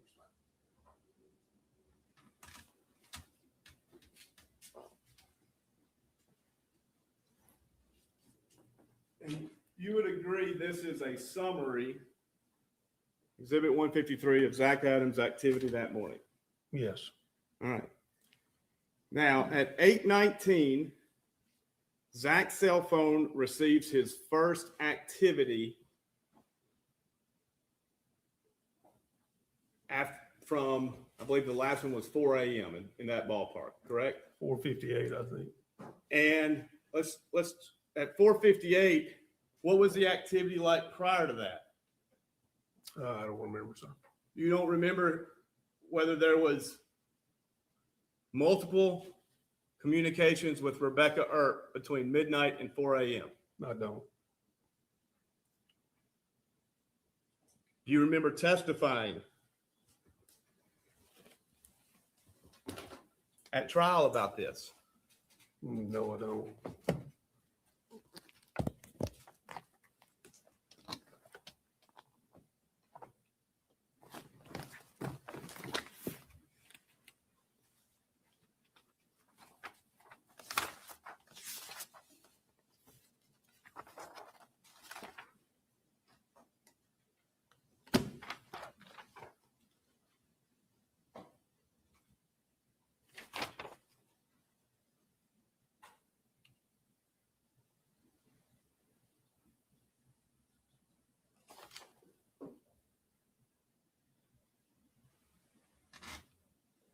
You remember being asked, page 1719, question 819. So this is the first time that morning that this phone is utilized.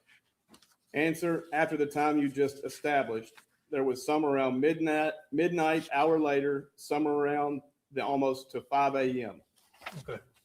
I believe if I remember right, 4:54 and 4:58. Yes. And you remember who it was with? No, I can look. If you have it in front of you, please.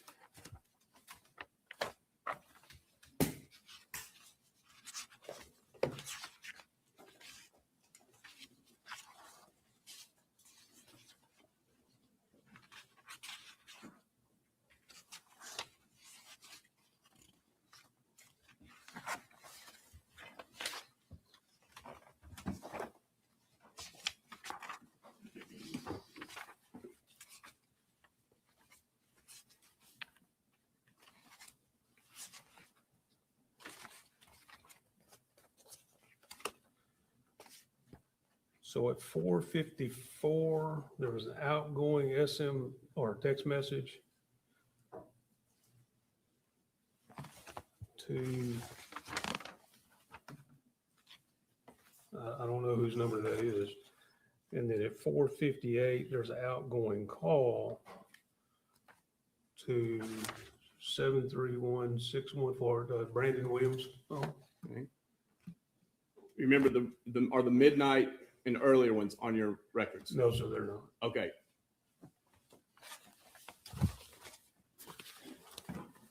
The first record you have, well, let me ask this, the 4 o'clock records, what sector was it on?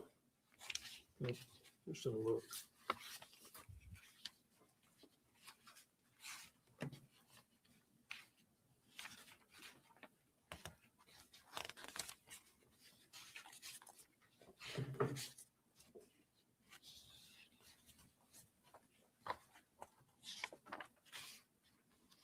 Sector 2, what we're calling the truck stop tower today. And I call it 31522. Yes, that's right. All right. From 4 till 8:19, there's an incoming text message. And Zach is on what tower? Same, 31522. His home tower. Yes, And we know Holly's phone during that time, between 8:17 and 8:26, is at the Shiloh Tower. it's using the Shiloh tower. We know that her phone used that tower. What were the times? 8:17 and 8:26. And we know from the pings, which we've labeled 1 and 2, Holly's phone is west of Highway 641. That's right. Zach's phone is on his home tower, That's right. east of 641. That's right. Just like it was at midnight, 4 a.m., 8:19, 8:35, 8:37, 8:38. Correct? Correct. And I believe the sector 3 and sector 2 of this home tower would use both at times. I think it's possible they could do that. The networks are designed to try to prevent that flip-flopping going back and forth.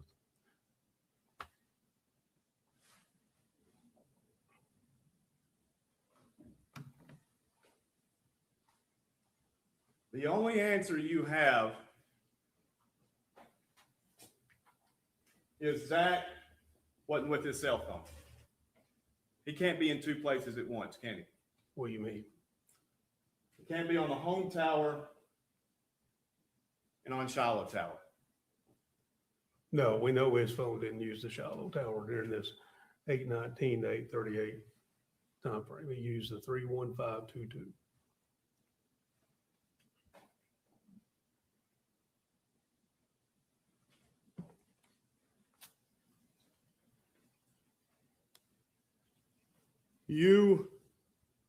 Did you travel to the Birdsong Tower and see how close these sectors 39077, 39079, and 39078? I've been to that tower, yes, sir. Okay.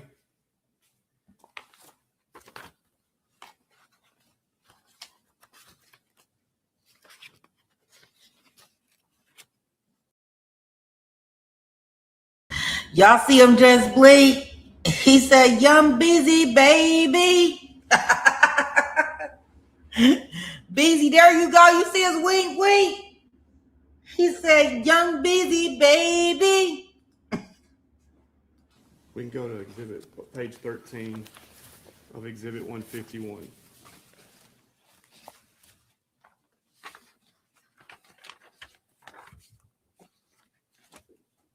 And if I'm correct, using your call log from 153, same data we've looked at with Mr. Reeves, between 10 on page 2 of page 153,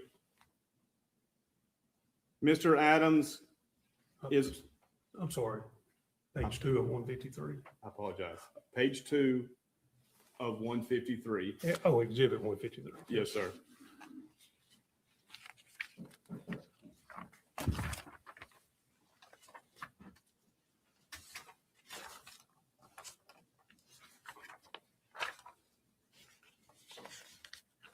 Okay, sir. And you would agree that in the top third, for 1032, Zach is on sector 7, and then 3 minutes later, he's on sector 9. What page are we on? I'm a little confused. Page 2. Oh, I'm looking at the wrong one. Yeah, I'm sorry. And you can just turn behind you for Yes, reference. It's page 13. Okay. May I stand? Yes, sir. Thank you. I noticed when you were explaining the 3-minute difference, you did a loop like a U. Any reason why you did that to show his direction of travel? No. Because what's the quickest way to get from tower 39077 and 39079? Straight path up and back over up to the exit on I-40. And if you're traveling from the Birdsong Tower to the truck stop tower,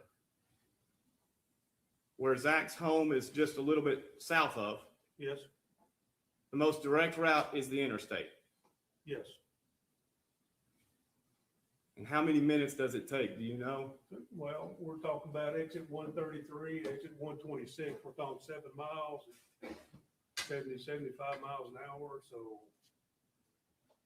what's that come up to? 6 minutes?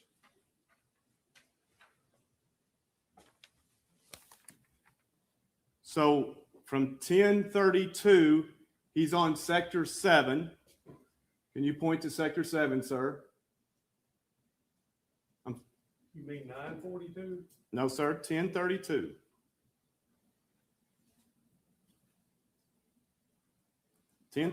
Birdsong Tower, sector 7. Right here. Now, per your diagram, per the state's exhibit 153, he's at Truck Stop Tower, sector 2, which is his home tower, correct? Truck stop sector 2, yes. And what time is he on Truck Stop Tower, sector 2?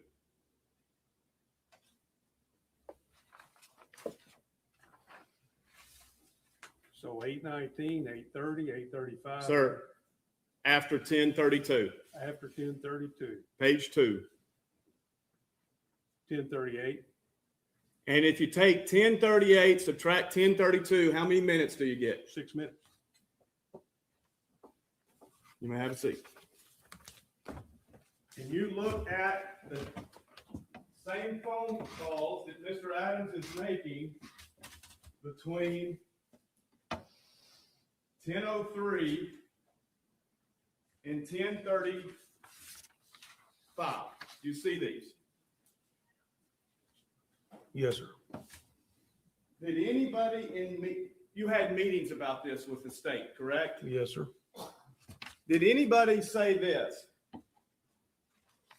I have a question.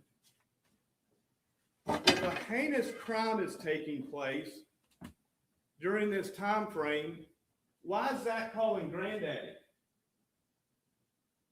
Why is he calling his girlfriend? Did anybody say that? I don't remember.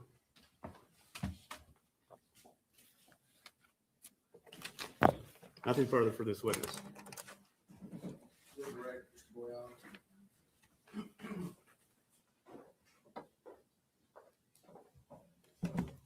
Mr. Zell, do we know when Holly Bobo was killed? No, Do we know when she was separated from her phone? no, Do we know when her body was dumped? no. With Johnny Walker's map, did you have a problem with the map or his opinion? I have a problem with the map, sir. Okay, tell me what's wrong with the map. So using the ATT drive data, not every road was driven out there. So in my training, you have to drive every single road to get a full and complete picture of where all the cell towers coverage is. Second problem I have with this map is he mentions in his report that it travels up Prospect Road. So TJ Evans Road comes up the top of the hill, Prospect Missionary Church is there, continues north on Prospect Road until it hits County Corner Road. Well, if you look at the drive that ATT did, they didn't drive from Prospect Church up Prospect Road all the way up to County Corner Road. So we don't know. We don't know what the covers look like along that road. Second thing is, there's a lot of roads that just weren't driven. And the third thing is, again, this is something we were all wanting to try to do, to try to figure things out, to look for evidence. And it's just, as investigators, that's what we're trying to do. So I don't fault him for that. But there's no empirical data to go with this. So if there's signal strength or anything like that that was collected during that drive, I've never seen it. And so we just don't know what it looks like. So it's an incomplete picture. Your man first, please. You may.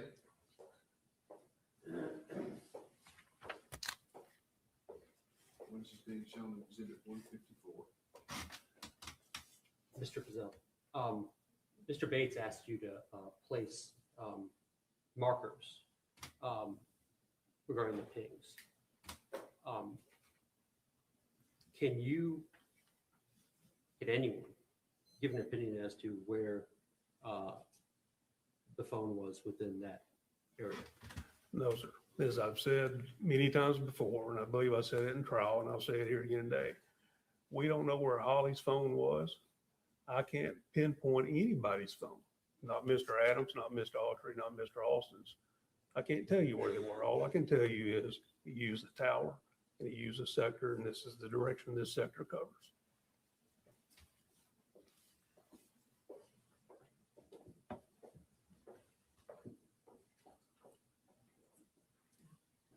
Those are questions, Judge. Bruce Bates, let's bring 150. Let's bring that. That's actually an exhibit. Mr. Boyano, if we bring that back to court order. Ms.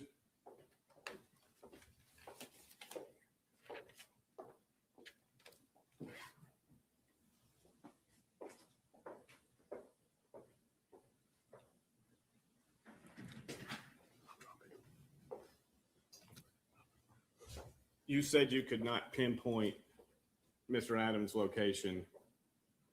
And so when he's on the southbound tower of Parsons at 11:16 a.m., it's a big area, right?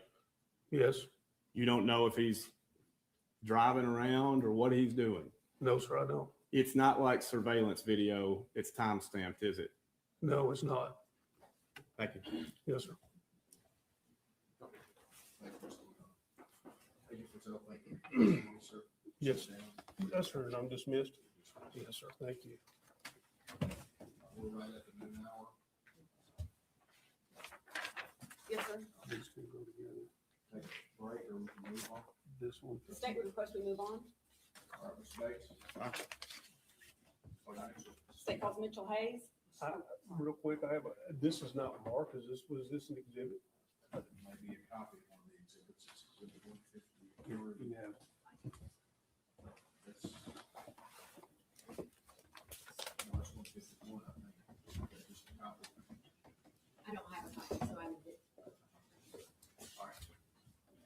also make sure that is a complete copy.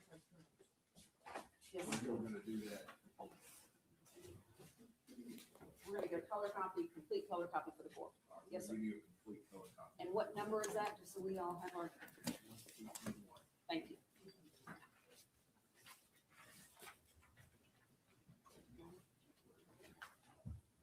That witness was again? Mitchell Hayes. Mitchell Hayes? Yes.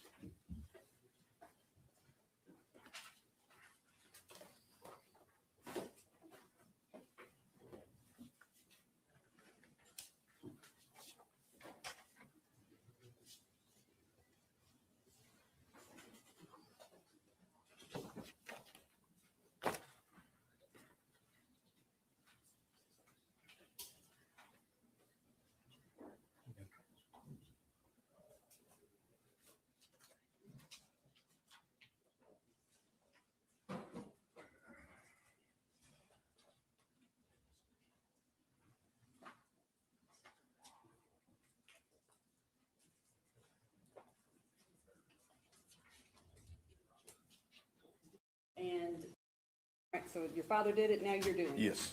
Do you travel around doing it? Yes. What area? I work from Madisonville, which is foot of the Smoky Mountains, down to Memphis, Mississippi, and Alabama, little in Kentucky. I'll take you back to April 13th, 2011. Yes. You remember that day? Yes. Was it a Wednesday? Yes. Do you have children? Yes. How many? 3. What are their ages now? The boy's 29, the twins are 26. Back in 2011, did they attend school? Yes. And at the time, were you living with their mother? No. What was the situation? We were divorced. I lived, the kids stayed with me mostly because I lived next door to my mom and dad, and it was real easy if we needed a babysitter for them to walk over across the yard. Hang out with grandma and grandpa? Yeah. How long had that been the arrangement with your ex-wife and your children and living and you having primary custody? Somewhere, best of my recollection, 12 to 18 months at the time I'd been divorced. Did you have a routine on Wednesdays? Well, if it was, if I was off, I'd take the kids to school and I'd either go fishing or hunting, whichever was open. All right.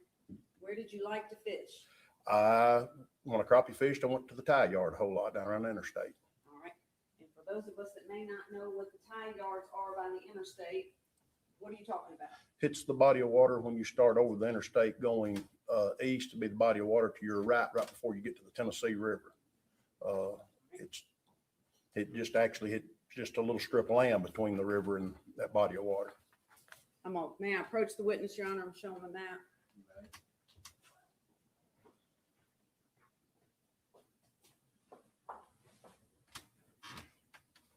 Do you recognize what I've handed you? Yes, ma'am. What does that show? It shows the tie yard and the road coming down beside the interstate, which accesses the body of water. Your Honor, at this time, I'd like that marker. Objection, Mr. Mays? That's fine, Your Honor. Next number to give it. 155. Yes, ma'am.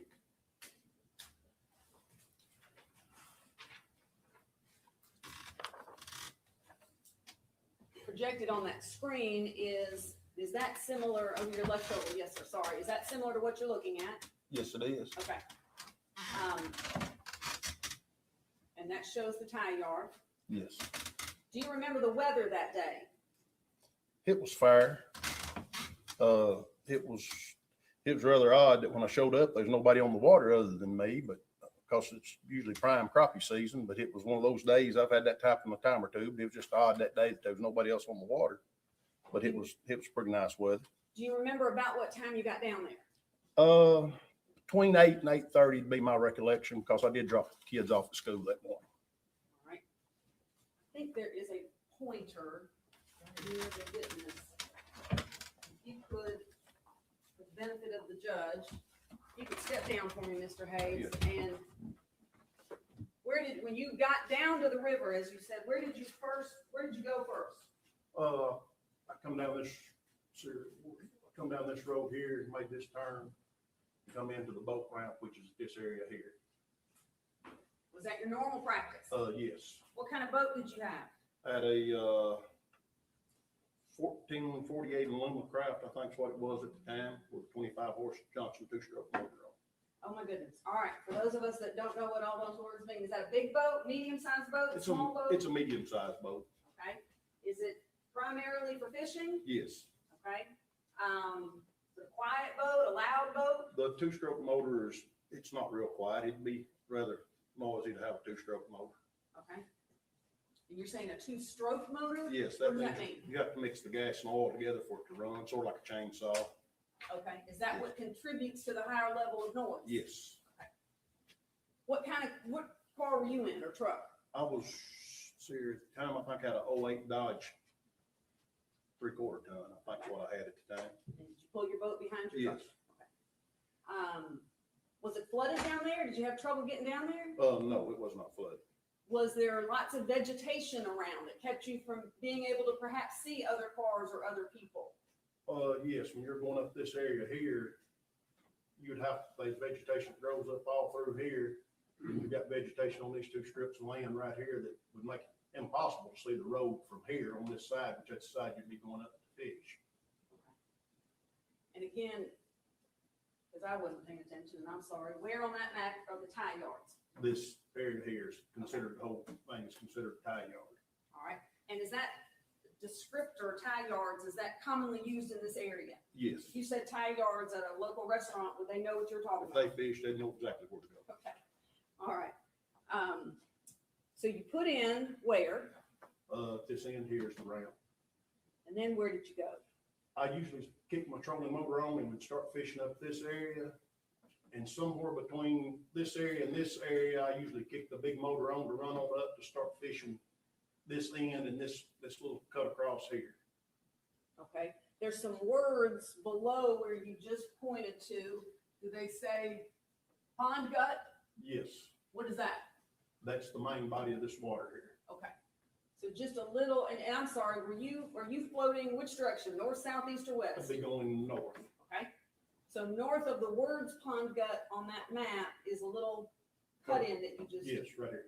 And that's where you were trying to get to? Yes, that over in here was always a good spot. Up through here, in this area right in here, had lots of bushes in the water. It was always a good spot to fish. Okay. And did you get there? Yes, eventually. All right. How long did it take you to get from where you put in, unhitched your boat? What all did you have with you? Did it take you a minute to unpack your? No, car I or just truck? had everything in the boat and had a crappie rod and one short rod and reel. All I had. Now I kept it in the boat. All right, pretty Yep. lean and efficient. All right. How long did it take you to get to that little inlet where you put in? Most of the time, if you was fishing it pretty slow, somewhere in the neighborhood of 30 to 35 minutes, according to where you cranked up the big motor at. Okay. And were you fishing it slow that morning or Yes, fast or medium? I always fish this area up through here till I got in here, usually cranked up because there's nothing here and it's pretty shallow where this is washed out across here. And I usually crank up somewhere right here and start easing up to this point. Okay. At this point, on this morning, April 13th, 2011, did you see anybody else out there? No, I did not. Okay. How long did you stay in that little cut in and fish? That I couldn't say it's been so long. I mean, it could have been Okay. 30 minutes, it could have been an hour and a half, just according to how it was going. Sure. Did you eventually leave that area? Yes. Is there a reason? I just fished on around till I got ready to sort of go. I'd usually head back out somewhere 12 or 12:30 to head back to get some lunch to work, be home and get the kids when they got out of school. Okay. Is that what you did that day? Did you Yes. just fish for a little bit and then you left at noon? Somewhere, 12, 1 o'clock, I'd head back because it'd take me a little bit to get back to the house. Okay. But on this particular day, did something different happen? Yes. What was that? I heard a gunshot somewhere or another when I was going up in this area here. Then I cranked up and run on up because I didn't really think nothing about it at the time.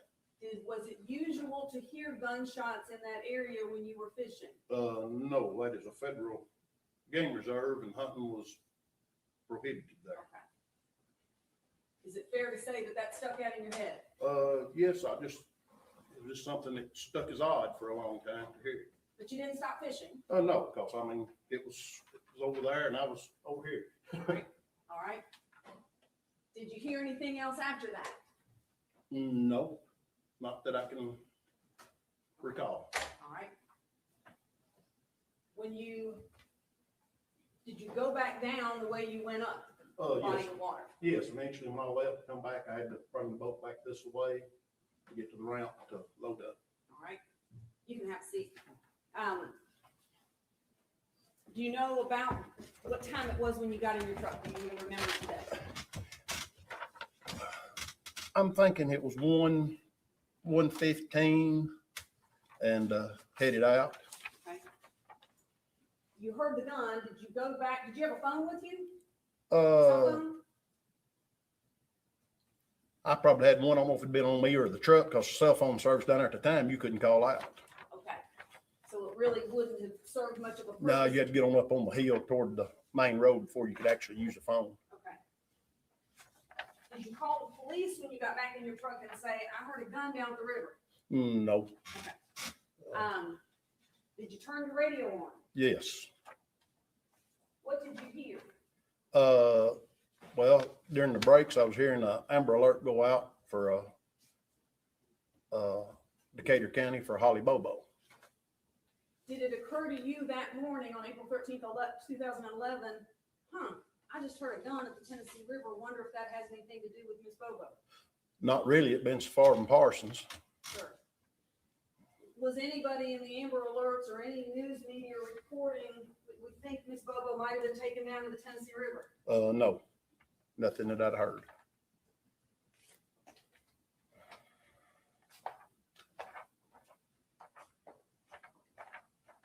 I'm gonna ask you, you still holding that Yes. map? I'm gonna ask you, may I approach, Your Honor? You may. I'm gonna ask you some stickers. And if you could mark on there, is there a pen up here? Nope. No. All right, I'm gonna give these to you. You can pick whatever color you want. I'm gonna hand you a pen. If you could mark TY for where the tie yards are, where you got into the water.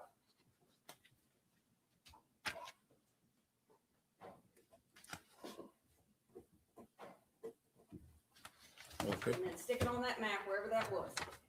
And then whatever color you want to use, if you could mark on that map GS for where you were when you heard the gunshot.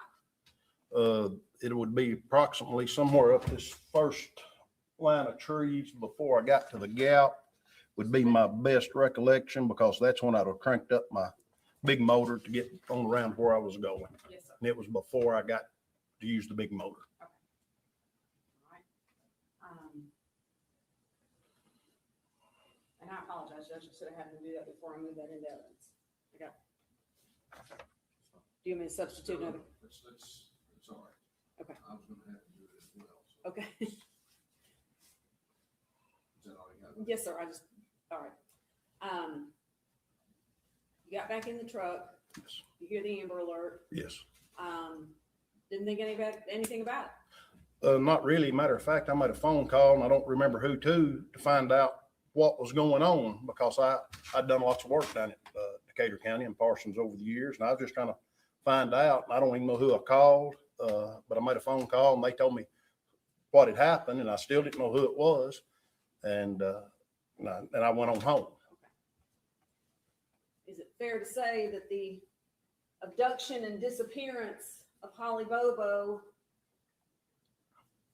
well, let me ask you this. Did the abduction and disappearance of Holly Bobo occupy the media for the next couple of days and weeks and months? Oh, yeah. Did it occupy the minds and the activities of the people that lived in this area for the next couple of days and weeks and months? Oh, yes.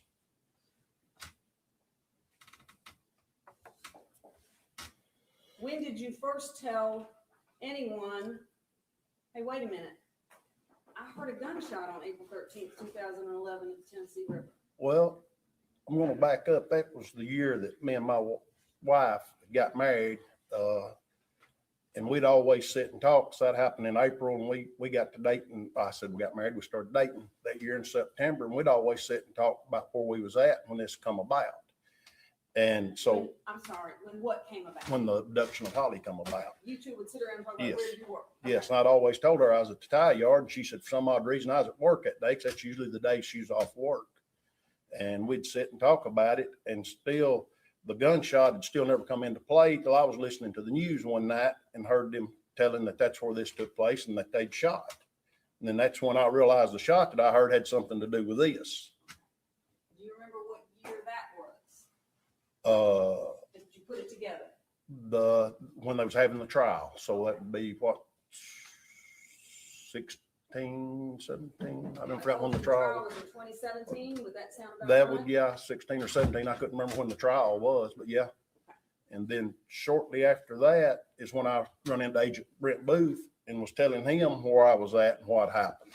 Okay. And then what I'd heard. Okay. And how did you know, or did you know Agent Brent Booth? Yes, I did, from being there at home. Okay. Are y'all from the same town? Yes. Okay. How long have you known him? As far as I can remember, his daddy used to own a restaurant there, and my sisters, he was a couple years ahead of my sister, which is older than me, in school. I mean, I've just sort of known him my whole life, so I just seen him at a restaurant. We was talking, and I told him where I was at and what I'd heard. Do you remember what year that was? When you told him? It would have been right after the trial, so it had been in 2017. Or even later, perhaps? Yeah, it could have been a little later.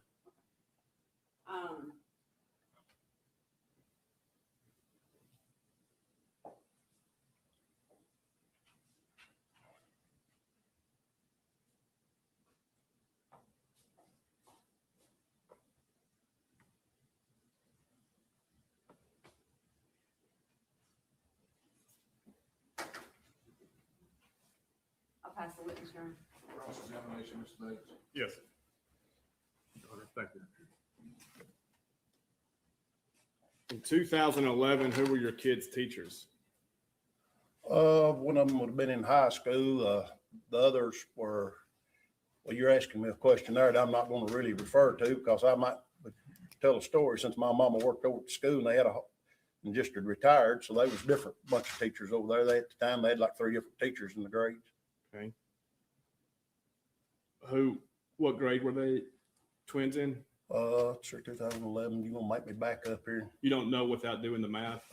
They're probably in either the 5th or 6th grade. You don't know? Well, no. Okay. What school was it? Beaver School. All right. Where's Beaver School? North end of Henderson County at Parker's Crossroads. All right. And what time did you drop off in the morning? About 7:45. All right. And would you have your truck with your boat hitched? Well, yeah, because I didn't live 3 minutes from school. Okay. And from the school to the boat ramp, how far is it? Sir, 18, about 20 miles. 20 miles. And did you always drop off at 7:45? Between 7:30 and 7:45. All right. So you're fishing that morning and nobody else is out? Nope. It's not uncommon during the middle of the week for the traffic to be less? Yes. All right. And did you tell anybody you were fishing that day? Oh, yeah. You did? Yeah. You then heard a gunshot. Yes. Was it loud? Yes. Was it echoing? Somewhat down the water, it did. I'm going to play you a.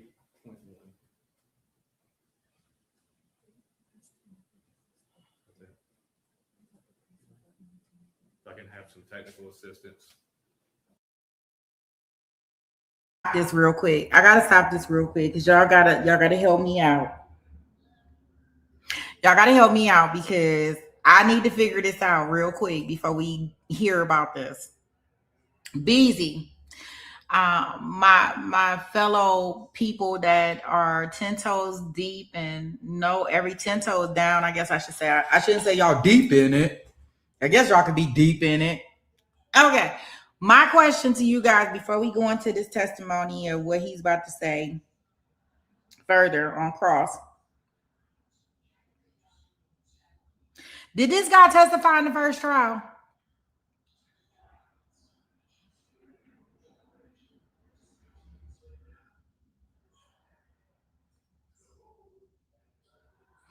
I mean, his testimony might have been very insignificant to me.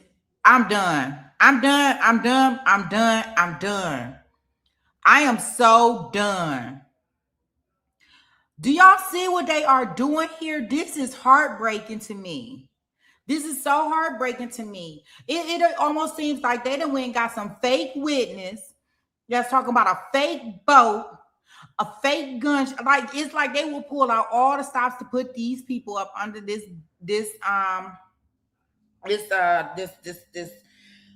jail cell. Like, oh my goodness, I have never seen anything. So why wouldn't they bring him to cooperate Jason Autry's story in the beginning?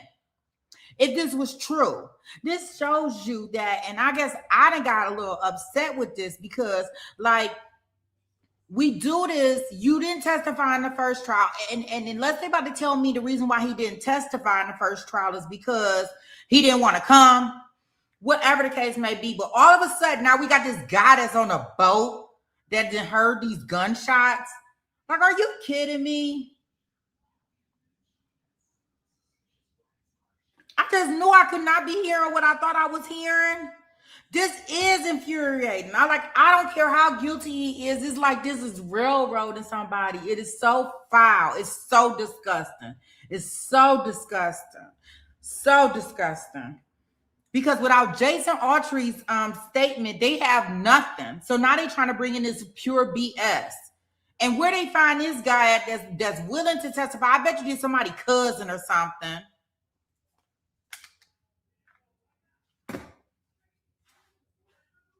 I am upset, y'all. They don't remember nothing. Just making up stuff. Because why wouldn't they bring him in to testify to support Autry's statement in the beginning? I'm telling you, this somebody cousin or somebody cousin or something like that they didn't got to come forward, and they didn't probably pay him some money on the side or something to try to make this work. I tell you, when they want you, baby, they want you, and it don't matter what you try to do to get out of it. I don't know. I pray that he get a new trial. I hope that they can see all of this and work things out, even if they need to prove it. I don't know. It's stuff like this that just really burns me up. And I'm sorry, guys, but I just could not listen to what is going down here. Now, if he testified in the first trial, then I'm okay. But he didn't even testify in the first trial. This is real sad. It's really disappointing. It's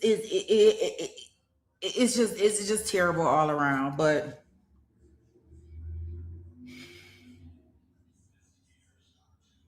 I'm gonna put us back in there, and I'm gonna breathe. And I'm gonna breathe about this. I'm gonna have me some water about this, and I'm gonna try not to shed a tear about this because this is some bullshit. And I said it.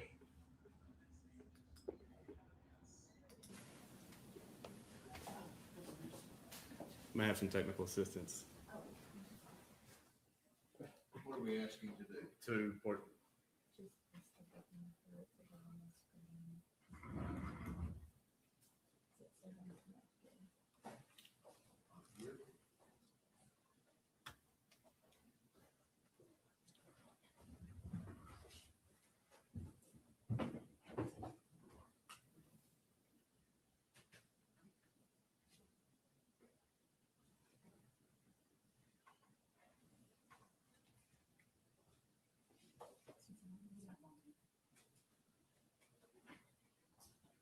I may have the remote.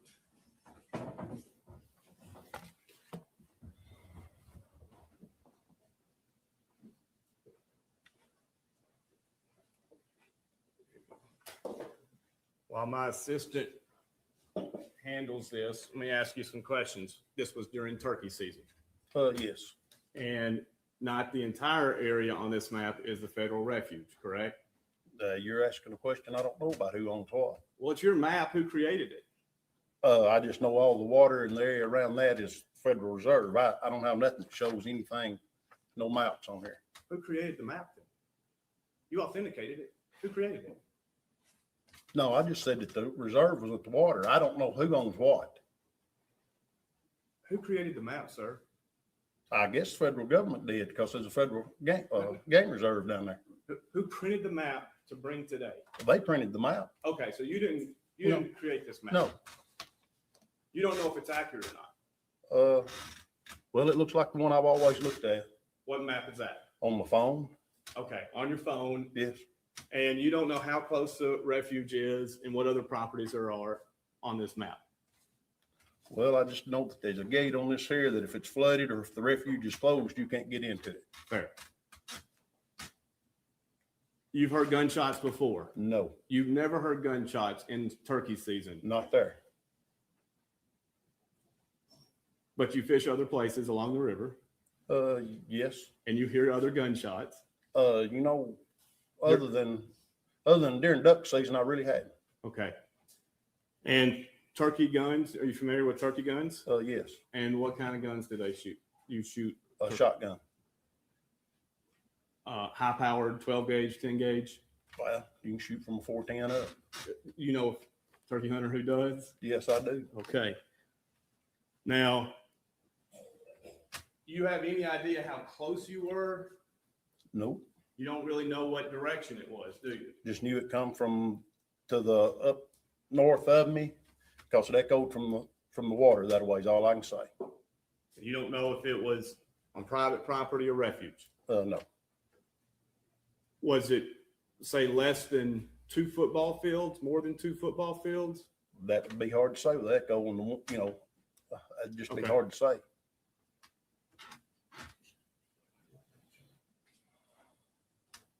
We're going to listen.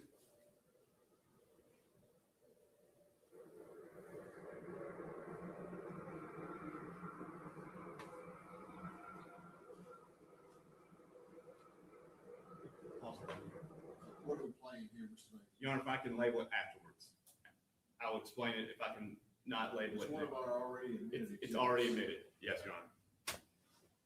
Do you remember hearing overhead traffic? Oh, yes, you hear it. Okay. And the gunshot was louder than the overhead traffic? Yes. Okay.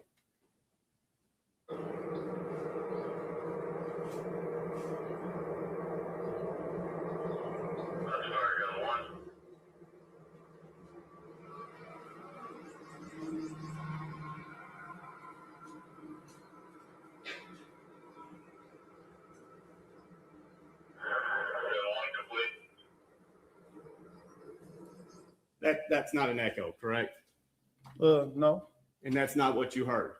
Well, I don't know when it's been over recording. Well, let's back it up. You said it echoed. It Yes. did. We just listened to something. You said it didn't echo. Yes. Fair to say that's not the type of thing you heard. I don't know if we was in the same spot when I heard it, and the Fair direction enough. and the direction of the wind makes a difference. Fair enough. What was the direction of the wind that day? No, that I don't know. Did Brent Booth tell you? No, What all did you and Brent Booth say that day? nothing. Nothing. Did you Other- record the conversation? Other than what I talked to him, we was at a restaurant and he was sitting there with some more agents. I just spoke to him, went on and sat down at my table. When's the last time you talked to Brent Booth? Oh, it's been, sure, I'm trying to think, 3 or 4 months ago. 3 or 4 months ago. Interesting. What did y'all talk about? I was working where he was working at now, and I just run into him. We sat down and had lunch. What'd you talk about? Nothing in particular. Talk about the case? Not really. When you say not really, I mean, he just asked me if I heard anything from the DA and all, they'd be in contact. I mean, that's really all it said. so Brent Booth told you the DA would be in contact with you. Eventually, yes. You talked to him about possible reward money. No.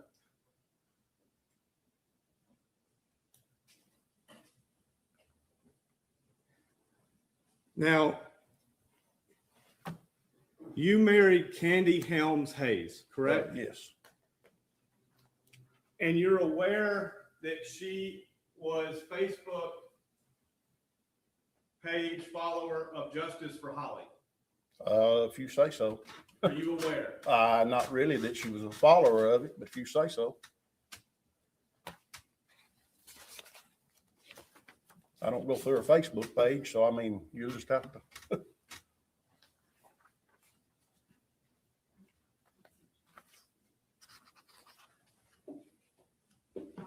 Stipulate that this man's wife has a Facebook page. Has a banner on it. And she was that before we got married, so I mean. Right. Can you, Yeah, he's not denying it. Stipulate that she was a follower of this Facebook page. okay. I'm objecting It's to still the motion. wanting, it's still wanting this. Yep. Okay, now we have an objection. We have an objection to this being entered. Yes, Your Honor. He's not denying it. These have no relevance. It's relevant for multiple things, bias and the circumstances of him coming forward. Well, I'm not sure what the content of this document is. It's following Justice for Holly in 2014.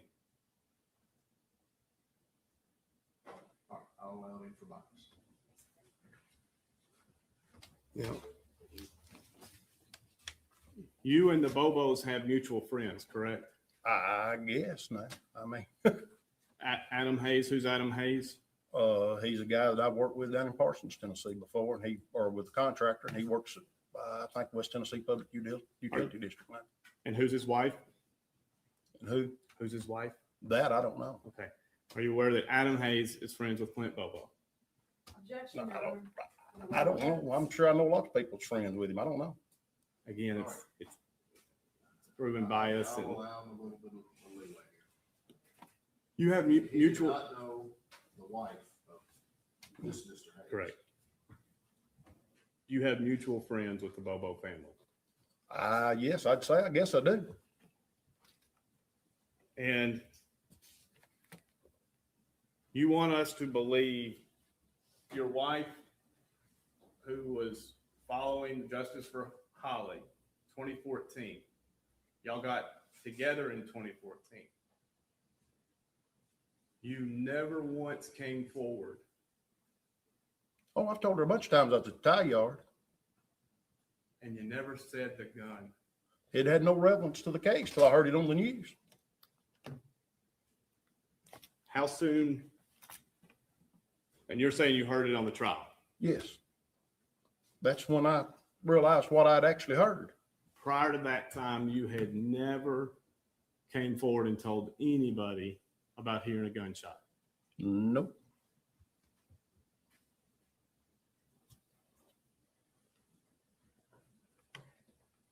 Did not see where a gunshot had any reference to anything that was important till I heard that on the trial. And you still didn't come forward. Well, the trial was about over when I heard it on the news, so. But it wasn't over. Well, I mean, I still didn't know who I was supposed to contact about nothing. But you have been friends with Brent Booth for a long time. Well, You have his cell phone? Do you have Brent Booth's cell phone? yes, I think I do. Nothing further. For the record. Get out of here, man. If they don't get him out of here. Is it fair to say that there were Justice for Holly signs all over town? They were all over Lexington, Decatur County, everywhere you just about look in West Tennessee. And do you remember when you first heard about the gunshot wound? Where were you? Or the gunshot rather, where were you? I think I was in my mom and daddy's house standing there, and she had the TV on. And my first words was, when he said he's at the tie yard and there's nobody there, I told Mama, I said, he's lying because I was there. And then he said the gunshot, I had to sit down. I told Mama, Daddy sat there, and he looked at me, and I said, I heard the gunshot. You heard a man say something about the tie yard. Do you know who that man was? Sure.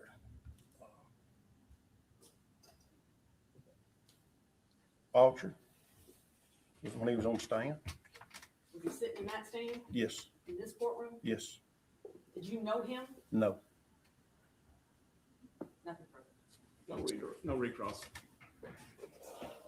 Hayes, thank you for your testimony. Sit down and- Let me see this, the map first, before you step. Oh.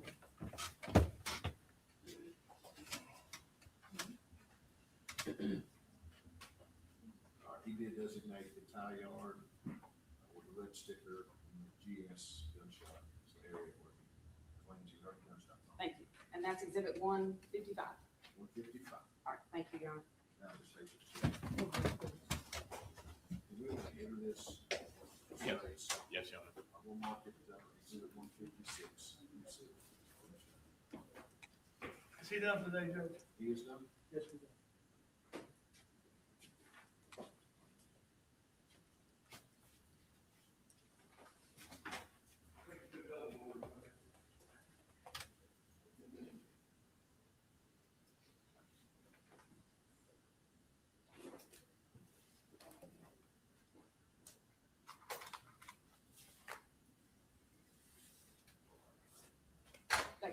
That concludes the state's proof. All right. At 12:30. Is the vote proof? None.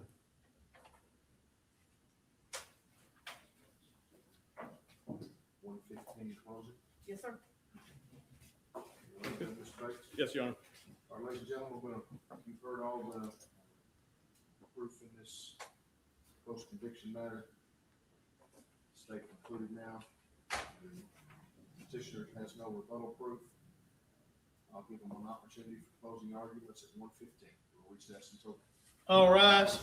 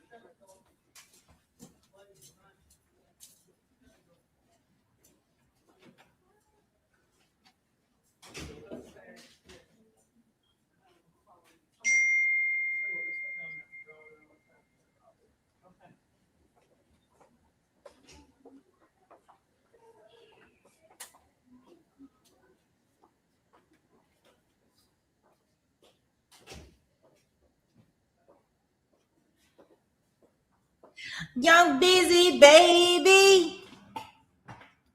He said, looking for you, busy.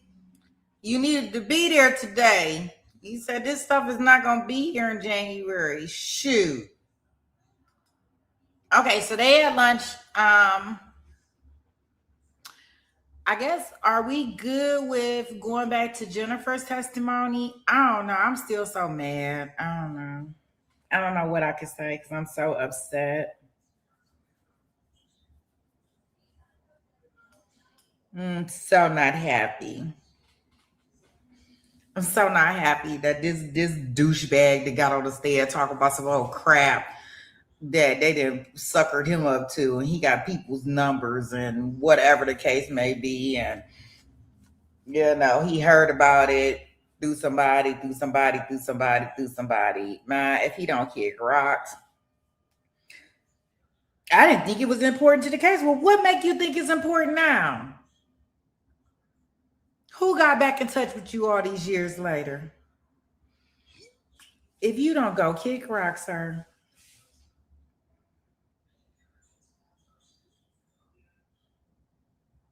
I'll tell you. Y'all, I tell you, when they want you, they want you. And ain't nothing much you can do when they after you. I don't know what the hell them boys did, but they are after them. They're after them tooth and nail. Like they after them so tough that I can't believe nothing that's coming from the the prosecution team. They don't nobody ever want to admit that they made a mistake.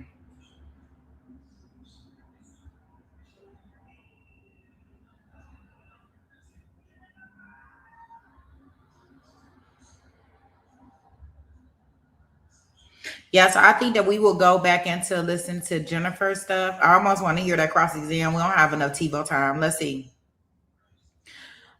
So we got what, about 30 minutes? They said about 1:15. We're gonna be doing closing arguments. I hope it's not snowing in LA.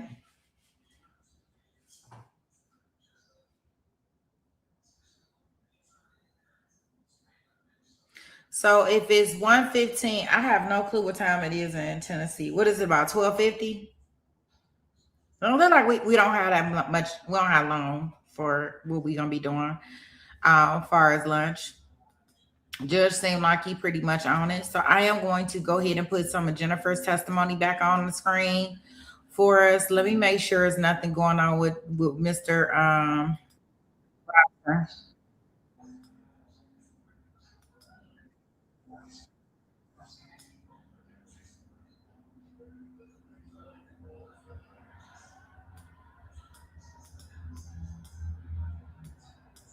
I was trying to make sure it wasn't nothing really going on with Mr. Robinson with the Kirks. Yeah, look like that hearing is over with. I mean, they ain't doing it but talk about media access and stuff like that. So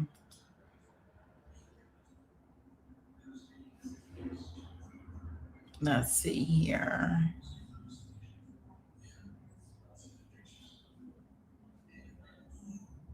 Yeah, it looked like the entire hearing was like 22 minutes and 16 seconds. So we probably didn't miss much there.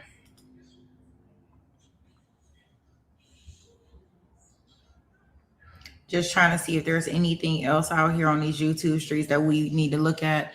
I don't see anything, so we'll go into here.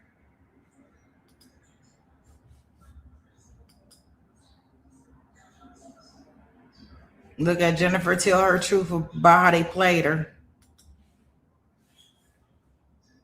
Secretly recording everybody and how this is against the law and how I need to be disbarred for this. And I can't remember. There's a transcript of it, but she's just pouring out this poison. And Mike Scholl and Robert Parrish got really, really upset.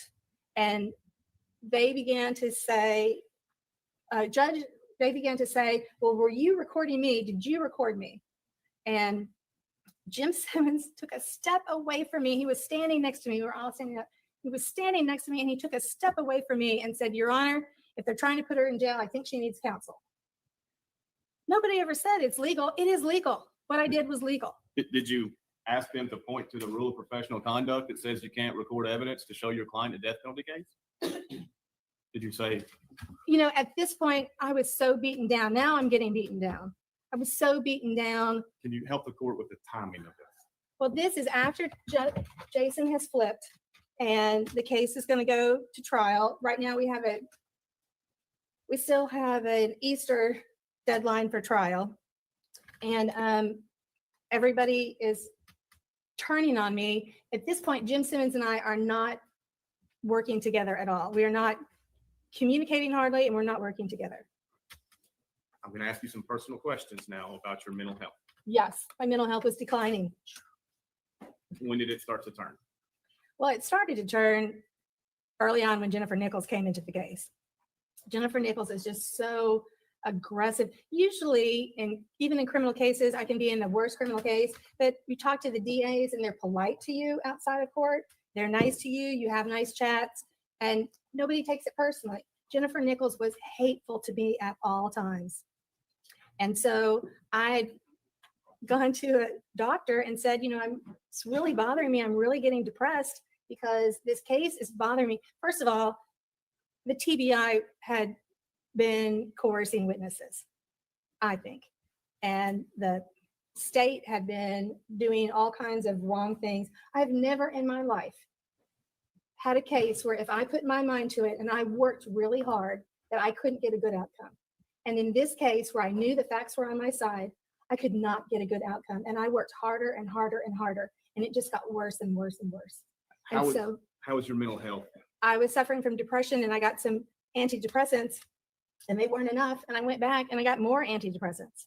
Now, I never got, I was having some anxiety also, but I never got anxiety medication because it can decrease your mental acuity. And I didn't want anything that was going to interfere with my mental acuity. When was this? This was the whole time. This is from 2015 on through the case. When did it get increased? It increased every time I saw the doctor. At some point, I was taking Zoloft and Wellbutrin, and I was taking so much Zoloft and Wellbutrin, it was over the FDA recommended dosage.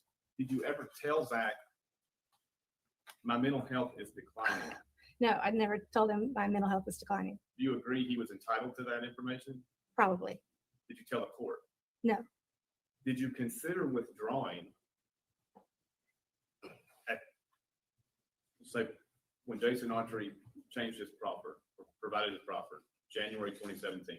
I think the real turning point was when the judge didn't let Luke Evans be an attorney. When was that? That was in February, perhaps, of 2017, after Jason had turned. Luke Evans had from the Board of Professional Responsibility an all clear. They said it is not a conflict for you to represent Zach Adams, that Shane Austin had died, that there was nothing further that could go, that the state could do against Shane Austin. And there was no way that anything that Luke did in Zach Adams' case was going to affect Shane Austin's criminal outcome. And so they said, you may represent Zach Adams. Why did you ask to bring Luke Evans? Because Luke Evans is a dynamite attorney. He was like me. He fights for everything. He fights for innocence, and he was going to fight this case and make it he was going to help me win this case. And there was a turning point for the judge, because the judge had been saying, I've talked with the AOC, we're going to get you a third attorney, because we had two attorneys. Simmons wasn't doing any work on the guilt innocence part. He was only doing the mitigation work at that point. I was the only one doing the guilt innocence. That had not been my choice, but that is something he decided he would do that would give the jury more credibility. He would be more credible if he didn't take part in a guilt innocence trial. And so the state had four attorneys that were working on it. And so Creed McKinley had said, the AOC is going to let you have another attorney. This is an extraordinary case. It's out of the ordinary. It's like no other. It's the biggest investigation in TBI history. It has so much information, and we're going to let you have a third attorney. And Creed McKinley had said this to me. And then I brought on Jennifer Nichols, and we had a telephone call. I usually recorded my telephone calls with my recording pen. I had a very nice, I still do have it, pen that will record as you write down. As you write things, it'll record what's being said. And so I almost always turned it on during telephone conferences with the judge, but I didn't on this occasion. And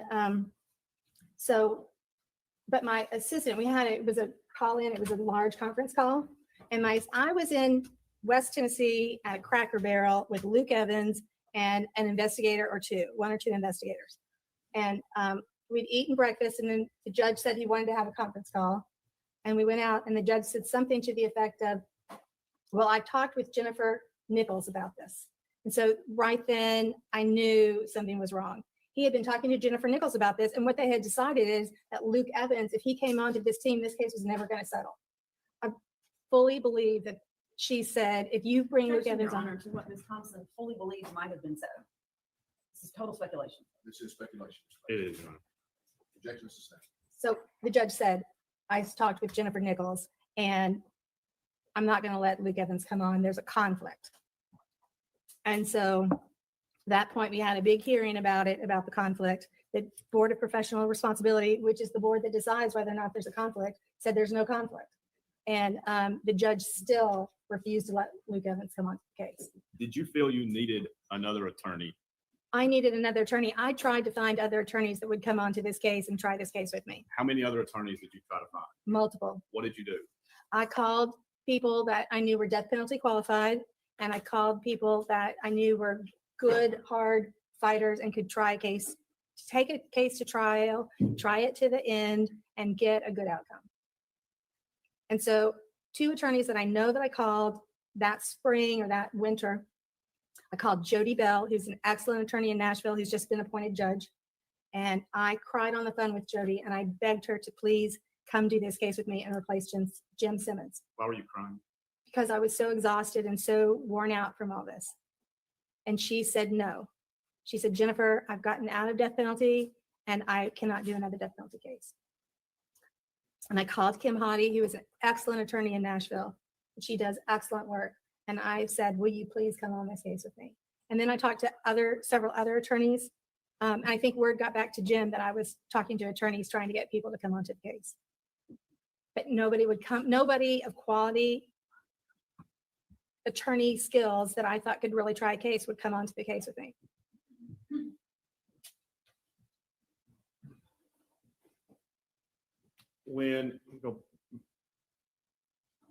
After the February hearing date, the April 3rd date, was it moved? Yes, And it was set for when? July. All right. And at this point, after Jason Autry changed his story, I went back. He now is talking about a white truck. So the Adams family had a lot of cars available. They were on and off working and on and off available, but they had a lot of cars, trucks, really. And so Zach had been driving a black truck, a little kind of beater truck, and Dylan had a nice gray, I don't know if it's an F-150, but it's a nice gray full-size pickup truck. And so Jason Autry now says it's a white truck, which I knew that the white truck was not available to Zach at that time because he had run through the fields, gotten arrested at the Natchez Trace, and his grandfather had taken the truck from him. So Zach did not have transportation at that time. And so I knew that these were not available. And so when Jason Autry says it's a white truck, I start from the beginning then. He has a whole new story. Dylan Adams' story was that they raped her at the house and he walked in and they were raping her and they forced him to anally rape her. And Dylan's story was so incredible, it was unbelievable. Jason now has a story that starts at the Tennessee River. Jason has seen the discovery and he has crafted a story. I'm going to object to her speculating about what people have seen. She has absolutely no proof of that. I do have proof of that. Do He you have- testified. The objection sustained to the way the witness was answering, so I'll let you rephrase or ask some more. What makes you say Jason Autry had the discovery?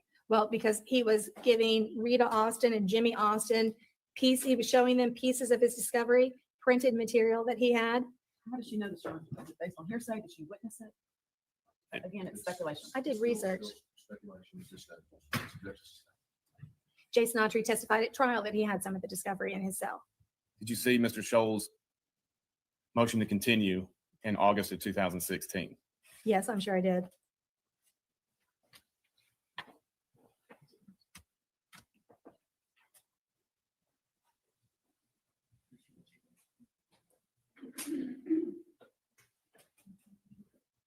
What is the password? Exhibit 123B.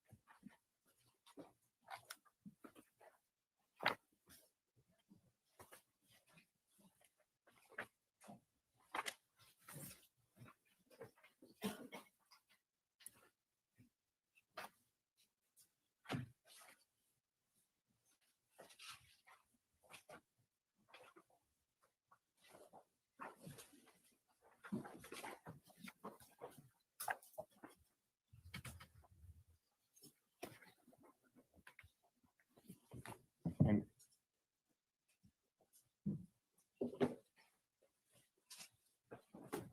can you review this motion?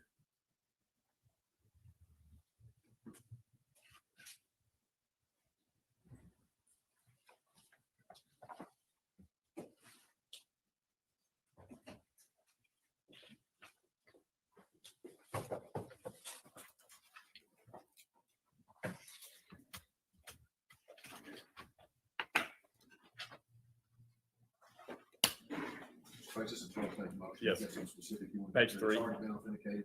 Can you read page 3, Ms. Thompson?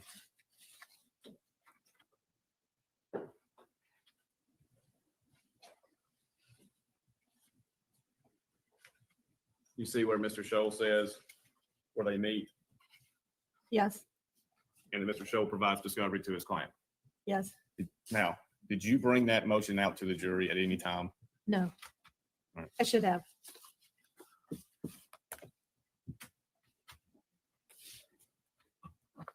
After Mr. Autry's plea, and you said that you're talking about the truck, the white truck. White truck. You then received in discovery a recorded conversation between Brent Booth and Victor Dinsmore. Much later. Okay. And you had it transcribed. Yes, Why did you have it transcribed? because it was so significant. What made it significant in your opinion? Brent Booth was absolutely telling Victor Dinsmore how to testify. Victor Dinsmore had denied that the white truck was parked in his garage, his shop. And throughout the interview then, Brent Booth continually says, this is what Jason's going to testify to at trial. And so Victor Dinsmore then changes his story and says, yes, now he remembers it. It was a terrible example. It was a perfect example. Your Honor, I'm going to object to her characterization of what witnesses intended. The jury heard all of this proof, and Ms. Thompson has not been offered as an expert for the Okay, court. you measured. Thank you. Now, that definitely seems like a very important piece of information to bring up at this point in time. Because remember, we just heard about this guy, Mr. Booth, right? Mr. Booth just came up in our little boat guy testimony. You know, Doug brought out in cross-examination that our little boat guy and Mr. Booth, they got each other number. They homies out here in some type of way. And looked like Mr. Booth was was steering witnesses in the direction that he wanted them to steer in. Interesting.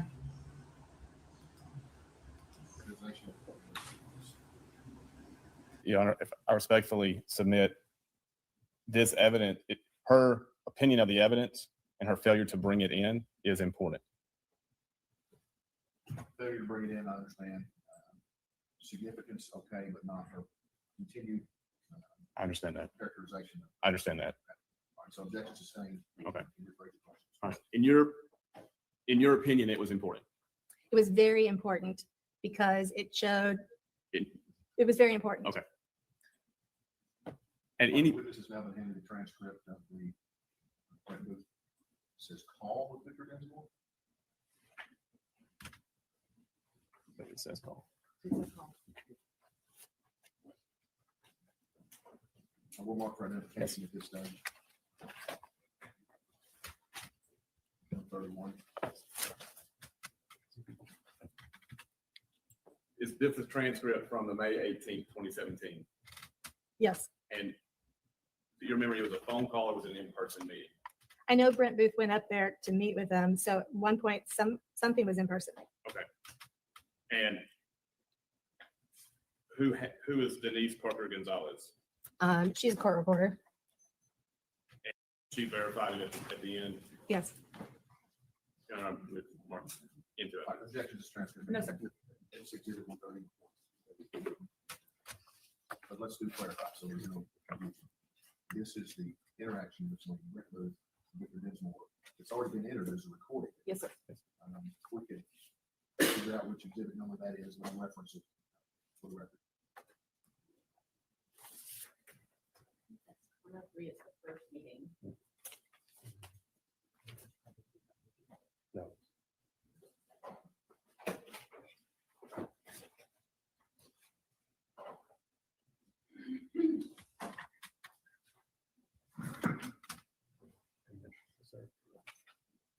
Exhibit 58, Your Honor, is the May 18th recording. All right, courts and agreement, I'm looking at my notes, exhibit 58, so this exhibit 131 is a transcript of the audio interview. It's marked as exhibit 58. All right, thank you, Mr. President.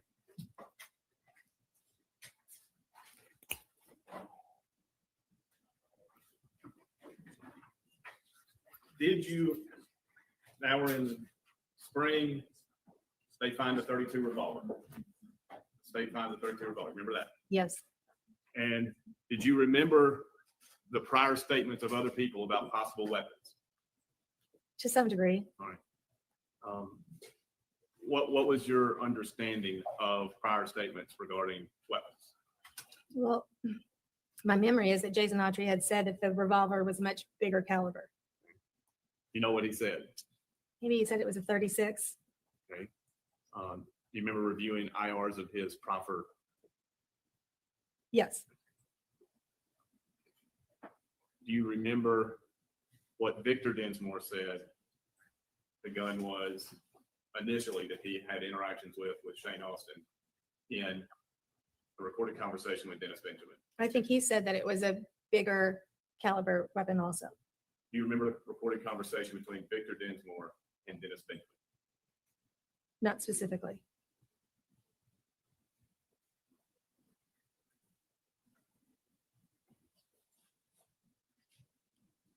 Do you remember if Mr. Dinsmore referencing a 32 revolver? No, he didn't reference a 32 revolver. Maybe he said that he had thrown one in a pond. At some point, I know that Victor Dinsmore said that he had had a 32 revolver that did not shoot, that would not fire right. And so he threw it into a pond at his cousin's house, I think. Do you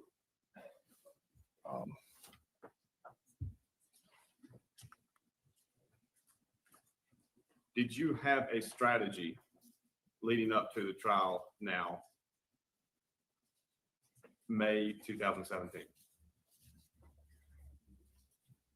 Not really. I was still trying to go through all the evidence and put everything together because the discovery was given to me in such a disorganized fashion. And I, being hesitant to really change anything that the state had given me and reorganize it, had not reorganized the discovery. And because it was such a large terabyte and I had to spend so much, I spent several $1,000s buying the hard drive, the big hard drive that would spin really fast. I didn't have enough space to copy it onto another hard drive and then manipulate it. So it was still in the disorganized manner that the state had provided. At some point, Jerry Gonzalez comes on the case? Yes. When? That spring. Why? I begged Jerry Gonzalez and he said, okay. Jury selection began in July. Was it July or April? I can't remember, but jury selection began well before trial. And who performed voir dire? I did most of the voir dire. I did most of the beginning voir dire. And then at some point, the judge had yelled at me so much, I refused to get up and do anymore. And I made Jim get up and do it. The judge, one of the witnesses was crying. And I said, I'd like the record. One of the potential jurors was crying. She was on the stand and she was so bothered by the taking of Holly Bobo, she began to cry. And I said, I'd like the record to reflect that the juror is crying. And the judge snapped at me and said, I'm sitting right here next to her. Her voice is cracking, something like her voice is cracking, but she is not crying. She was crying. And he snapped at me so much. I just, at that point, I gave up and I didn't want to do any more voir dire. How would you assess your mental health at this point? And at one point, Jim Simmons wasn't even there for part of the voir dire. He had another case in another county and the judge insisted we go on without him. So at some point, Zach had only one attorney present. My mental health was declining. Did you consider withdrawing at this point? I didn't because I felt that because of the mess with Luke Evans and Luke being so eager to try the case and to really work on the case tough, I felt that if I withdrew, that the judge was just going to point somebody that he knew that was going to just take this case and plead it out. Because Jim Simmons had tried very hard to get Zach Adams to plead guilty. And he had come to me and said, on one occasion, he said, I've talked with Zach, he's ready to plead guilty. Was Jim working on guilt, innocence? No, he was not working on guilt or innocence. And did Mr. Simmons file a motion to withdraw?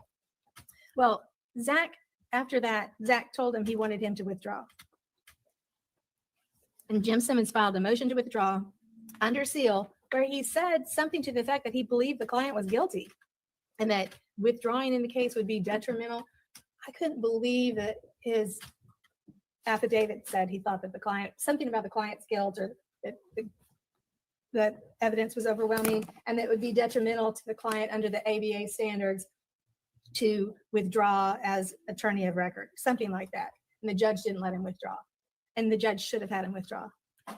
Your office then filed a motion to continue prior to the September date. Yes. And what was the purpose of that motion? I was not ready to go to trial. The state had given us all the IRs. So I can't remember at what point the state gave us all the IRs, but they've never given us all the IRs with the materials attached to them. And the state had dumped on me all these hundreds of IRs and the materials attached to them. And so I had gone back and I was chasing butterflies at this point. I had gone back and I was reading the IRs. They'd given us a witness list of 200 something witnesses that they said would testify. And these people had names I didn't even recognize. And I could sit down and search in the discovery and not find their names because it was not OCR. And so we were desperately trying to figure out who these witnesses were going to be. So instead of doing my witness prep like I should have done and sat down and thought about each witness and what I was going to bring in and what evidence I was going to put in, how I was going to get it in, how I was going to cross-examine them, I was out looking at these new materials. They gave us lab reports shortly before trial. So all these materials were fresh to me and I was desperately trying to digest them. And I've handed you the motion to continue. Is this your It motion? looks like it. And who argued this motion? I don't remember. And you attached the various complaints you had about discovery in an affidavit. It looks like it. Your Honor, I'd like to make this the next number exhibit. No. All right, Ms. Zachary, your items, motion to continue the trial. That August the 8th of 17? Yes, Your Honor. March of 132. And the motion was denied. Yes. Were you ready for the trial? No. I still thought up until the day of trial, I still thought we were going to ask for another continuance. And I was hoping we were going to be granted an additional continuance. At this time, had you communicated to Zach that you did not feel prepared? No. Did you communicate to him that your mental health was declining? No. Did you communicate to the court there still are these videos of an ATM that nobody has seemed to have found? Probably not, because at that point I thought that the videos didn't exist. They had converted to a new company and that the system had been wiped out.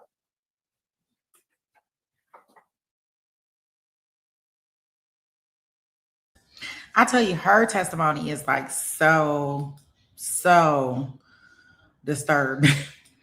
So they are back in court, guys. I am going to put us back in. You know, this judge, he always on time. So we shall see how these closing arguments go. Let's see.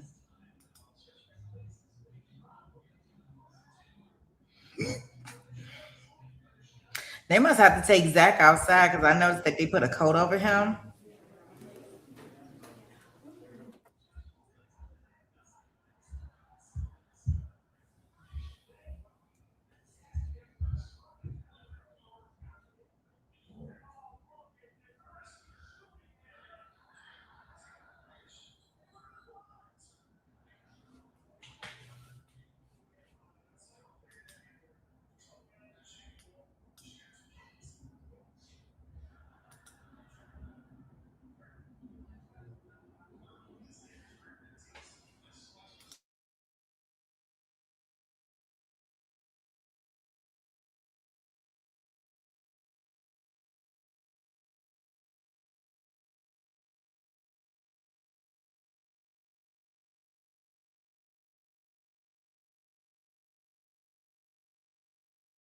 All rise.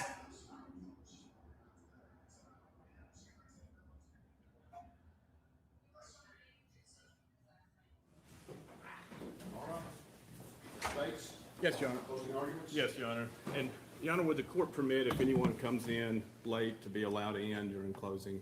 Is that? Sorry. Your Honor, I'm going to break my argument down into 4 parts for the court, but before I do, I must say what part of this case is not in dispute. And that is that Ms. Holly Bobo and her parents and friends and family are the people who make West Tennessee a special place. The horror of April 13th, 2011 remains an unmitigated tragedy, and nothing I say diminishes that. An outrage that this crime took place is not relevant in these proceedings. The 4 parts to my argument are the story of this case.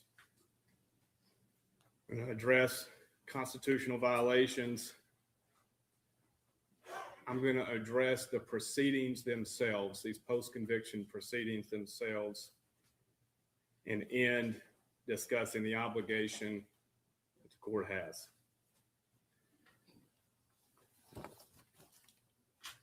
Before I get too technical in the legal arguments, I'd like to just summarize this case.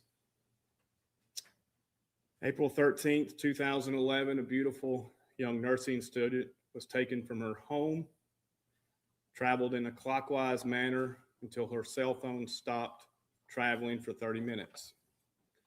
This is where U.S. Marshal tracking expert suggests she was killed. No evidence before that was found along a route. A bullet consistent with a defect in her skull was found next to her remains.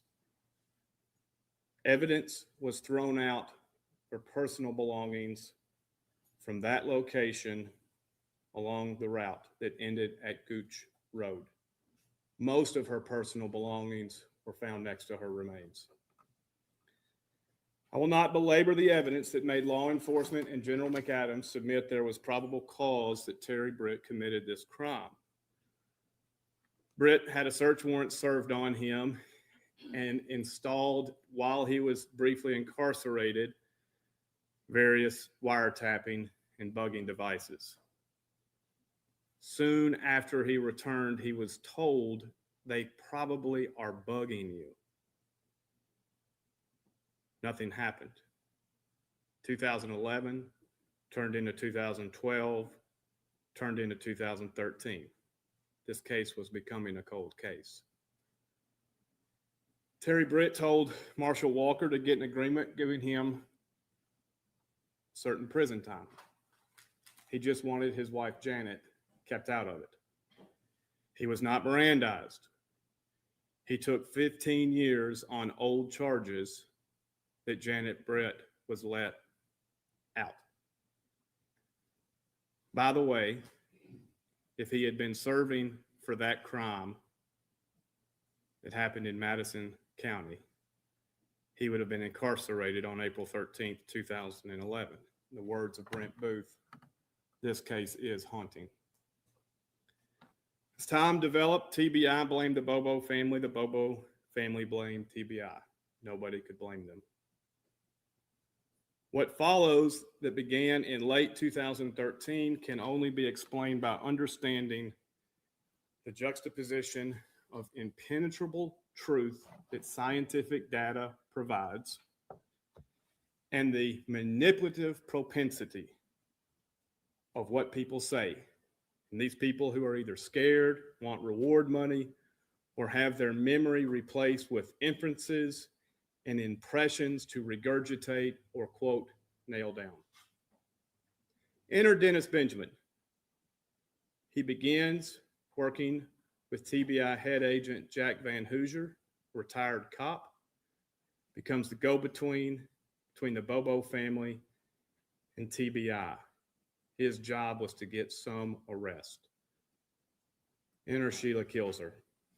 Her son was arrested with Jason Kilzer. Put aside that both Sheila and Jason had already denied knowledge or involvement. Sheila and Jason get law enforcement to believe Dylan knows more. TBI pounces. Even though what Sheila heard was false, TBI begins the belief that continues throughout that they have the omnipotent superpower to know what the truth is. And thus anything that points to arrest is true enough to further their aim. This is a central theme of everything you've heard. Dylan is pressured from jail. He gets a sweetheart deal, the contents of which are under seal. I will not discuss that. I would just ask the court to read it. A word about Dennis Benjamin. He had been told in February of 2014 by Victor Densmore that Dylan was the weak link. In March of 2014, Benjamin is back in Indiana telling Densmore that he's going to get the death penalty if he doesn't tell him where the body is. In dismissing Benjamin, Densmore says, "I'm not even interested in the reward money." We are to believe that a drug addict's statement to his girlfriends, his drug buddies, and other jail inmates are gospel. All are statements that were provided or not provided or misconstrued to the most vulnerable of our citizens. They were worried about arrest, losing custody, reward money, and thus everything the state has mustered in an ambush of these people, or to put it into their words, run to the ground. Persist until they say enough to implicate these four, even if it's inconsistent, even if it's demonstrably false. It doesn't matter. I could not summarize this part of the case better than Agent Joe Walker did on page 483. There were a lot of statements that ended up not being true. Now it's time to find the credible points of data that corroborate this scientific data that cannot be manipulated. None exist. Every single part of their life was searched for DNA evidence. None. Fingerprints. None. A gun that could have been used in the crime. None. Nothing. Not the palm print at the Bobo house. Not the crop print. Not a single thing. They have that a meth addict scratched his arm. Dylan's statement is thoroughly rebutted by the cell phone records. It's no wonder why within weeks of Jason Autry's story being released, his attorney wanted the cell records just one more time. Instead of saying Dylan's story was not true, the state has tried more creative avenues by saying it was too self-serving. After he made the statement, he was politely escorted to jail where he has been ever since. Fugitive tracking experts placed the location of death where the remains were found. He was needed to be an expert when the state was trying to solve this crime. You heard from Agent Frizzell today. When his opinion did not fit within the strictures of the manipulated testimony, he was discredited. Could not show it any better today. Agent Frizzell and I recreated Marshall Walker's map. The foundation of my entire trial has been trying to explain April 13th, 2011, and when I finally had Agent Frizzell under cross-examination, he showed the same thing.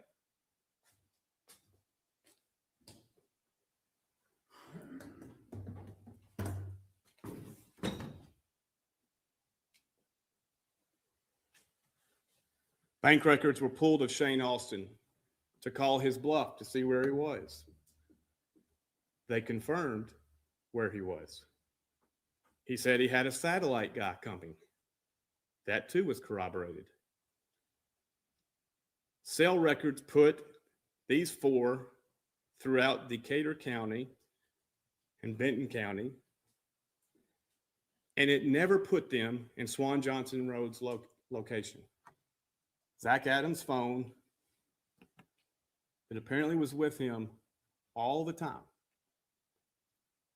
8:19, he's receiving incoming text. 8:17 and 8:26, Miss Holly Bobo's cell phone is on a completely different tower. Facebook showed Zach online that morning. Nothing made sense, and yet these men were on trial for their life. Zach Adams' defense attorneys were told, get the ATM video by Dr. Norton. The bank said no such software existed, and TBI agent said the ATM transaction was not covered by their videos. Someone had mislabeled them to be a BP video. Thompson couldn't even open whatever it was labeled BP. And a word on an alibi. We heard Delicious. They said that this ATM was baking an alibi. Well, one thing about baking an alibi, you tell law enforcement. Why didn't they tell law enforcement about the ATM? You heard Walker and Booth say, I don't remember the last time I went to an ATM. I doubt anybody in this courtroom remembers the last time they went to an ATM. They say that every time they gave law enforcement, they lied. They're on drugs. They're saying what the things they remembered of that day.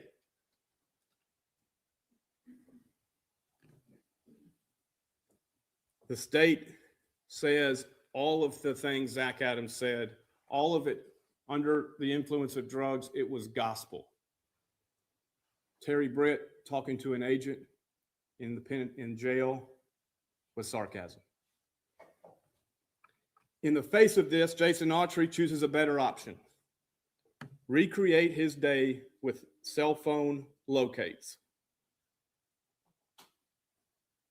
He says he remembers 6 years earlier, while under the influence, somebody mowed his yard, somebody mowing their yard.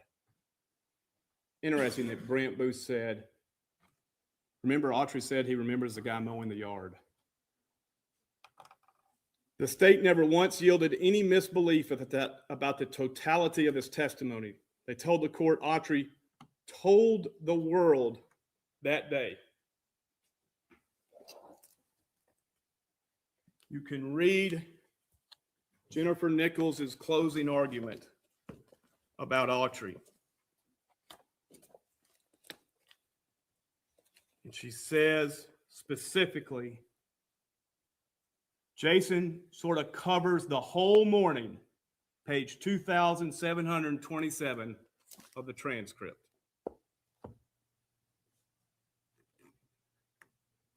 Sure, they got the gun wrong. Sure, Autry got the gun wrong. That could be fixed. The .357 became the .38 revolver with a .357 barrel became the murder weapon.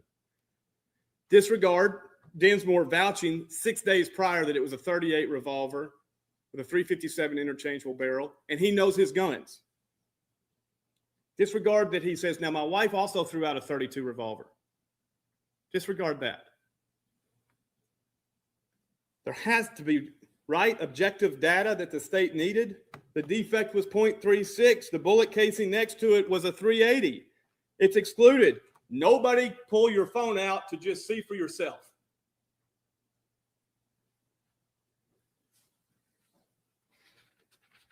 They say, oh, Bradley Strawn sold it to Shane Austin. Disregard Bradley Strawn's testimony. That never happened.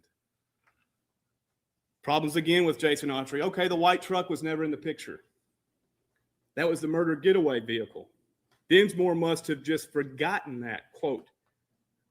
Let's send Booth up there to, quote, nail it down. One wonders how much testimony in this case was nailed down between Dennis Benjamin, Brent Booth, Victor Dinsmore, and the rest of the agents and witnesses. And halfway through this witness's testimony, the last witness, Mitchell Hayes, I wrote down my first question. I wonder if he knew Brent Booth. 5 minutes later, we learned they had friends and have each other's cell phone. The case went to the jury. Autry does his job. He saved his life. He gave the state what they asked for. The trial judge said it was the most persuasive and credible testimony he'd ever received. Put aside what we've heard in 2025 from General Wyrick's questions, which is all of us are presumed to think co-defendants, participants immunity agreement witnesses, they provide self-serving and incomplete truth. That's surely not what the jury heard. Put aside Brent Booth had substantial questions about the truthfulness. Put aside Kathy Ferguson flat out thinks he raped her. Put aside all that. The conviction withstood the appellate scrutiny. But then one canary in the coal mine had not been forgotten about. Buried underneath 4 terabytes of discovery, everyone seemed to have forgotten it existed.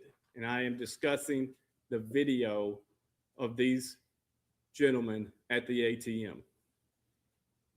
The backstory we know is Terry Dicus and Ricky Inman were going through trying to find between 8 in the morning or 7:30 in the morning and 9:40 in the morning, trying to find locations of Holly Bobo or somebody who might be driving. The records show exhibits where they were labeling, but stopping at 9:40. They had a treasure trove of this surveillance video that they dutifully labeled and then just stopped. And here's the interesting thing. So Zach Adams fills his pro se petition, and he didn't forget what he had been told. We were at the ATM. From Dr. Norton to his attorneys, the bank records show we know you're at the ATM. We just got to find it. So it's part of the post-conviction proceedings. And this is where it's interesting. Adams is talking to somebody he would not be here without, Dr. Katie Spirko. Adams, and this is recorded and listened to by Kathy Ferguson. Kathy Ferguson testified, we heard them talking about this video, the potential of it. We heard Zach say, I remember going into the ATM backwards. When I issued a subpoena to get this, the state was advised of the subpoena, they issued it too. It was limited in time, what Ms. Ferguson says, Agent Ferguson. The state was dangled the original software, and they went and got it. We'll come back to that. Months ensued. I finally filed a motion because in the January hearing on the amended complaint about this, General Boyano brings the laptop that has the still shot of the truck going backwards. The same still shot, the state also argues, shows nothing. It showed something for them to have it on their screenshot when they argued in front of you. And at that time, Zach Adams says, that's me. No one knew about it until these pleadings. No one. Agent Booth, then General Nichols lied to you about it. They said, we remember seeing it before the trial.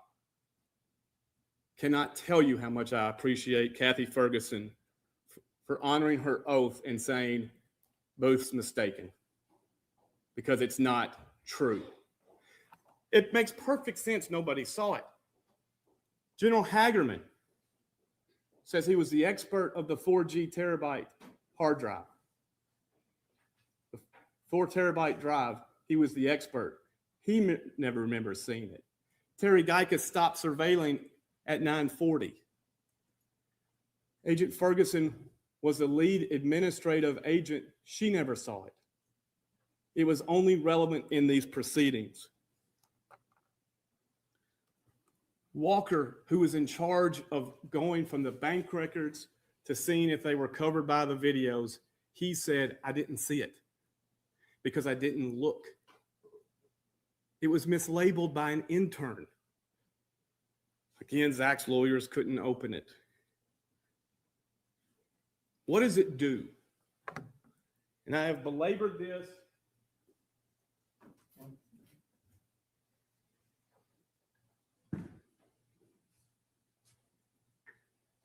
All of Frizzell's cross-examination.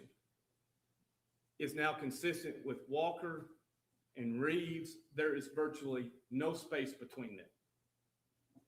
It shows at 10:32 when Zach is on tower 39077, and then at 10:35, 39079. He's traveling on the interstate to get to their home, to pick up the rest of his drug buddies, to get down to Parsons, and that's their day. You cannot go from where Autry says they were along this route and make it to the ATM by 11:12 a.m. We've proven that. Nothing the state can ever show rebuts what the objective science reveals. All the statements in the universe, including the guy fishing whose wife was a Facebook friend and he's buddies with Brent Booth, does not rebut what the cell records, the bank records, and the ATM video show. That's why I've spent all of my time on this dry erase board. When you understand April 13th, you understand everything.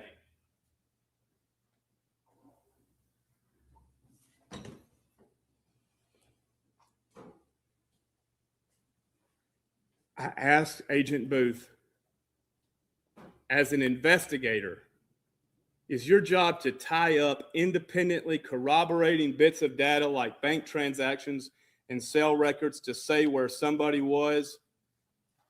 Answer, I didn't do that. I don't remember that. So the court must ask itself now, how can this be?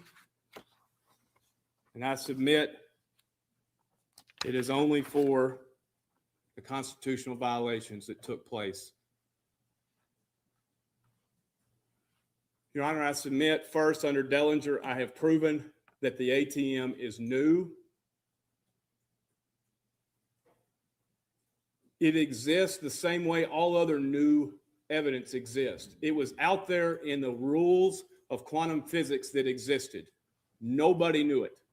Nobody. And the fact that Agent Booth and General Nichols were not credible validates it, because Agent Ferguson and General Hagerman, you can test their credibility, validates it's new. It proves actual innocence. If I have argued actual innocence throughout this.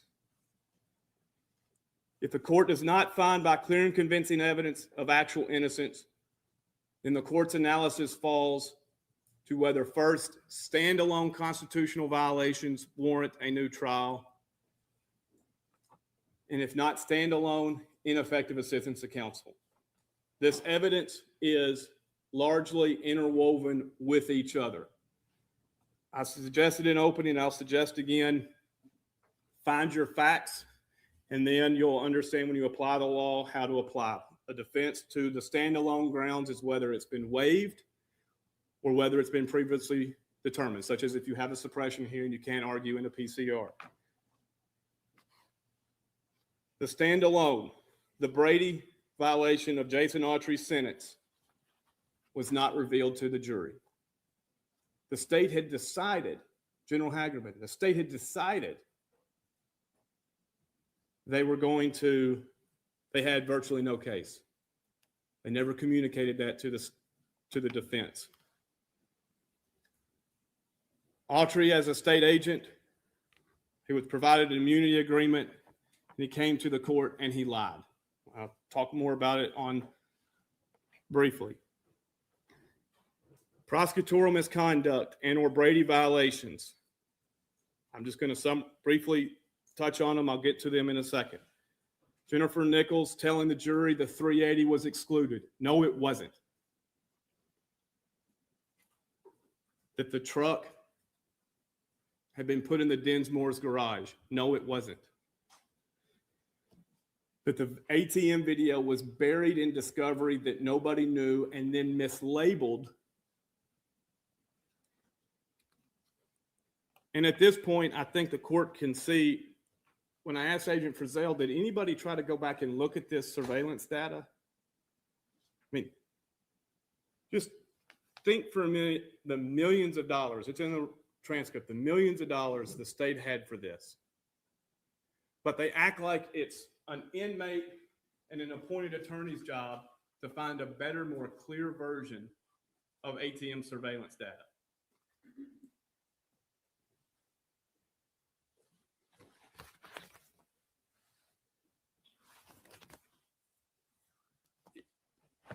I think I've covered sufficiently how the ATM came to be. I want to go over some of the things the state has said in regards to it. They argue both it's nothing new. We knew they were in Parsons, who cares? And also argue perhaps a canine was driving it. They argue you can't tell if it's them. You can't tell if it's their same vehicle, although to his credit, General Hagerman says, yeah, the same hubcaps, it looks very similar or similar. It's the exact vehicle they had impounded. And what nobody in the state has said is, if that's not them, what vehicle was Shane Austin in? Because the transcript shows they knew his vehicle was inoperable. And they knew that bank transaction took place.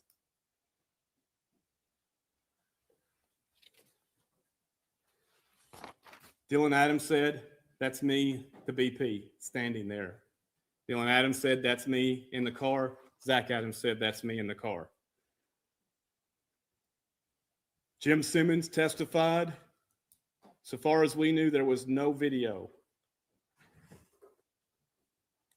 He's the one that subpoenaed the bank for the video. They both said they never saw it, and they said how important it was. Gonzalez remembers no conversation about the ATM video. Its importance was understood at trial. That this route that I have discussed about Autry's lie, if you read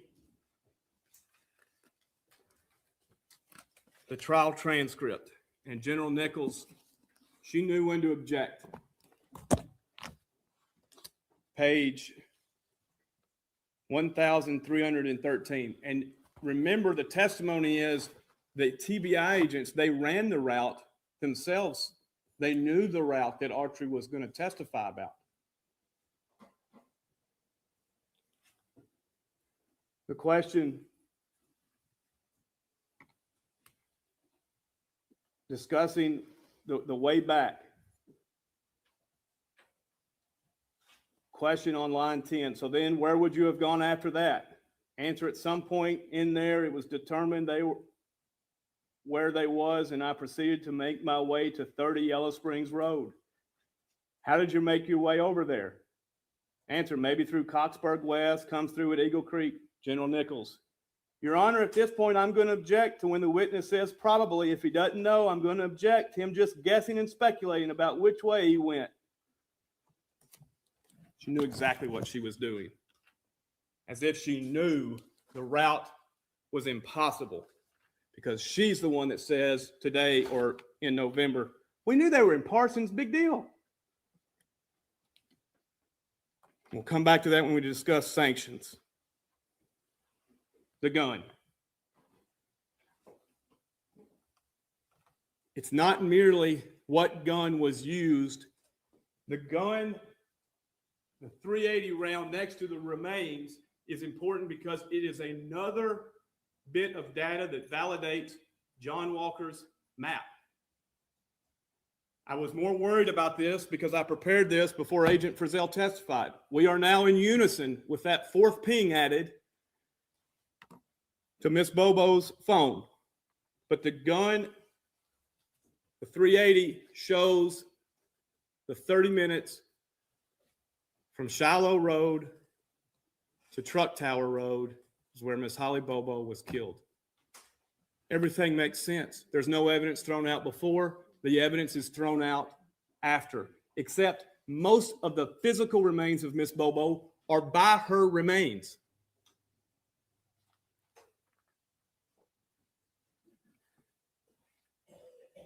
Six days before the .32 revolver was pulled out, Victor Dinsmore says, I'm 100%, I know my guns. It's a .38 revolver with a .357 interchangeable barrel. Jason Autry initially said it was a .357. Why did he say it was a .357? Well, maybe he knew the Austins had a .357. Maybe it's based on discovery that a .357 had been pulled out. But when the state pulls out the .32 revolver, they don't say, maybe we're being lied to.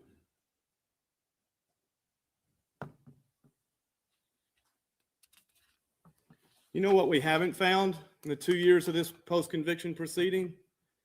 The .32 revolver that Victor Dinsmore says they threw in a pond.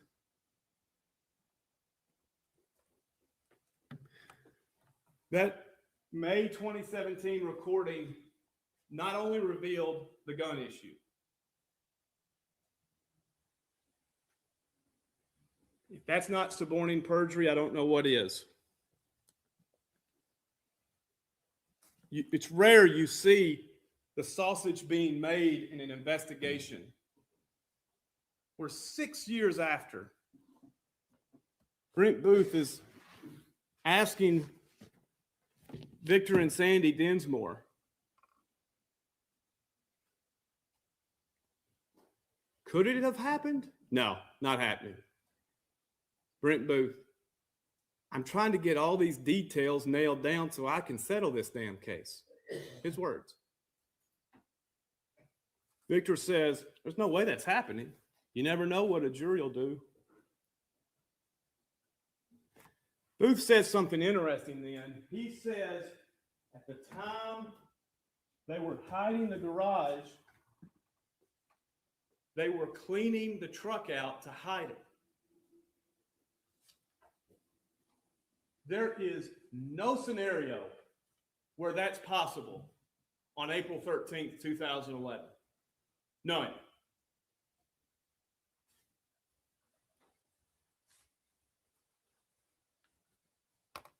Victor says, let's go with it. Let's put the truck in the garage.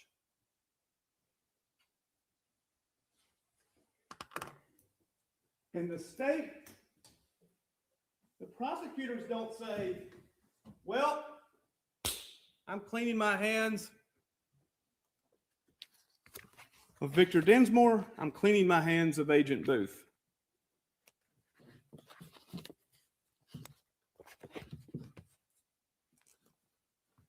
The words were, they were unimpressed and he was leading. Jennifer Thompson knew enough to have it transcribed, but she didn't understand Rule 803.26. She didn't understand none of it's offered for the truth of the matter. She should have cross-examined them. She should have talked in opening statements. But when she tried to bring it up, shrewd as always, General Nichols objected. Can't talk about that.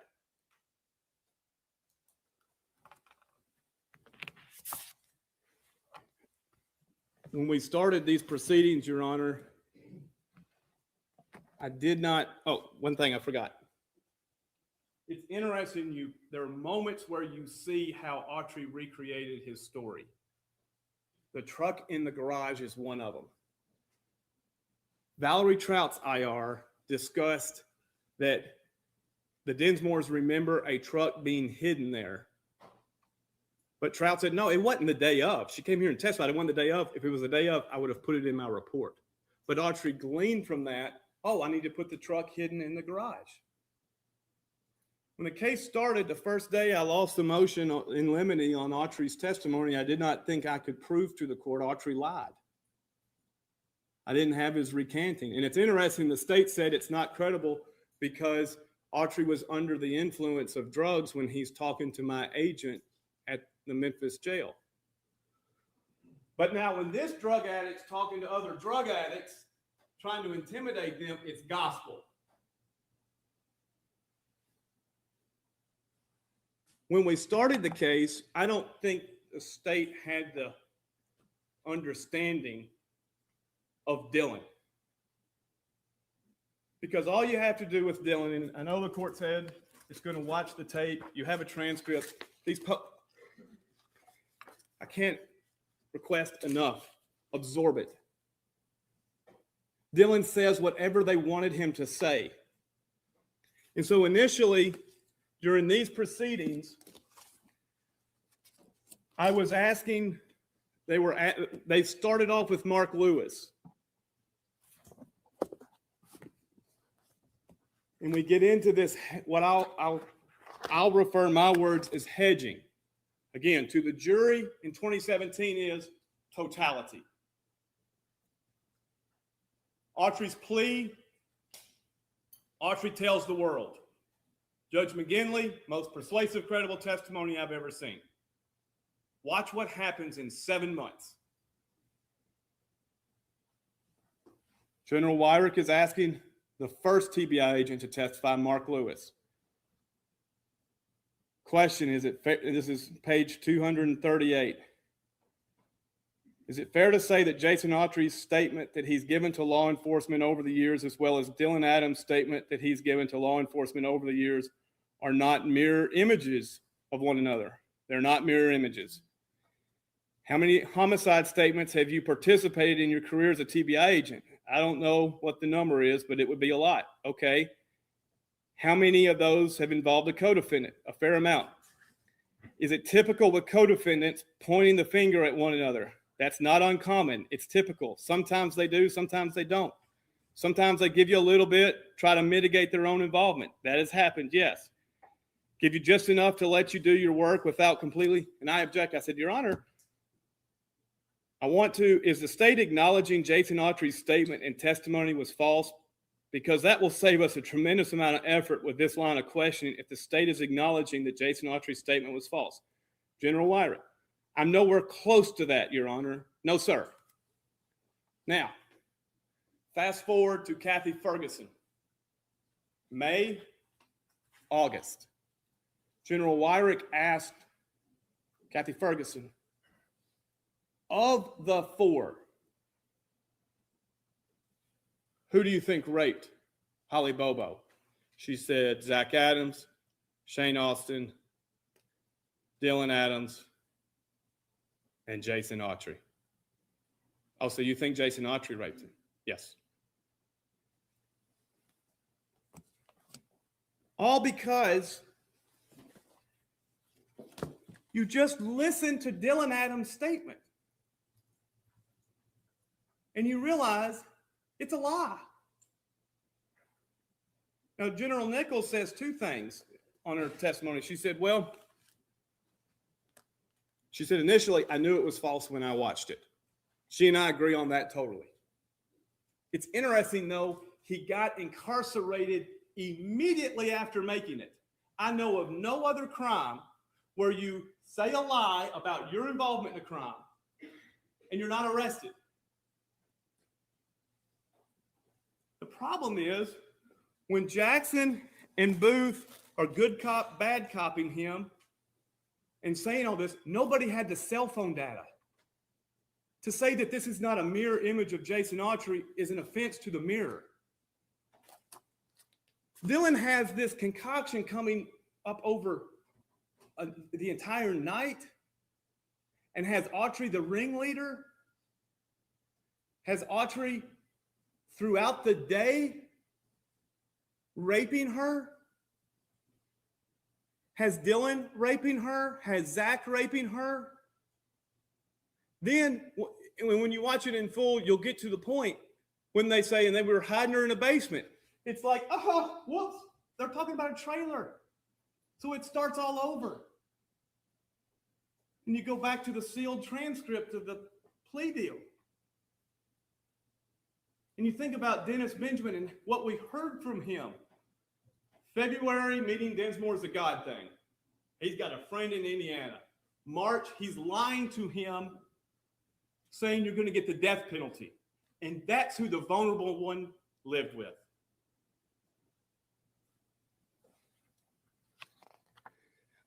I want to say this about Autry's lie.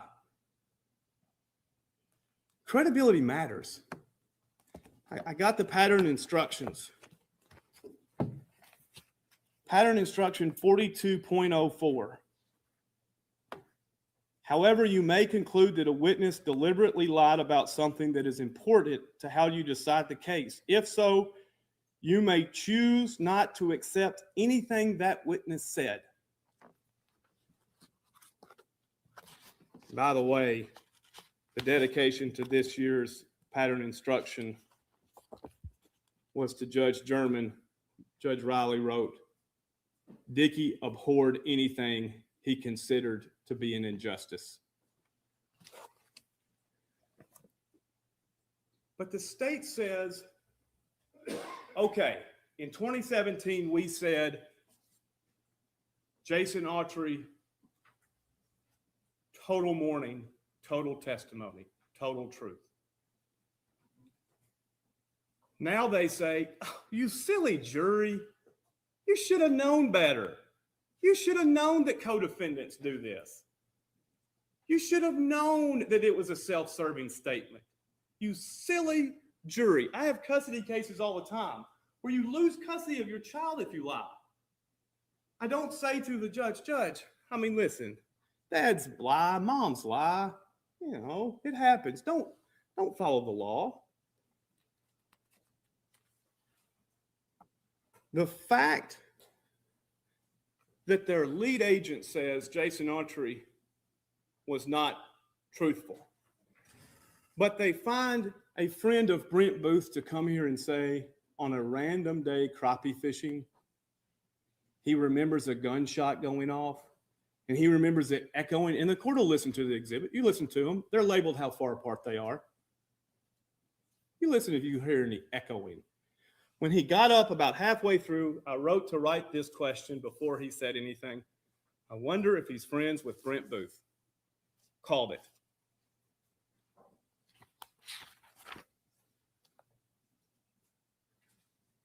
We did not know, the record did not know that Dylan, it's all started with Sheila Kilzer.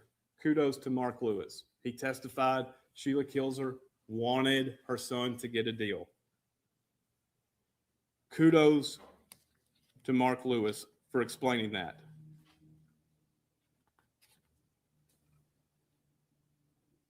Your Honor, I think this record has been aided by what Dennis Benjamin brought to the court. The court's heard several issues regarding Sheila Kilzer, Rebecca Earp, who said the truth when she was interviewed by Valerie Trout. Again, the cell phone records have Zach and her arguing throughout late at night.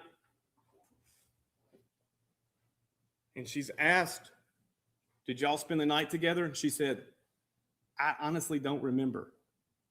But that wasn't good enough for the state. They had to nail that detail down differently than her memory.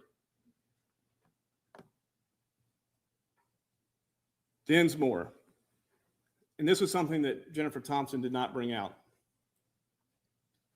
There's moments when there's these witnesses lining up, and then there's these moments when they don't know the latest thing to line up with. And so Dinsmore is saying that while these guys were there buying drugs on the afternoon of April 13th, they're talking about who's going to hit it first. And there was a while where the state believed that to be true. And then the cell records come in and like, whoops, that's not true. And Autry's painted a story with cell records. The victim's already dead. And you hear Dinsmore says, oh, like, whoops, somebody forgot to tell him. But he still said it, and it made no sense. And Ms. Thompson did not isolate on this. John Walker, I appreciate Agent Frizzell. You know, if the record reflected at trial, the only thing he was wrong about was a road here and there, that would have been pretty different. I've thought about this. What's more accurate? The map John Walker prepared that the court did not allow in 2017, or the exhibit that Agent Frizzell prepared with consultation with the state that had the fourth ping missing that showed the direction of travel of the cell phone of Holly Bobo that morning. When Agent Walker was preparing Miss Thompson, his testimony was it was for an hour, she did not pay attention, and she was drinking wine.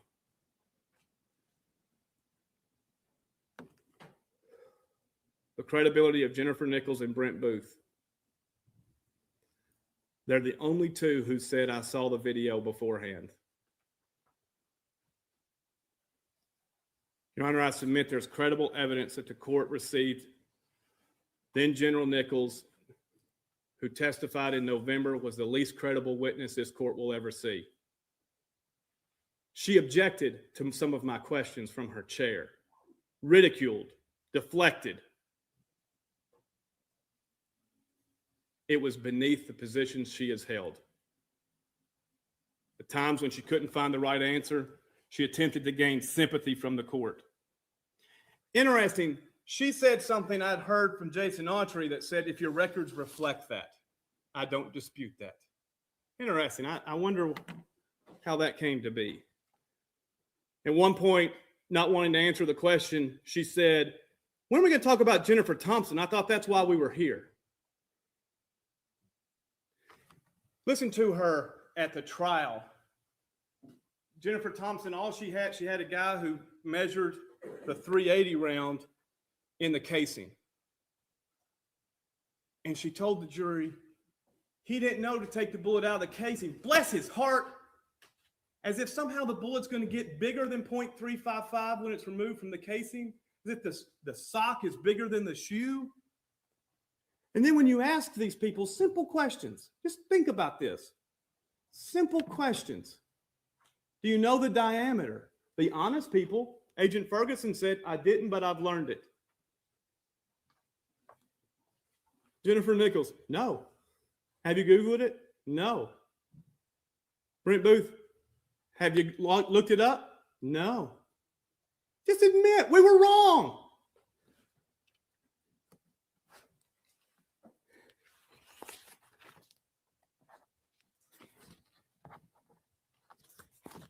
The sanctions that the court has taken under advisement.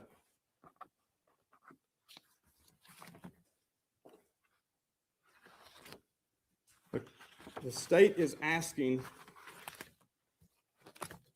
for the court to see that somehow that video that is in discovery either shows nothing, or if it does show something, it shows nothing new because everybody knew we were in Parsons. They said, but Katie Spirko can't go get it because it's evidence. Which is odd. From 2011 to 2024, the state did nothing to go and get the actual recorded software. Only when Katie Spirko tries to get it through a subpoena that only I have the power to get, then all of a sudden we got a problem. And you can look through the record of this transcript to see their only defense to the ATM video is it's not clear enough of a picture to see who's in it. It's almost as if the real reason they went and got what's exculpatory evidence was to make sure if there's a clear video of it, the defense didn't have it first. And when I asked her whether it was important, whether she communicated to me first, that they went and got it, and they told the person who gets it, don't tell anybody, Jennifer Nichols says, who cares? It's an obligation under the rules of professional conduct when a prosecutor knows of exculpatory evidence. And you saw Jennifer Nichols' attitude.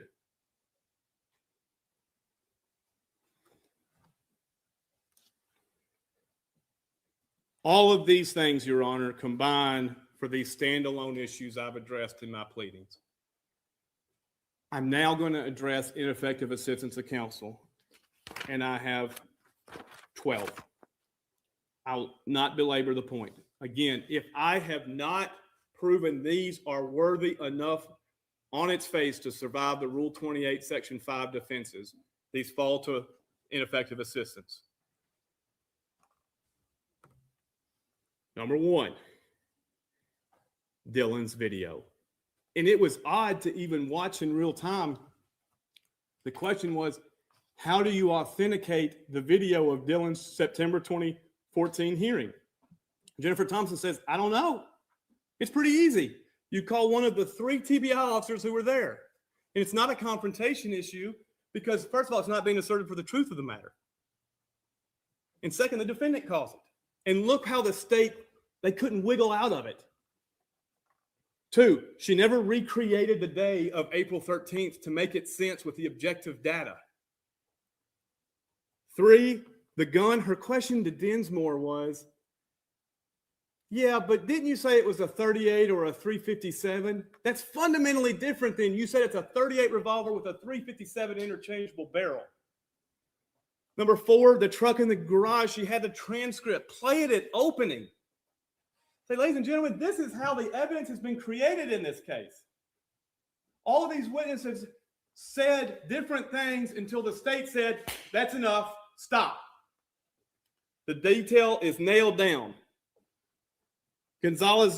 Jerry Gonzalez says she wasn't listening because she was constantly trying to get boxes because the state wouldn't tell them who their witnesses were. And the state during these proceedings said, no, that wasn't done. General Hageman tried his best. When we asked a couple of weeks ago to the state, who are your 6 witnesses? Their response to the court seen it was, are we required to do this? Britt, technical difficulties regarding the wiretap. Britt admits there's listening that you're told they probably wiretapped your home. This idea that there was not probable cause differences, Your Honor, I've gone through this. It's not the case. There's a probable cause for an administrative subpoena, investigative subpoena, that's different by statute. Everything else, the definition of probable cause is you believe somebody did it. That's it.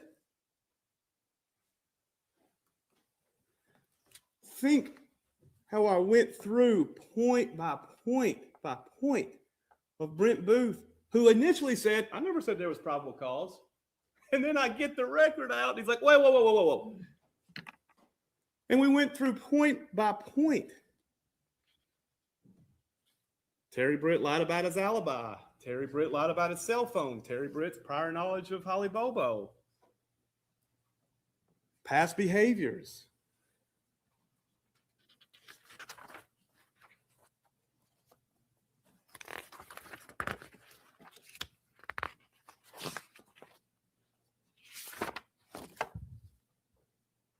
Thompson could not open a video. She should have gotten IT help to open it. In fairness, she did repeatedly bring up issues to the court. The transcript of the motion hearing speaks for itself. She failed to isolate the Dinsmore when Dinsmore said, yeah, those guys were talking about who's going to hit it first. And then when I didn't know what they were talking about. Now I do. I feel terrible. So she said, wait a minute. The crime's already taken place and she's dead by this time. She didn't isolate how all of these witnesses, just because they say some things that sound similar to other things, it doesn't make it true when you have people who are facilitating these witnesses back and forth. She should have played the ERP video. Honestly, I don't remember. She didn't force this fundamental question of the day, which is, they just pulled off the crime of the century. They just get back to Austin's house. The records show their call was at 8:50.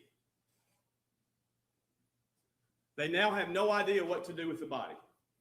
So they call Jason Autry, who comes in where they drive to the river to dispose of it. They then don't dispose of it, and they drive all the way back. Put aside they drove, and you'll watch the video of Paul Dillon's route. It's nothing but woods. But they're still driving. And then at this point, even though you cannot get to this route, Thompson does not say, does it make sense now that they say, all right, we know a satellite guy's coming at Shane's house. Let's just leave everything here and make our way to Sonic. That's what the proof that Autry bound them to. Put aside this issue. The remains were found with personal property. How did personal property get there? If they were throwing all the evidence out, wouldn't they have thrown all the evidence out? Instead, they made sure to keep some belongings together, and there's no explanation for how that could be. Because they say the truck was hidden in Dinsmore's before all of this. It's impossible. And Thompson never drove that point home. She should have told, number 11, she should have told Zach Adams, Zach, you're on trial for the death penalty. I need to let you know I have antidepressant medicine that's being upped up because of how I'm being treated in this case. You say, well, that's true, but somebody was being mean to her. Is the attorney's job to not at least tell the client, you need to know my mental health is deteriorating, which is the 12th point she should have withdrawn. I could not say it better than Forrest Richardson. He analyzed quantity, not quality. Jennifer Thompson's problem is not that she didn't know the case. She couldn't tell the jury about it because by September 2017, she'd been ridiculed. Her own co-counsel filed a motion to withdraw, saying her problem was she believed him too much.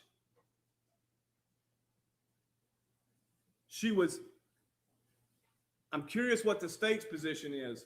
Is it that she was competent, or in the words of Jennifer Nichols, dishonest and unethical? For recording her work. Can you imagine if we didn't have the recording of Dinsmore and I was trying to tell you, Judge, I think there was perjury suborned during that day. I think Dinsmore said he didn't remember. If I didn't have a recording, they'd be like, whatever, trust us. Which brings me to the third large point. When you reflect on this case, whose presentation provided you the most credible proof? Whose statements to you were true? I told you from the beginning in May, Your Honor, Katie Spirko won't be a witness. You look in the record right now to see if there was ever a subpoena issued for her today. Served on her today. I said it's for a nefarious purpose. Opening statement. The state said, if there's anything new that comes to this court, it's not going to be credible.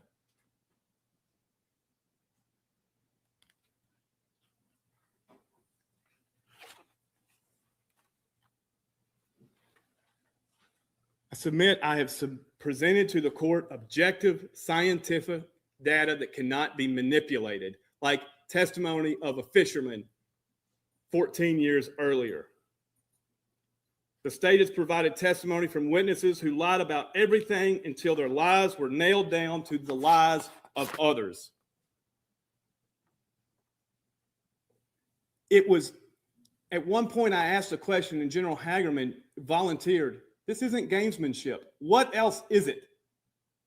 If you don't think Jason Autry did it, then why continue to try to put him to death in pleadings?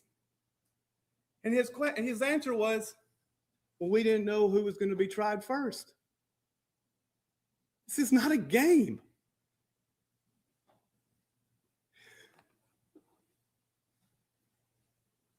I've told you about the 32 revolver that we've never found from Dick, the second one, apparently.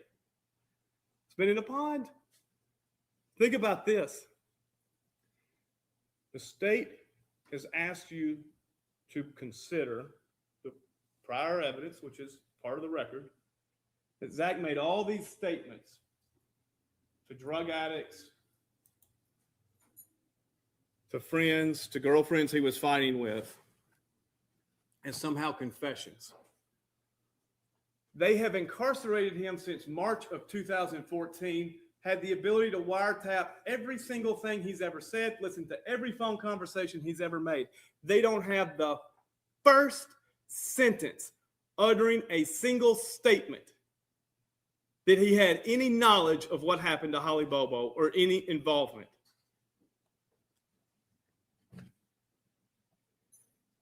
They say that he threatened his brother.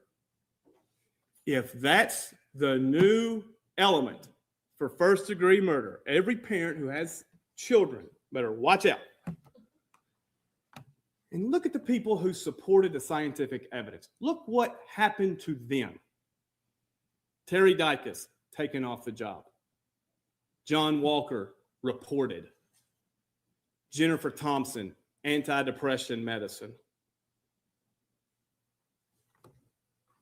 And Your Honor, I submit, I have shown this to you, and in this case,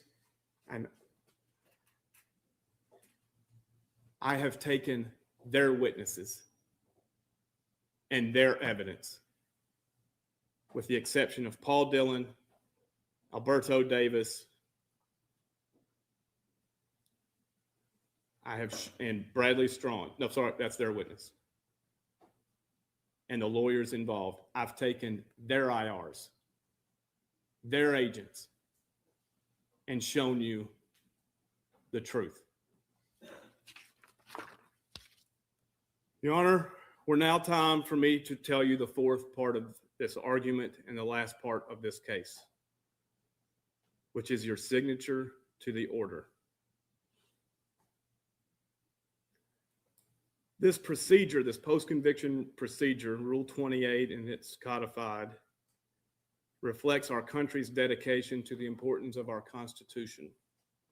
Just as Marbury versus Madison said, some laws, however popularly passed, will not stand if they're unconstitutional. Neither will a jury verdict stand if it's the product of a constitutional violation. These provisions are not trivial. Due process, effective assistance of counsel. I will not lecture the court on the Constitution. I will just say this. It's what our men and women in uniform defend with their lives. Every judicial oath states you solemnly promise to support the United States and Tennessee Constitution. Each generation of Americans inherit the obligation to honor it. And if they don't, it will not stand. At times, it requires good and honorable men and women to speak up and stand up for it against powerful and popular forces. Is your signature going to be easy, Your Honor? It's not. The Constitution doesn't care if it's not easy. To put it in more practical sense, can TBI officers go around telling other witnesses to change their testimony to nail down with other testimony, and can prosecutors say, that's fine, let's use it? We'll find out with your signature. Can a prosecutor lie to the jury about a bullet size? We'll find out with your signature. Can a citizen honestly be said to have had effective assistance of counsel if the attorney was ridiculed, her first chair abandoned her, she had mental health problems, she never presented alibi evidence, she did not understand what evidence is important and how to get it admitted? We will find out with your ruling. Can the state mislabel then lie about its existence. Evidence that either exonerates or tends to exonerate the witness, and then when they find a more clear version of this evidence exists, can they surreptitiously obtain it and tell the custodian, don't say a word about it? We'll find out with your ruling. Here's the irony, Your Honor. This ruling's not going to affect me. I'm going to go back to Hickman County and divorce people. I can tell you who is waiting on your ruling. Every dishonest member of law enforcement and prosecutor that is faced with a weak case. Your green light, if you condone this, will be the best they could have ever hoped for. And to be clear, I am not saying every law enforcement or prosecutor in this case or throughout the state is either dishonest or corrupt. We live in a state that prides itself in law enforcement, and we should. Those who do their job honorably have the utmost regard for everyone in this courtroom. It is to them this court owes the duty to not reward the bad conduct that besmirches their life's work. I would read to you from page 504, retired agent Joe Walker, to be your guiding light. If there's evidence that cannot manipulate that Zach Adams was not part of this crime, you want him out of jail, don't you? If Zach Adams was in jail unnecessarily, sir, I couldn't sleep at night. I can promise you that. Is today the first time you learned that you did not look at the right video? Yes, sir. Do you feel terrible? Again, sir, I don't know. I don't feel terrible until I know for sure. You're worried, aren't you? I would hate to think that it would be, but I'm not certain at this point. No, sir. Chaucer wrote in Canterbury Tales, if the gold rust, what chance does the iron have? If Chaucer were here, he would say it this way. If this conduct in this case is not corrected in such a high visibility case, what's going to happen to the low visibility ones? Your Honor, subject to any post-trial filings as the court requires, this largely concludes my appointment to the court under Rule 28, Section 610C2, whereby I have reviewed the pro se petition, filed the amended petition asserting other claims which the petitioner was arguably entitled to, interviewed relevant witnesses, diligently investigated and presented all reasonable claims. To say that this has been disappointing and at times disgusting and even intimidated to present to the court would be an understatement. I read no such exceptions to Rule 28 that could have made this easier for me. I would be lying if I did not say I wish such exceptions existed at times. I found myself this summer working late at night often on this case and moving offices across the square in Centerville. One artifact I came across was an article in the Hickman County Times from 1981, where the then assistant prosecutor resigned because he was so upset at the corrupt, dishonest judge who presided over the court. The prosecutor not only wrote the resignation to the judge and the DA, he allowed it to be run in the Hickman County Times. The letter reviewed in detail the horrible acts from the bench this prosecutor had witnessed. And he ended it by acknowledging that this resignation made public will cause a financial cost to his future that he regrets. But he would rather his children grow up poor than to witness him stand silent in the face of such corruption and dishonor from the very institutions we cherish most in our country. The author had a daughter who has since taught history and government and a son who followed in his footsteps.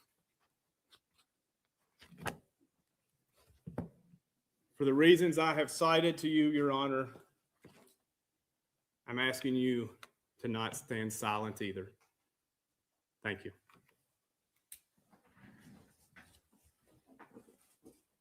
Thank you, Mr. Bates. Ms. Wire, closing argument. Yes, Your Honor. On behalf of the state of Tennessee, on behalf of every law-abiding citizen, on behalf of every law enforcement agency in this state, and particularly those that had anything to do with this case, whether it was from the early moments of the morning of April 13, 2011 to today, we do not care where Zach Adams was at 11:12 in the morning on April 13th, 2011. The state of Tennessee could not care less where he was at that time on that day. Out of their own witnesses' mouths, Agent Terry Dicus, the operative, the key, the essential time period in this case, in this investigation, 9:39 in the morning. He elaborated a little more and said from 8 to 10:30 in the morning. That was the key time. Their own witness. This court has heard proof since May. The jury heard proof for a week. Thousands of pieces of evidence have been admitted before Your Honor, before Judge McGinley.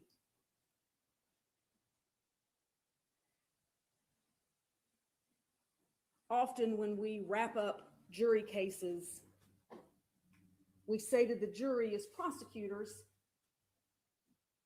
particularly cases like this, it's hard to give it to you. It's hard to turn this case over to you, ladies and gentlemen of the jury. We know you've been listening. We know you've been paying attention. We chose you. We know you're going to follow the law, but it's still hard to hand that case over. Your Honor is the jury here. And the state of Tennessee has the utmost confidence that Your Honor is going to do the right thing, that Your Honor is going to follow the law that says that they have to prove beyond clear and convincing evidence, or with clear and convincing evidence, that Jennifer Thompson and Jim Simmons and Jerry Gonzalez performed below reasonable standards, not magician standards, not wizard standards, not could you maybe bribe a juror and get them to hang this thing up, but did they perform at reasonable objective standards in the moment? Not looking back all these years later with hindsight and I'd have done it differently. I'd have done this instead. Did they meet that standard? If they did, we're done. And Your Honor can proudly put your signature on that order. If they didn't, they still have to prove that it would have made a difference. That when that jury came back into this courtroom, if they'd heard everything that Your Honor has heard today, plus everything that they heard during the course of the week of that trial, that they would have come in here and said, you know what? I don't know. Or just one of them to say, state didn't meet their burden. I can't sign my name on that. Would any of this have made a difference? State submits that the only difference what has transpired in this courtroom since May and outside of this courtroom in an attempt to manipulate these findings, in an attempt to manipulate and threaten witnesses, that the only thing that has changed standing here today, December 29th, 2025, is we know even more certainly how guilty he is.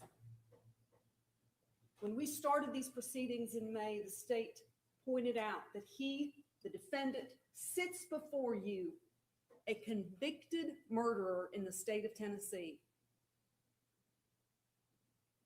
And it's louder today than it was when we started in May. Because what the petitioner is asking the court to do is to look at the proof through a straw. Please don't read all of Mike Frizzell's report. Let me just scream and carry on about how the state hid evidence. If it wasn't so tragic to sit here with the Bobos in 2025 and watch them go through this. It's comical to carry to its ultimate conclusion what the petitioner is asking the court to believe. Please don't look at all of Mr. Frizzell's report. Just focus on the fact that he put that fourth ping on a later page. At no time did Mike Frizzell today or ever in front of that jury say, just look at this little piece of what I found. Look at all of it. Everyone who testified in this courtroom before Your Honor and who testified before that jury, with the exception of a few that I will talk about, everybody from law enforcement, look at all of it. Got it all. Here it is. I would hazard to guess that never in the state of Tennessee, perhaps in any state, I don't know, but in the state of Tennessee, never has a trial been conducted where the defense team had everything the state had. Everything. So this same petitioner who wants the court to believe that we're over here manipulating witnesses and telling people what to say and hiding stuff in our bags, I don't know, they had it all. They had it all. And we were at their mercy to receive the information.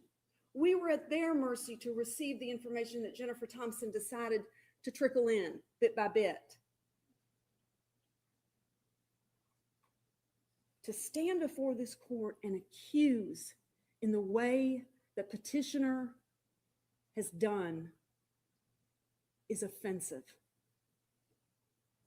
to not only the men and women that have worked this case, but everybody that's out there right now. Because to sign this imaginary order that the petitioner is asking the court to sign, you would by doing so say, it's okay to come into court and make up stuff. It's okay to come into court and have selective amnesia about things. This same defense attorney who put in 3,000 hours on this case shut down her whole practice.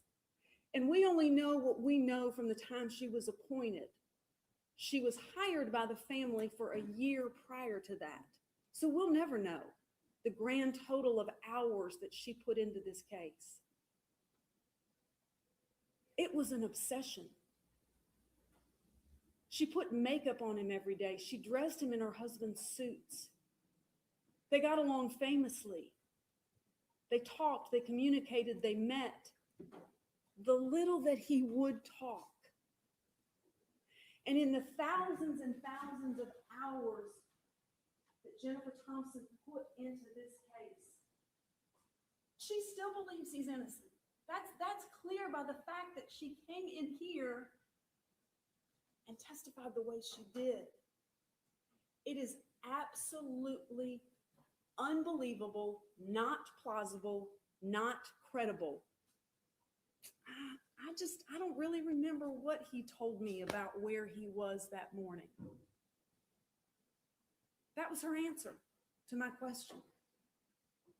Well, you had conversations with him. Yes, of course. You met with him many times. Of course. You talked to all these people. Yes, of course. Well, okay. We're all dying to know. Because I can tell the court this as well on behalf of the state of Tennessee and on behalf of every law enforcement agent across this beautiful state, that if an innocent person is sitting in prison, we want to get into action as quickly as we can. Please, by all means, show us, tell us, point it out. He can't. He can't. He hasn't. And he never will. Perhaps the truth, if he's been paying attention, is a little bit clearer to him now than it was during the trial.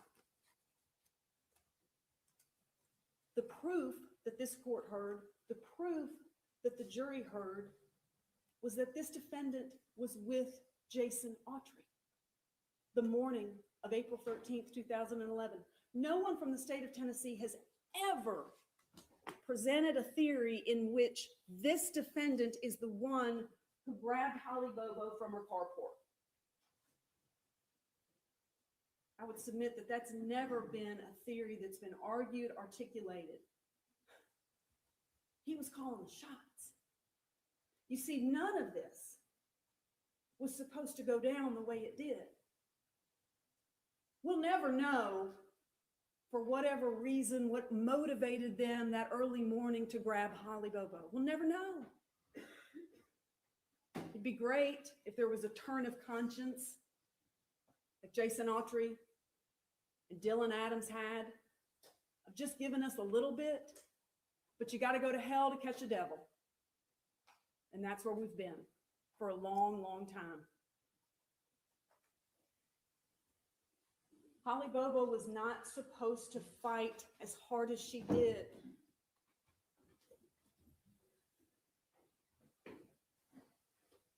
Holly Bobo wasn't supposed to fight for her life. Dylan Adams was never supposed to talk. The proof, it was heart-wrenching to watch. And if, again, petitioner's petition is that Jennifer Thompson should have put Dylan Adams on the stand for the jury to hear, perhaps the only thing that would have come from that lame move was that the jury would have been out and been back with their verdict a lot faster. Jennifer Thompson managed to keep that jury out for 2 days. If the jury had seen the manipulation and the fear of Dylan Adams, that's what this is all about. Of course, Dylan Adams is going to do what I tell him to do. Get rid of the phone, get rid of her stuff. Jason and I are going to go get rid of her body. You all get rid of this junk, and we'll meet up here later. And we know all this from the cell phone records. We know all this from the towers. The court has the proof, and the state has great confidence that the court can see through the smoke and mirrors, the emperor is wearing no clothes case that the petitioner has put on. The only thing that would have happened had Dylan Adams testified was a faster verdict. The only thing that would have happened had the defendant testified in his own behalf was a faster verdict. She kept that jury out for 2 days, and she kept him off death row. One of the most heinous, complex, violent, indefensible cases in this state's history. Absolutely no motive other than bragging rights. That's it. If I pull this off, stories I'll get to tell. Holly wasn't supposed to fight that hard. And gosh, She wasn't supposed to be alive at the river. The court will recall they drove to the river, an area that this petitioner was familiar with, testified to it finally in 2025, probably never told his lawyer he'd been down there before, despite the graffiti and the countless times he'd been down there fishing and doing what else. They took her down there to gut her body, because that's going to float, or not float rather, that's going to sink. And then we're out of here. We're out of here. We'll drive into town. I gotta get Jason back to the church at Yellow Springs, because Jason Autry's gotta make sure that his girlfriend sees him at lunchtime, or she's gonna be humping mad. I gotta drop Jason off at the Yellow Springs church. I'm gonna pick up Shane and Dylan, because those two knuckleheads I gotta keep an eye on. They ain't the brightest, and I don't want them talking. And we gotta all be in this together. All for one, one for all. And we'll get into town and we'll be seen. This will be great. And think of the bragging I'll have. Holly Bobo.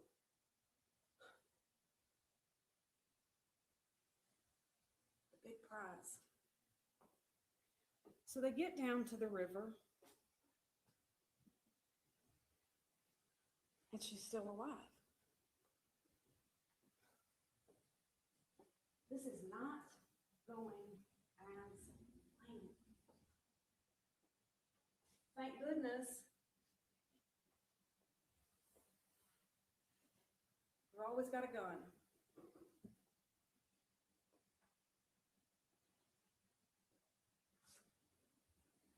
A bullet to the back of the head.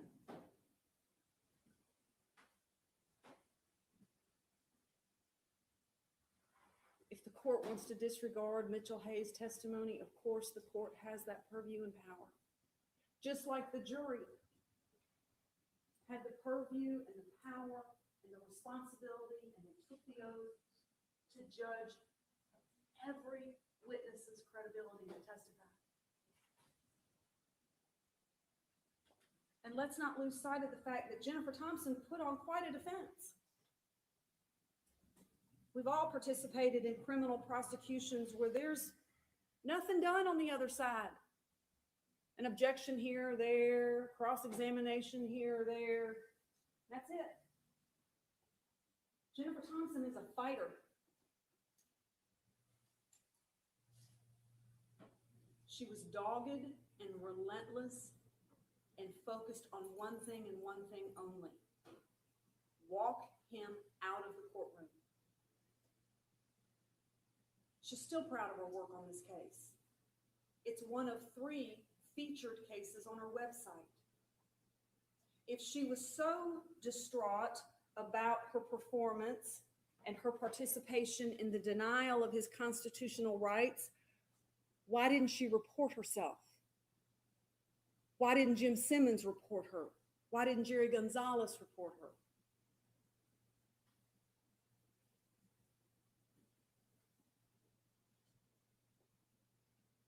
From the river, they go back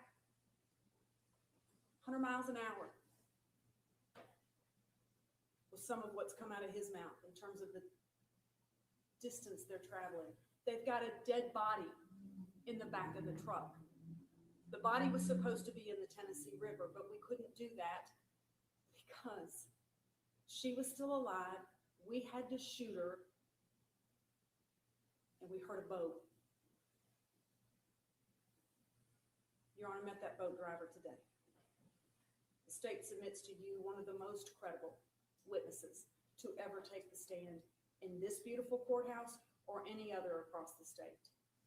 Here's what I heard.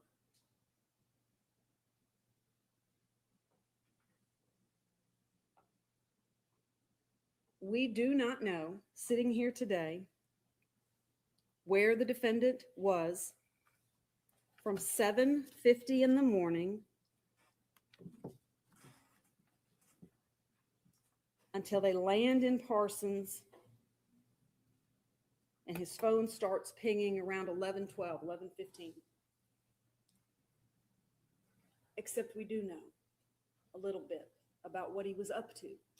The problem is he can't be honest about it, because to be honest about it would be to admit once and for all, as Jason and Dylan have done, his role in this. But he is praying and hoping against everything he has left, against the power of the podcast and some veiled, I don't know, threat to the court about ignoring the facts and ignoring the law, that the truth will be buried in the same way he was instructing Mr. Bates' agent, Ms. Spirko, to bury something on a piece of property. Here's where you go. Here's what you do. Don't take a phone. They might track you. He can't own up to what he's done because it's too horrible.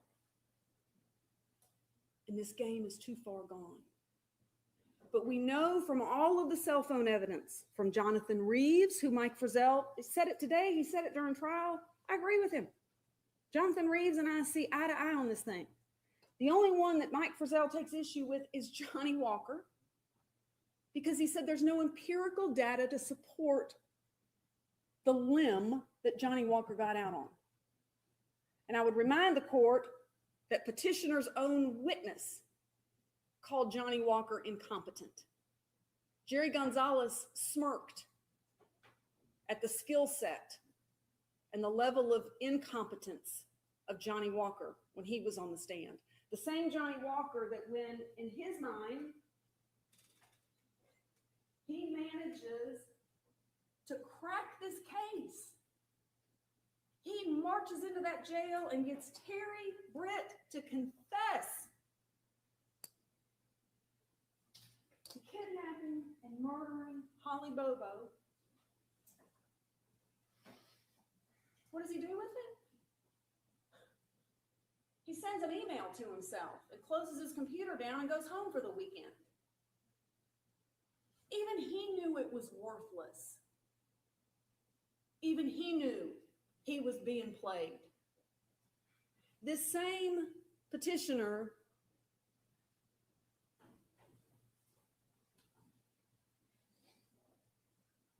who's asking the court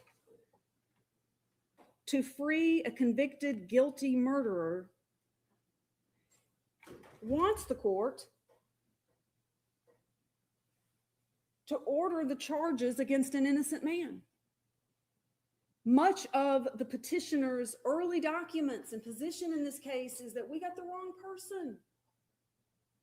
Terry Britt is who did this crime. Terry Britt killed Holly Bobo. There is zero proof of that. Out of Terry Dykes' own mouth, the only proof he had was that Terry Britt is a registered sex offender. We'll all agree to that. He's got a revoked license and he lives near the area. Is that really the society that we want to live in? Is that really the criminal justice system that we want to proudly be a part of? To ignore the mountain of evidence against the convicted murderer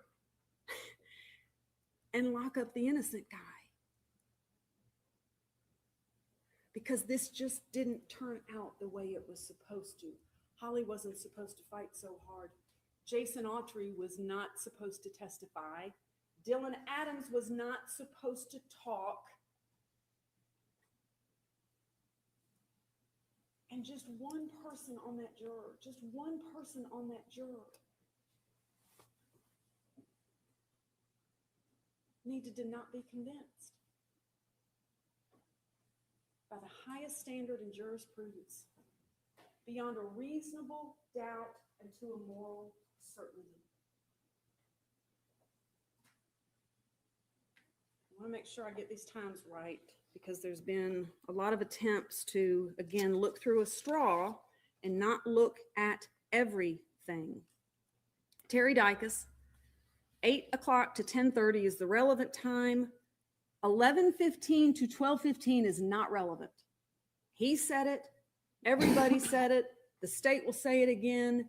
We could not care less where this defendant, where Shane Austin, where that alleged Silverado, where Dylan Adams, couldn't care less where they were at 11:15 in the morning on April 13th, 2011. What the state does care about is where they were from 8 to 10:30.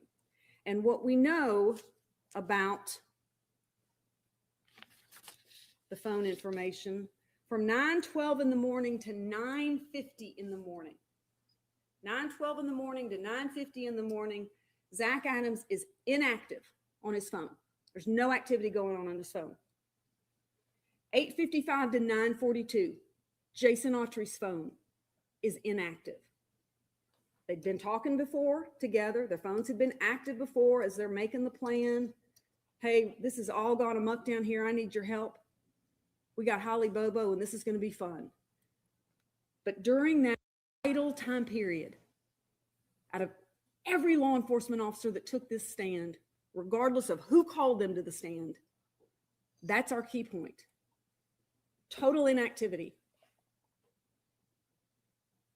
9:50 to 12:18 p.m., 9:50 in the morning, on the tower, closest to the river, Birdsong, back toward the truck stop tower and on into Parsons, this defendant is wearing those keys out. There are 25 communication activities between 9:50 in the morning and 10:30 in the morning from this defendant's phone. He is frantic, absolutely frantic, because she wasn't supposed to be alive at the river. The state wishes, for purposes of this presentation, but to be quite honest, Your Honor, more importantly for the Bobo family, the state wishes we could tell you when they dumped Holly Bobo's body. We know where it was found.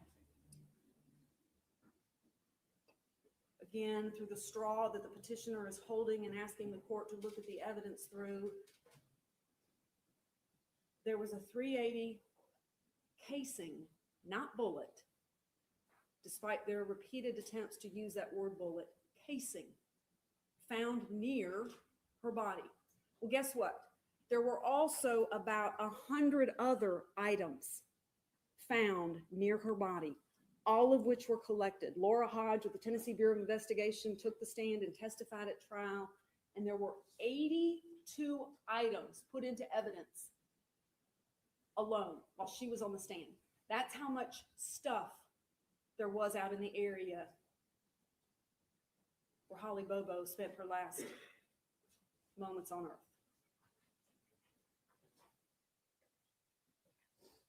Lots of other ammunition was found out there and a myriad of other things.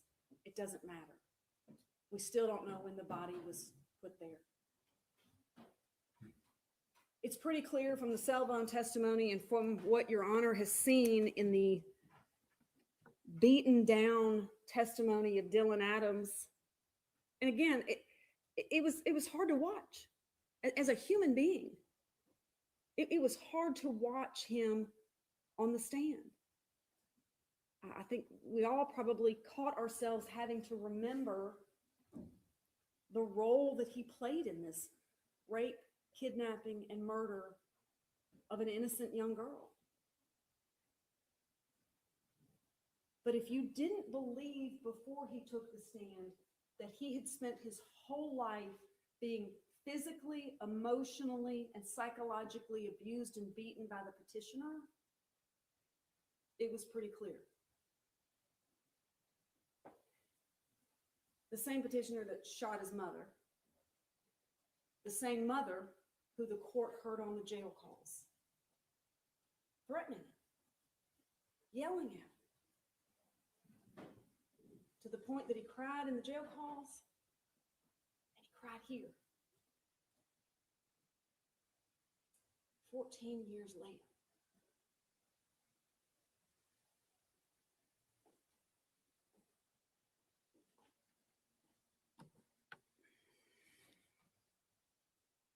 The same frantic murderer who's wearing his phone out from 9:50 to 10:30 in the morning. He's calling Rebecca Earp. He's calling Dick Adams. He's calling Joe's Video. He's calling everybody he can think of, because now he's got a truck with a dead body in the back and he's got some work to do. Where can I go and safely take this truck? Is my grandfather home? That's why he's calling Dick Adams. Will Rebecca Earp lie for me and be my alibi? No, she wasn't going to do that. And the jury heard all of the attempts of an alibi that this petitioner made, both in the days and weeks and months after Holly Bobo's murder. And I will not belabor them, but they were all blown to bits. Jason Autry, first time he was contacted by law enforcement, came up with some story, but I was working, gave them the name of the guy he was working for, exactly where it was. Law enforcement, I know, ran it to the ground, as they do, as they are emboldened and empowered and expected to do. Ran it to the ground, and that man said, I hadn't seen Jason Autry since I don't know when. Their alibis were falling apart, but the lead officer was ignoring it because he was looking through a straw. The same straw that the petitioner is asking the court to use.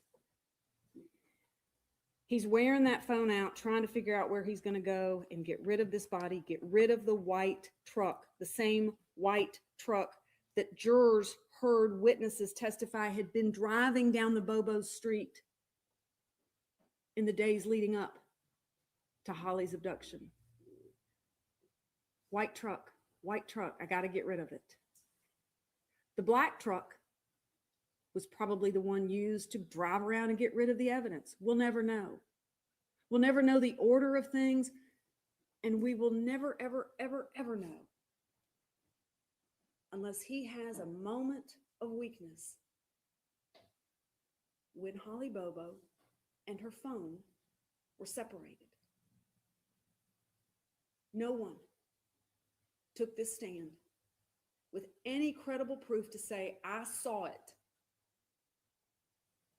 And that's all we have, is speculation and theory. But every expert that is truly an expert, that truly has credible experience in this line of work, said there's no way to tell. There's no way to tell from this data when she was separated from that phone.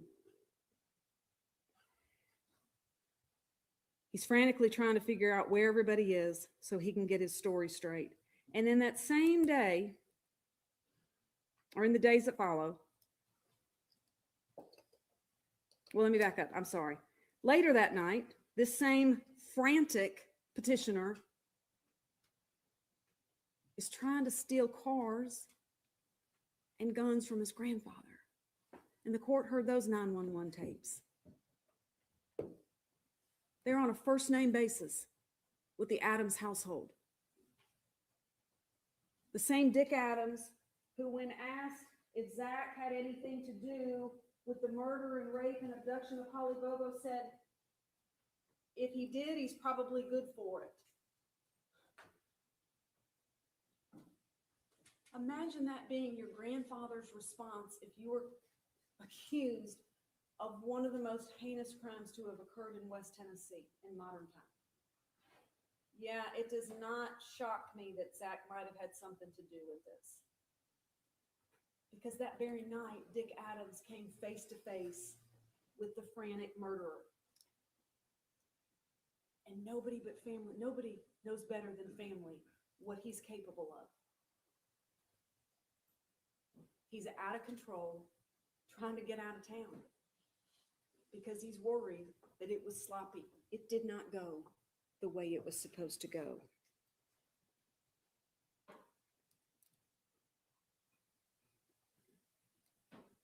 The court heard endless testimony, as did the jury, of all of the bragging. And the only really reasonable question to ask there is, why would you say those things if they weren't true? Why in the world? What is the motive? There's been absolutely no credible proof about those statements, about misunderstanding of those statements. You half expected for somebody to come in and say, oh, we were all in the same room together when he said it. These people are scattered all over the state, in various places, coming in contact with him at different times. No body, no gun. Before the body and her skull with the bullet to the back was ever found. The bizarre, frantic behavior of washing the mattress and the officers that testified to that, those were not the scratches of a meth addict. And if they were, why lie about it? If they were, why lie about it? Because he can't face the truth. It's too ugly.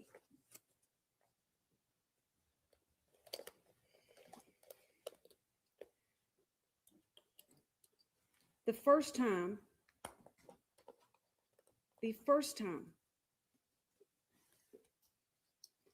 anything about a bank is mentioned is in September of 2014. This defendant and his meth monkey team, the A team, whatever they like to call themselves, had been talked to who knows how many times by law enforcement as they combed this area, looking for Holly, looking for anything, anybody who knew something, saw something.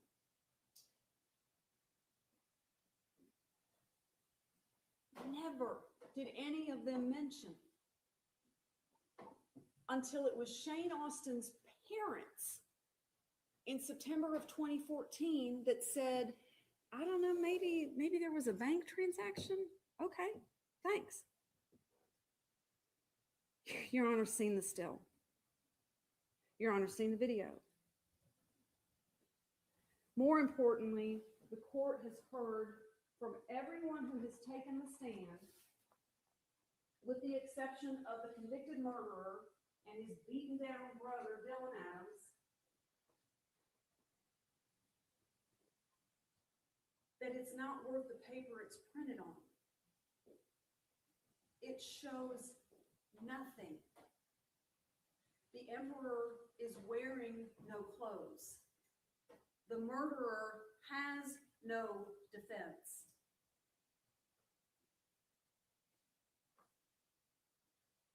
Even Jennifer Thompson, who we'll never know why, what motivated her to take the stand and answer the questions in the way she did. Even she looked at it and said, I don't know what this is. No, I can't see anybody in there. Of all of the people on the planet who would have loved to have proven us all wrong, to have gotten one up on Judge Nichols, I mean, the court's heard ad nauseum about their lack of a friendship.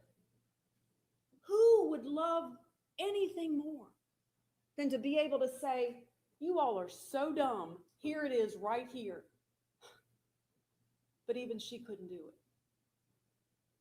The only two that see anything in there are the one that's doing life and the one that was told what to say. Every other witness, whether petitioner called them or whether we called them, I don't know what that is. It's got no value. But even for the sake of Your Honor's responsibility and the incredible job in front of this court, let's just say, for the sake of this argument, that it is clear as day that you can see the A-team in the front of that truck pulled in backward at the bank at 11:12 in the morning. Who cares? Holly's already dead.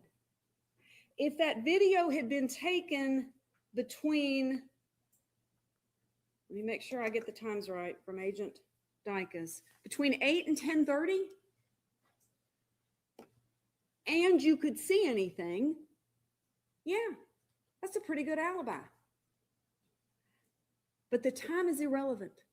The state couldn't care less, nor does the law care where this convicted murderer was after he'd already killed Holly Bobo.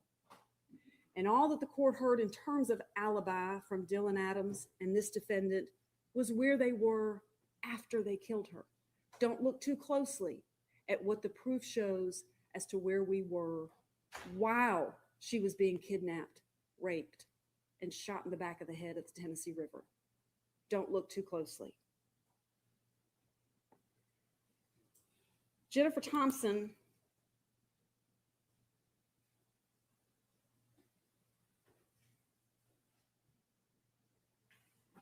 whether she looked at the video or not, she did spend time before going to law school as a computer programmer. And I think the court can see from the evidence that was admitted, the tech savvy ability that she had. She knew what she was doing. She was an experienced attorney at the time the family hired her. She served then, she serves today on the CJA panel. Every accolade that you can have thrown at you as an attorney has been thrown at her. This one just didn't turn out the way she wanted. Whether she saw it or not, it doesn't matter, because she had a strategy. And she had the best defense that has ever been handed to a defendant in the history of the state. And his name was Terry Britt. He looks and walks and talks like and is a registered sex offender. And it only takes one to not listen to all of the evidence and all of the facts and all of the law. That was her strategy. Imagine if this were all reversed and she had put the defendant on the stand and he had done a bang-up job at trial, just like he did before the court with his selective amnesia. Oh, I don't remember where I was. Oh, I don't know where I was. No, I didn't say that. That was just a joke. Imagine if she put him on the stand and he had testified and that jury went back and convicted him. Then the accusations from this side would be, you should have blamed Terry Britt. You've got this walking poster child.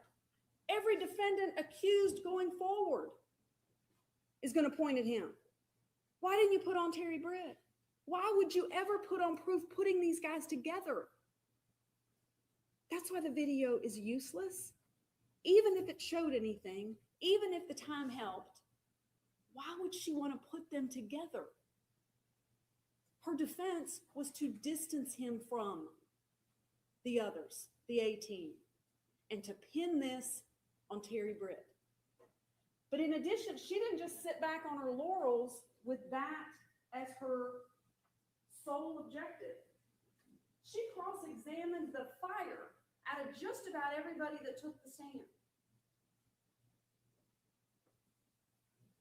Can we sit here in 2025 with hindsight and say, oh, but you should have asked it this way?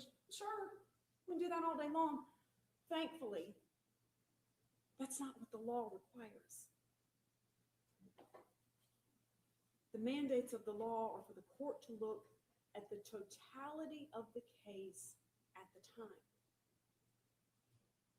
And at the time and in the moment, and given what Jennifer Thompson and her team of 24 people that were working day in and day out around the clock while this case was in trial, their strategy was golden. easy, succinct, easy to understand. Very rarely does a defense attorney have a name to put on the some other dude did it defense. This jury got to meet him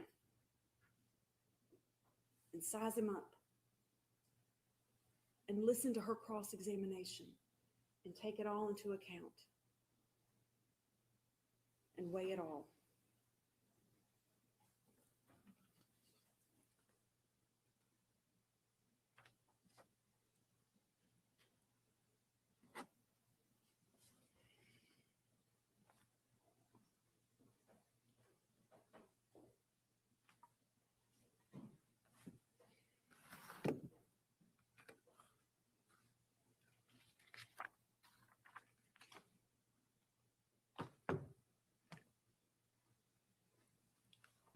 The state has great confidence and faith in this court.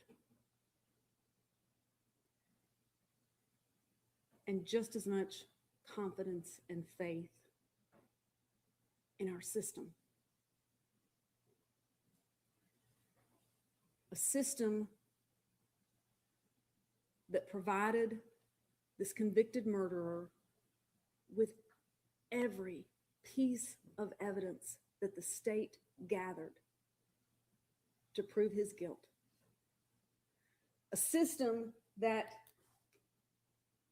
allowed his team of lawyers and experts and jury consultants and forensic experts, and I mean, the list is as long as this aisle. A system that never said, no, that's too much money. We're not going to pay for it. Everything that Jennifer Thompson requested was granted. A system that selects from the community men and women, not lawyers to second judge and second guess. Men and women of a community to listen to the law, to listen to the facts, and to never, ever, ever leave their common sense behind. A system that instructs that jury of their incredible responsibility that you must, every one of you, all 12 of you, find beyond a reasonable doubt that Zach Adams raped, kidnapped, and murdered Holly Bobo.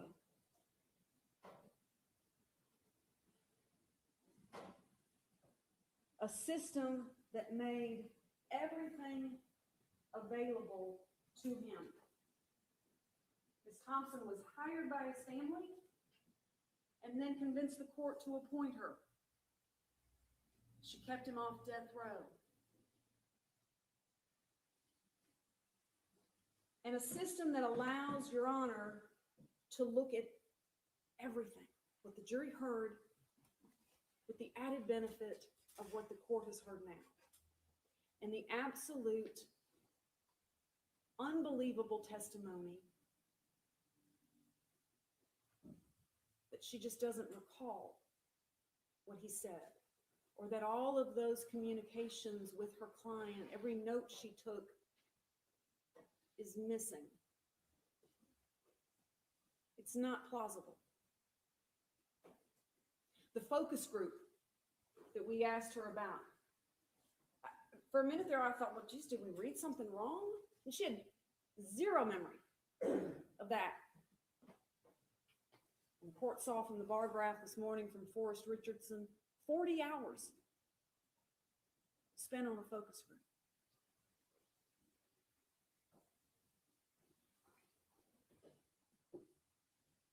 Dogged, relentless, obsessed.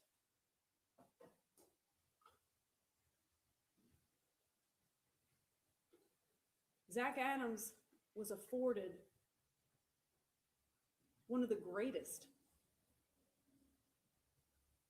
defenses and defense presentations and defense teamwork of any accused criminal in this state, to the tune of $275,000 for Ms. Thompson alone, just during the time that she was appointed. The standard that the law requires is light years beneath what she gave him. And even her dogged, relentless, obsessed attention to detail, quest to win, desire to beat Jennifer Nichols, none of it mattered. Because in the great state of Tennessee, in these courtrooms, the law is the boss. The law that jury followed and proudly walked back in here and returned their verdict to Judge McGinley, and the same law that Your Honor will follow. Same law regarding credibility of witnesses, reasonableness, prejudice. Would any of it have made a difference?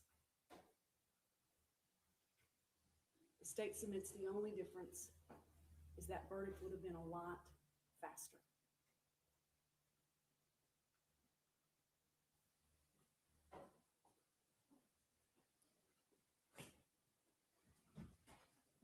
Thank you, Ms. Wyder. All right, counsel, Rule 28 requires 60 days in order in this proceeding. I'm hopeful that the transcripts inside of 60 days. It says extended 40 days for other proceeding circumstances. It's quite court sitting right now. For it's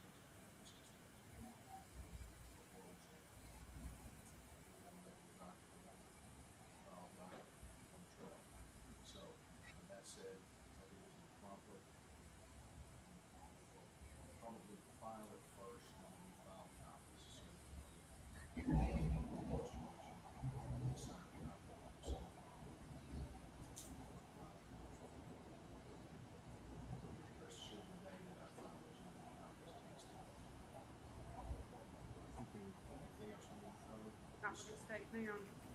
No, Your Honor.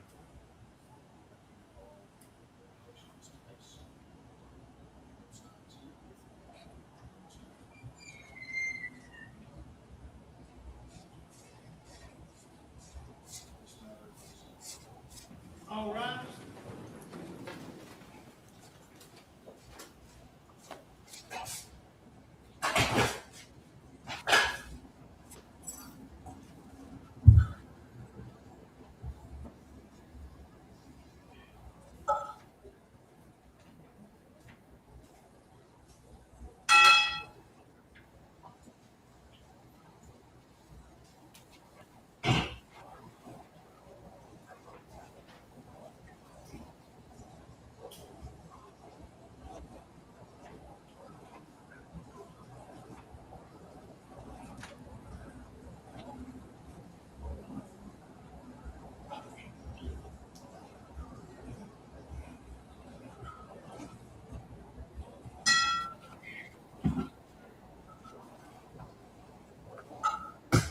Got all those hairs in place.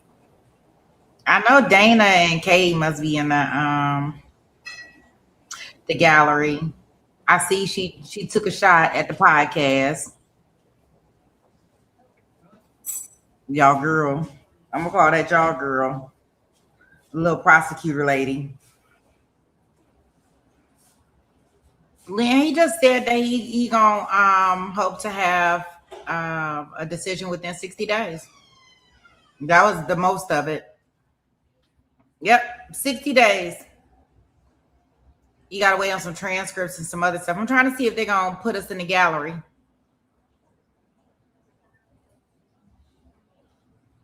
Nope, they not.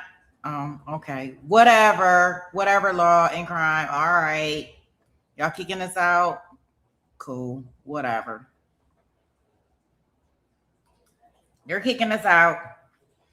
Oh, I so enjoyed Mr. Bates' closing arguments. I don't know what she got up there and said, but she said she don't care nothing about that time at 11 o'clock. She don't give about that wish. And she said she wish y'all would stop talking to her about that damn time. Now, y'all stop talking to that lady about the damn time. She don't care nothing about that time. Boom. So we thought that was gonna last 2 days. That didn't last 2 days, but we still got we gotta do something, right? Shit. We gotta find something to do. You sure it ain't your girl? It's not your girl therapist, you sure? That ain't your homie? Okay, let me get this out here because I didn't think that they were going to end that quick. I guess I could have thought that they were going to end. It seemed like he gave them an hour apiece for the closing arguments, guys.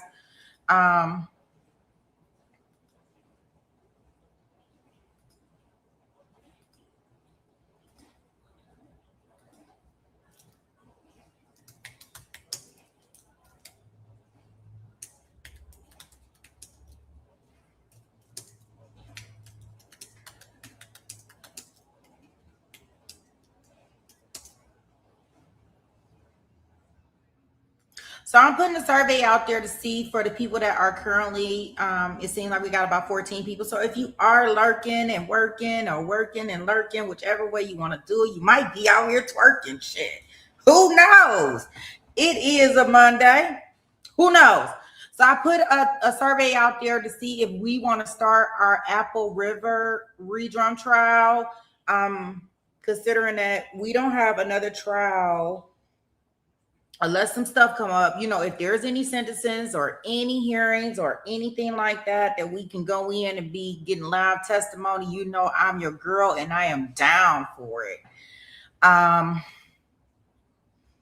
So that seems like that won't start into the 5th.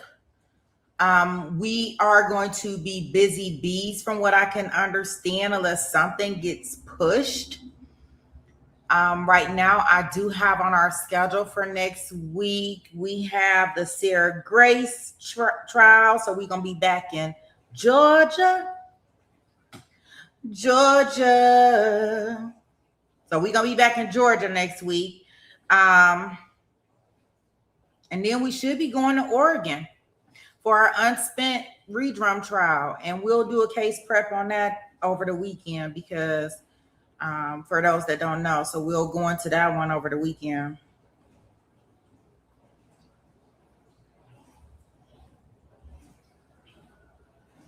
I'm just trying to make sure that nothing else come through here.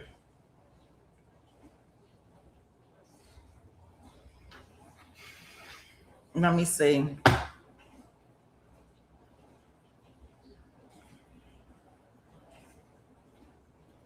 Yeah, that's going to be on the 5th. It's supposed to start the 5th, as long as nothing get pushed back. I don't think hers will get pushed back. The unspent redrum case, I really don't know if it'll get put back, but we will do both of them at the same damn time. We'll be in both of them. I don't even know the time zones in the area, but we'll figure it out. And I don't think one is going to be as long as I don't know how long either one of them going to be, but I think we'd be safe when we covering 2 trials, to be honest.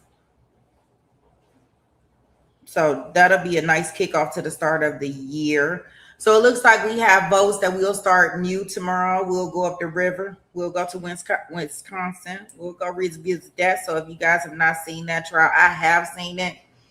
Very controversial. I think that a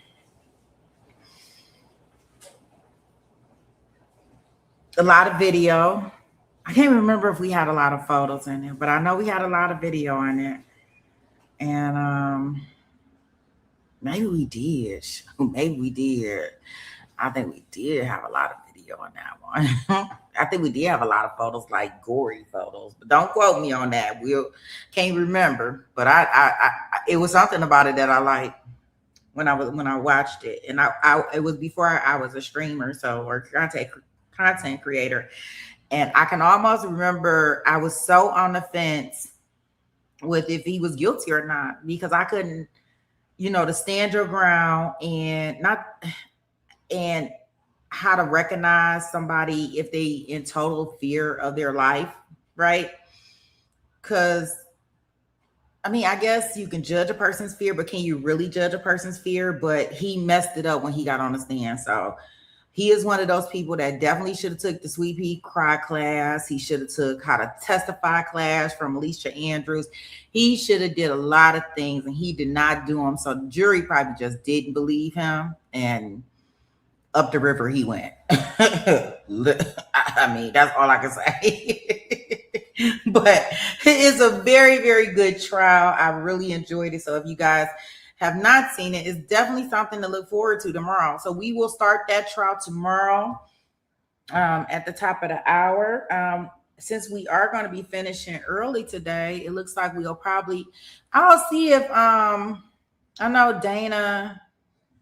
I'll see if he can pop in and kind of tell us how the court experience went yesterday. I'll shoot him a text message. I was so scared to text him over there at Trial and Error podcast. I was so scared to text him because I was like, I know he in court. I don't want to text him his phone go off, in the middle of court. It already seemed like the prosecutor does not is not feeling them already. I don't want to get anybody in trouble. So I was like, I won't text, I won't say nothing. I'll just wait.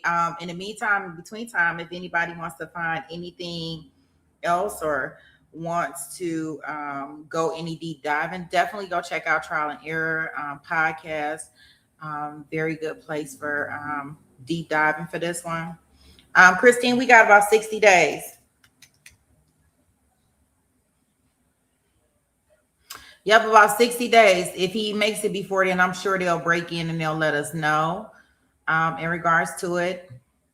And we'll kind of take it from there. So we will get together in the morning time. If I find something else that comes through this afternoon, I will definitely break in and let you guys know. I'm unable to schedule the 10 Chronicle, so maybe we'll do something like that later on, a 10 Chronicle. Later on this evening. It'll be later on this evening, but I can't schedule them. So I'll just kind of send out the alert. And if you want to come hang out for a couple minutes, it won't be long because I am in the tent. I am in the bathroom. And unfortunately, we only got 2 of these. Right? We shall see, Christine. Hopefully he does. But yeah, they do have a lot that they have to go through and prove. So we'll see that. Okay, well, I definitely appreciate you guys hanging with me. Thanks to the mods. Thanks to everybody who supported the stream today. Thank you, chatters, for hanging. You could have been anywhere, but you decided that you wanted to hang with me. And I so appreciate it, guys. I don't just be saying it just to be saying it. Like, I truly appreciate it. Because if not, I'll probably have my computer all the way on the other side of the room, mad about everything that's going on, because when they put that one witness on the stand, I was hot than a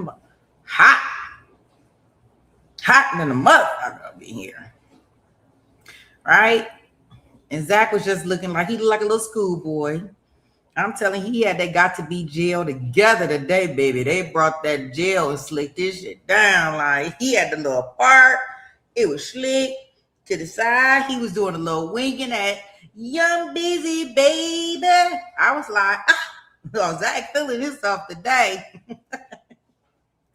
Oh, I love it. I love it. I got Brooklyn in the house, and now I can say young busy baby. That's Lil Wayne. Okay, whatever. Y'all know what I'm saying. All right, guys.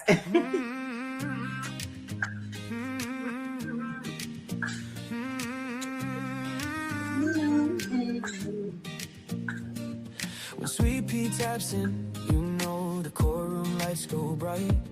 Trials running long, but the family's here every night. Mars on patrol, shadows showing out. This little YouTube corner's what community's about. Therapist you know, steady holding down the floor. Behind the scenes magician, keeping peace like never before. A bandit king, a rule keeper too. Every channel dreams of a mind like you. Jason walks in and the ladies lose control. Down to earth king with the warmest soul. Film freaks, kindness, man, it's always on display. Fair and sweet and cheering folks along the way. And Aurelia from SA keeps the laughter rolling free. Joking, shining, keeping spirits where they need to be. We're a family in the chat, side by side through every trial. Sweet Pea leads the way with that fire and that smile. We debate, we laugh, we lift each other higher. This courtroom crew is everything we admire. Yeah, no matter what the case or file, we're forever taken to trial. Take it to trial. Pretty brown girl, she'll tell you what's true. Sharp as a gavel, funniest in the room. Dr. Rachel pops in while she's busy running lines. Speaks her mind every time, cuts through like a knife. And Fowler brings the energy, jokes flying fast. Helping Sweet Pea backstage, making every stream last. And Zach's chosen, causing chaos just for fun. A resident cheater, but we love him, everyone. Here comes Maddie, handsome, quick with a line. A comedy sniper with the perfect timing. And Lynn with the updates, always loyal, always tuned. If true crime news drops, he brings it to the room. We're a family in the chat, side by side through every trial. Sweet Pea leads the way with that fire and that smile. We debate, we laugh, we lift each other higher. This courtroom crew is everything we admire. Yeah, no matter what the case or file, we're forever taken to trial. Take it to trial. Shamrock keeps us trending, replay queen. Holding down the algorithm like a machine. SD's razor sharp, loyal through and through.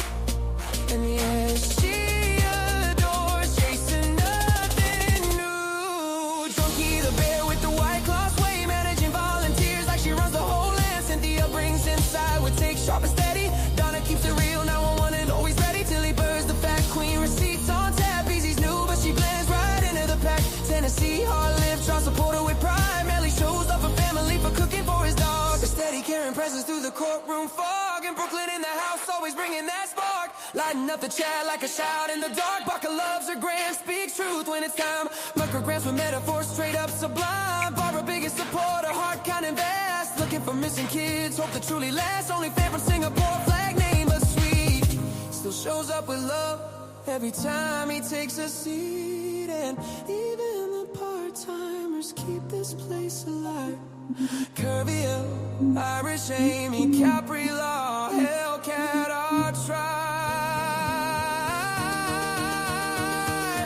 Hearts wide open, stories shared, holding space because we care. From every corner of the world we climb to spend these nights together, one trial at a time. We're a family in the chat, side by side through every trial. Sweet Pea leads the way with that fire and that smile. Minds and shadows, yeah, this love is something rare. A courtroom crew with hearts beyond compare. No matter what the case or file, we're forever taken to trial.